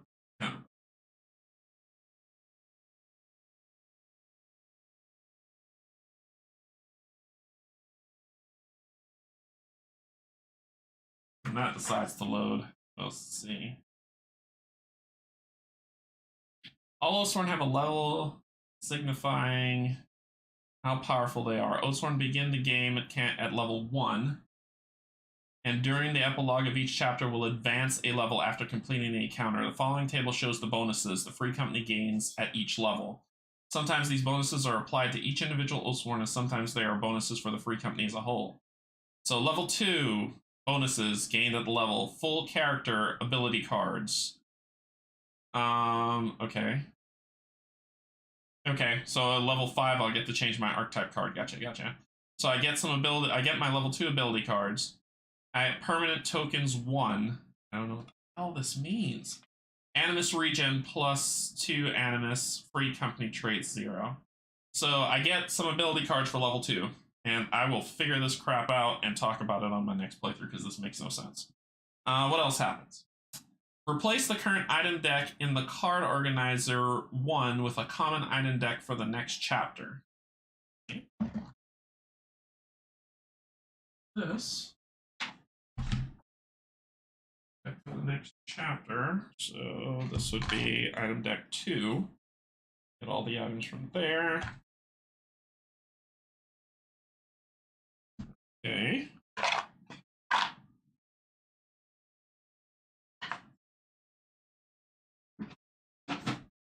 All right, so it all says item deck 2 on them. We've got a falchion, better clothes, a spear, some better stuff. We got some better stuff.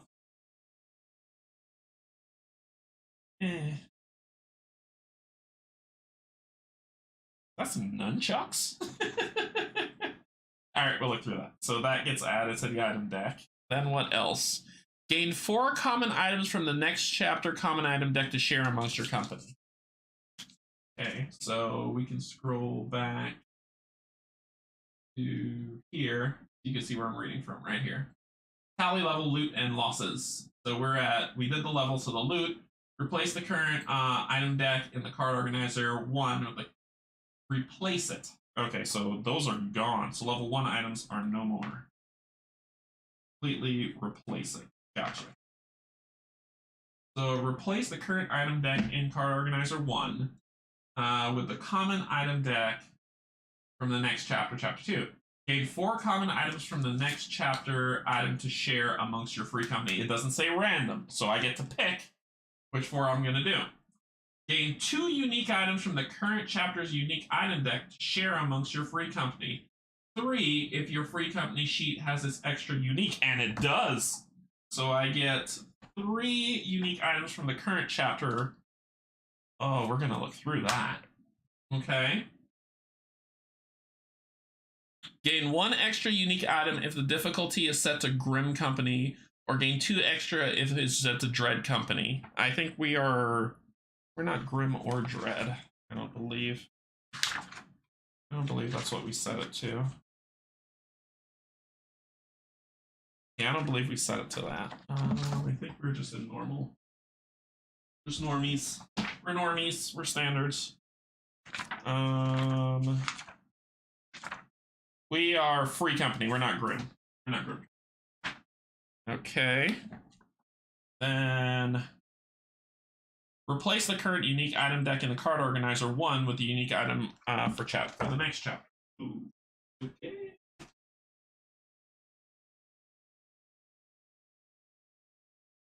So we'll be grabbing unique items 2.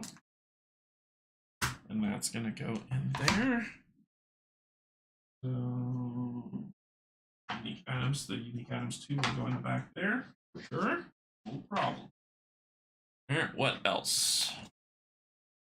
Losses. For each unconscious dead if playing on hardcore mode Oathsworn, mark 1 tick on the knockout track of the free company sheet. Add 2 to 1 ticks if the difficulty is set to journeyman. Journeyman for 2 ticks, pilgrim for 1, and ignore 1 to 2 ticks of the difficulty. So we are not grim or dread. We're just getting 1 tick. So what the hell is happening to me? Here it is. So the free company sheet, we just get 1 tick marked off for our shrub. All right, marked it off. Okay. All unconscious Oathsworn gain an injury card from the injury deck. If playing hardcore mode, all Oathsworn with 1 or 2 hit points remaining also gain an injury card. No, they're pretty good. They weren't. So he gains. Do companions get that too? All unconscious gain an injury card from an injury deck if playing hardcore mode. I'm assuming so. Okay, so you get an injury card from the injury deck. No, that can't happen. Oh, companion. Yeah, it does. Yeah, it does. Yeah, it does. Okay. So I gotta shuffle those and draw an injury card. Because it does work for companions. Alright, we're gonna draw an injury card.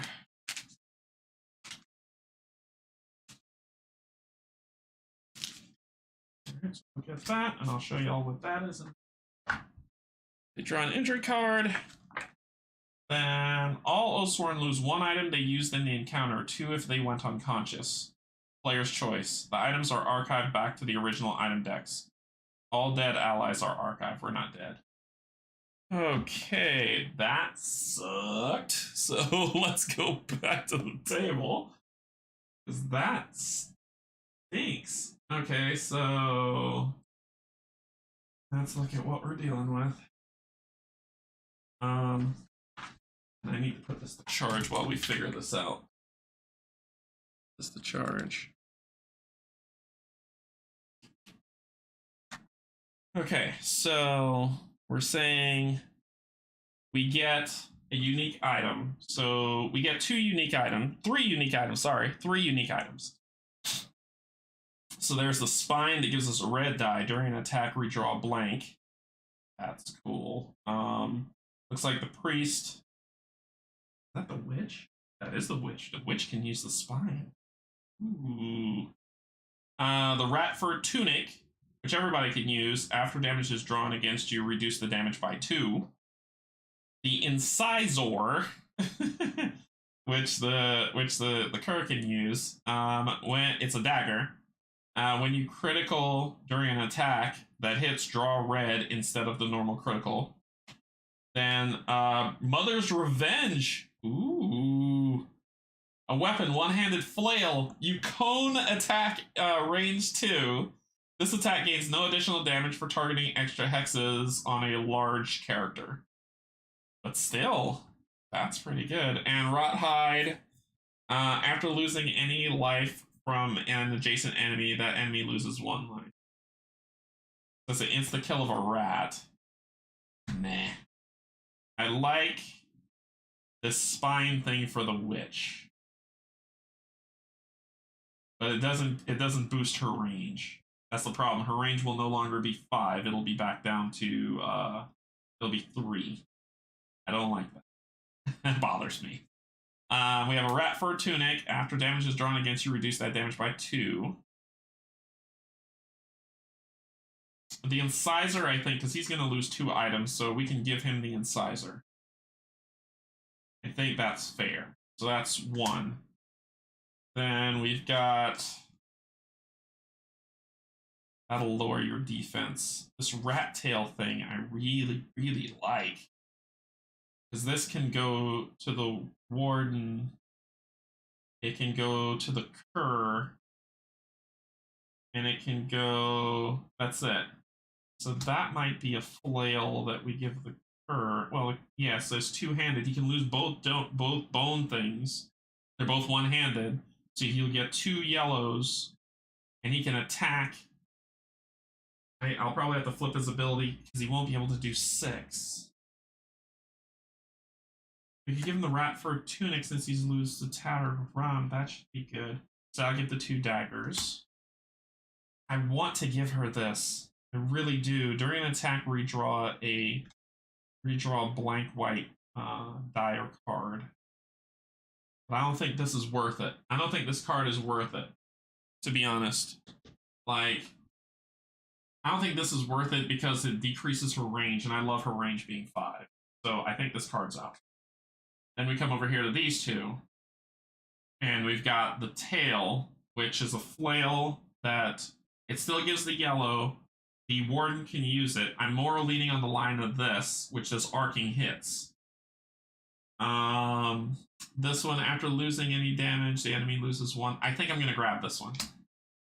I think I'm going to do that. And then these will go back. Then it says gain 4 companion items. So it doesn't 4 common items from the next chapter's common item deck to share amongst. It didn't say random, it just said gain 4. So it didn't say random. So you're covered. You're gonna lose your 2, you're covered. Everybody else is losing 1. You're gonna get your flail, so you can lose this felling axe, you're good. You. Let's see what you ignore the damage loss from colliding with something when you suffer knockback. This might be something for you. Let's see what else we got. Yeah, walking stick, which gives you 2. Ooh. And this increases your range. Oh yeah, 1. So you can lose that and get that. Okay. So that's 1 of the 4.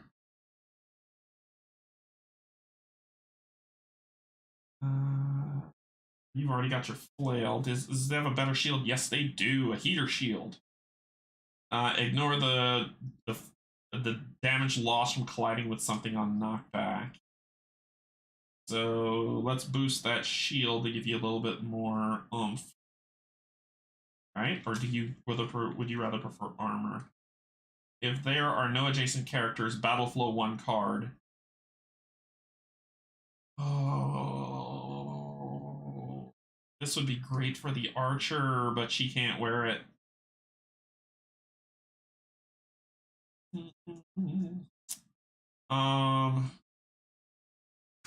So everybody's got to lose stuff, right? So you're covered. And I still got 3 more things to pull for the 2 of you. Okay, so let's see. You've got, you can't wear this. You can wear this. It'll finish knockback. When you critical during an attack that hits, draw 2 additional cards instead of 1. Before drawing damage for your first attack of the round, add a red die, but that's for the Pleasant Flail. Falchion. This is basically the card she has now. Okay. This is one-handed spear. So you can throw this bad boy if she wants to. Halberd. You can wear this, gain 1 redraw on an attack or basic check.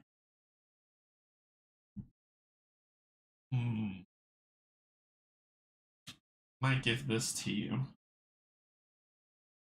That might be helpful. This is your bow, so it doesn't mean anything. You don't need a heat or shield. I think I'm going to give you that shirt. That's going to be for you. Okay, so that's 2 of the 4, and he's the only one not covered.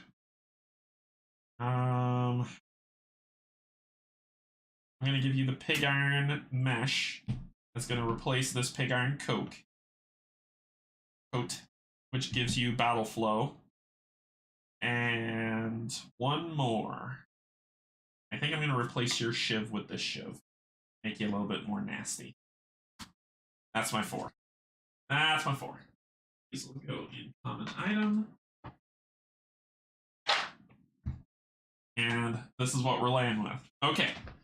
So, we did that. Replace the current unique item deck with what's in there. you gain what you gain, and then you're gonna lose 2 items, but we're gonna lose 1. So you're gonna lose the pig iron coat, gaining the pig iron mesh.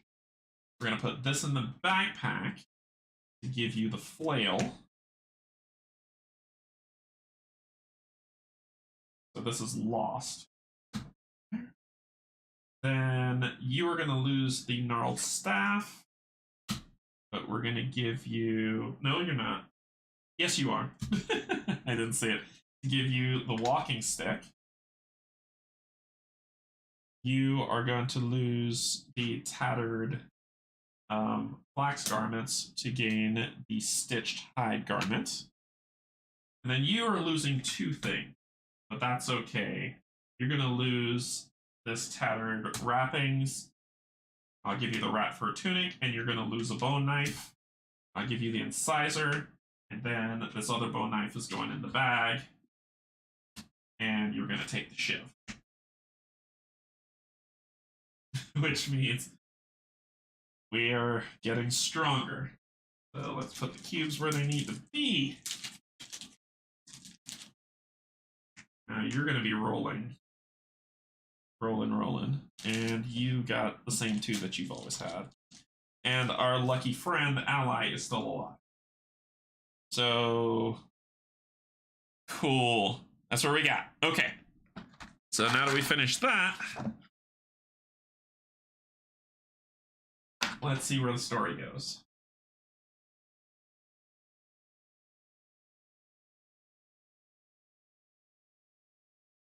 End of chapter 1. Chapter 1 done. That was awesome. That was pretty freaking awesome. Wow. This broodmother sucked. But that was fun. That was fun. So we leveled up. We leveled up. Let me hide this so we can see our level up. And let's see what happens with leveling up. So it says level up. Oathsworn levels. So it says full characters get ability cards. So the warden was the full character. This is if he wasn't separate or unlocked. I know what level these are. Oh, ability cards. Level 2. Level 2. There's 2 level 2 cards. We'll take a look at those.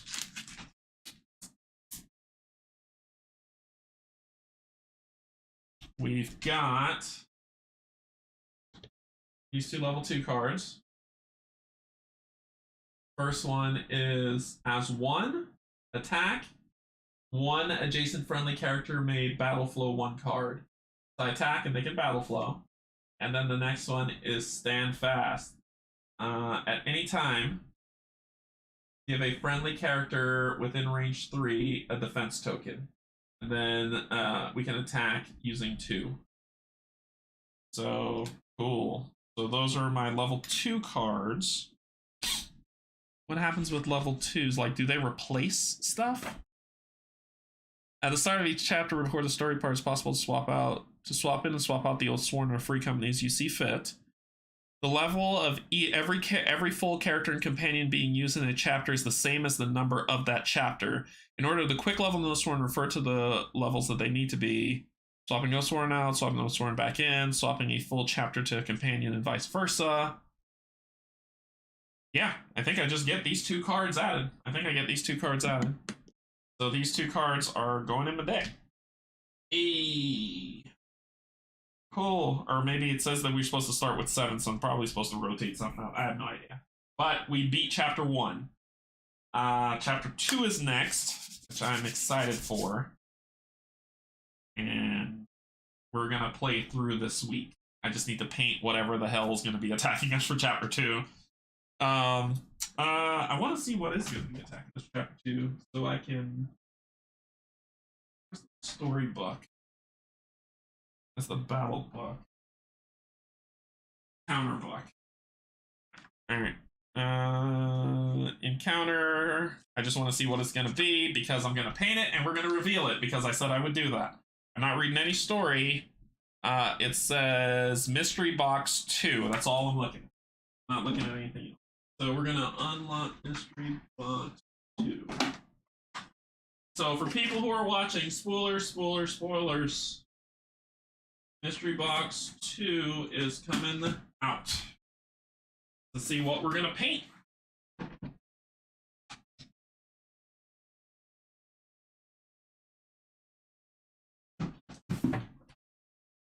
This is what we're fighting next. I have not seen it before, but I need to paint it. So we're going to look at it. Just got off work. Now I can relax and watch the video. What? It's over. Yeah, it's over. So we're gonna reveal. So spoilers for anybody else. I'm gonna let y'all know. Let me stop here before I open this up, before people run away. I want to say thanks for everybody for joining and enjoying this. This is chapter 1's end, and we're gonna stop. We're just gonna reveal this, and then that's it. There's no more new stuff. So I'll say what's coming this week. Tomorrow at 9 a.m. I'm unboxing Shield. At noon I'll be playing Marvel United, and then I'll be painting this guy. If I get this done by tomorrow, I then will set the stream for Wednesday to do chapter 2. And we'll do just like we did now, where we'll be playing the story and the encounter, going through it all on Wednesday. Then Thursday, I'll be doing the Kickstarter preview for Pompero. And Friday, there's a Friday stream coming. And then I'm headed off to hang with Steve from One Stop Co-op Shop for the weekend. So watch the One Stop Co-op Shop stream channel to see me pop up on there and say hi. So that's what I'll say of what's coming. And like I said, I'm going to open this. So I'll say thank you to my Patreons, my YouTube subscribers. And if you're neither and you just came to hang out and check us out, thank you so much. I really appreciate it. Thank you so much for the super chats. I really, really appreciate that. So I'll stop there. I'm just going to unbox this and look at it. And then anybody who wants to see can stay. Anybody I'm not revealing anything else. I'm just going to pack this all up and away we go. Okay, so this will be our challenge for chapter 2, according to the storybook that I just looked at, the encounter book, that it says that it's this guy. And I'm going to validate that just to make sure I don't screw up anything else. Why do I keep losing this book? Story rule encounter book. Here it is. So encounter book, I'm not trying to look at anything. It just says Mystery Box 2. That's all it says. Mystery Box 2. That's all I saw. So this is what we're going to be facing on Wednesday if I can get it painted enough for the people who stuck around. Let's see what we're dealing with here. I don't even know what this thing looks like, so let's see. The hell is this? The crap you put me against, Jamie. All right, so oh, it's more than one of them too. Oh, it smokes. All right, so it's this weird. Look at this thing. Let me see if I can hold it so you can see. It's like somebody's hanging on it. See that? It's like a cross somebody's hanging on. Good Lord, look at this thing. Mother of God. So it's a weird goat dude. It's like a satyr. Oh, look at this bag. Oh, I'm gonna try to paint this. I'm gonna try to paint this tomorrow for sure. Look at this. Horns and everything, and I bet you anything this goes right here. Yep. So that's what we're gonna be fighting. That right there is what we're gonna be taking on. Oh my gosh. I love this game. So I gotta paint this guy. I don't even know where to begin. I'll probably, I don't know where to begin. I'll probably ask Barrett to send me an image of what he painted so I can get some color thoughts in my head. And then I'm gonna do a slop chop on him to paint him up with some speed paints to get him done in time. What I'll probably do is I'm going to, I'll post pictures because y'all want me to get back to the game. If I do a stream, I won't get it done in time. So I'll post pictures. I'm going to paint it off stream and then get it back. But this guy looks freaking amazing. Look at it. Oh my gosh. And there's like little rune stones right here at the bottom. There's like runes on the ground. Oh, Jamie, what have you created? All right. So put them back here. Put that back on. There. Like that. So I will be painting this. It's a good boy.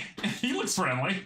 Yeah, so I'm going to be painting this. And Locator, I'll be painting probably, I said Tuesday, right? So tomorrow. So if you're still painting and you're going to grab yours to paint, we could just hop on Discord and share screens and paint if you want. Just let me know. Just let me know. But I'll be painting it after my Marvel United stream tomorrow. Okay. All right. We survived. And we're going to be okay. The card that dropped up for our Oathsworn who got damaged, there's a companion thing that happens to him down here. It says, companions do not suffer the above effect. Companions lose 1 additional health at the start of each encounter, according to the amount of injury cards they have. 1 injury equals no loss. So we don't lose any health. 2 to 3 injuries, 1 health loss. 4 plus injuries, 2 loss.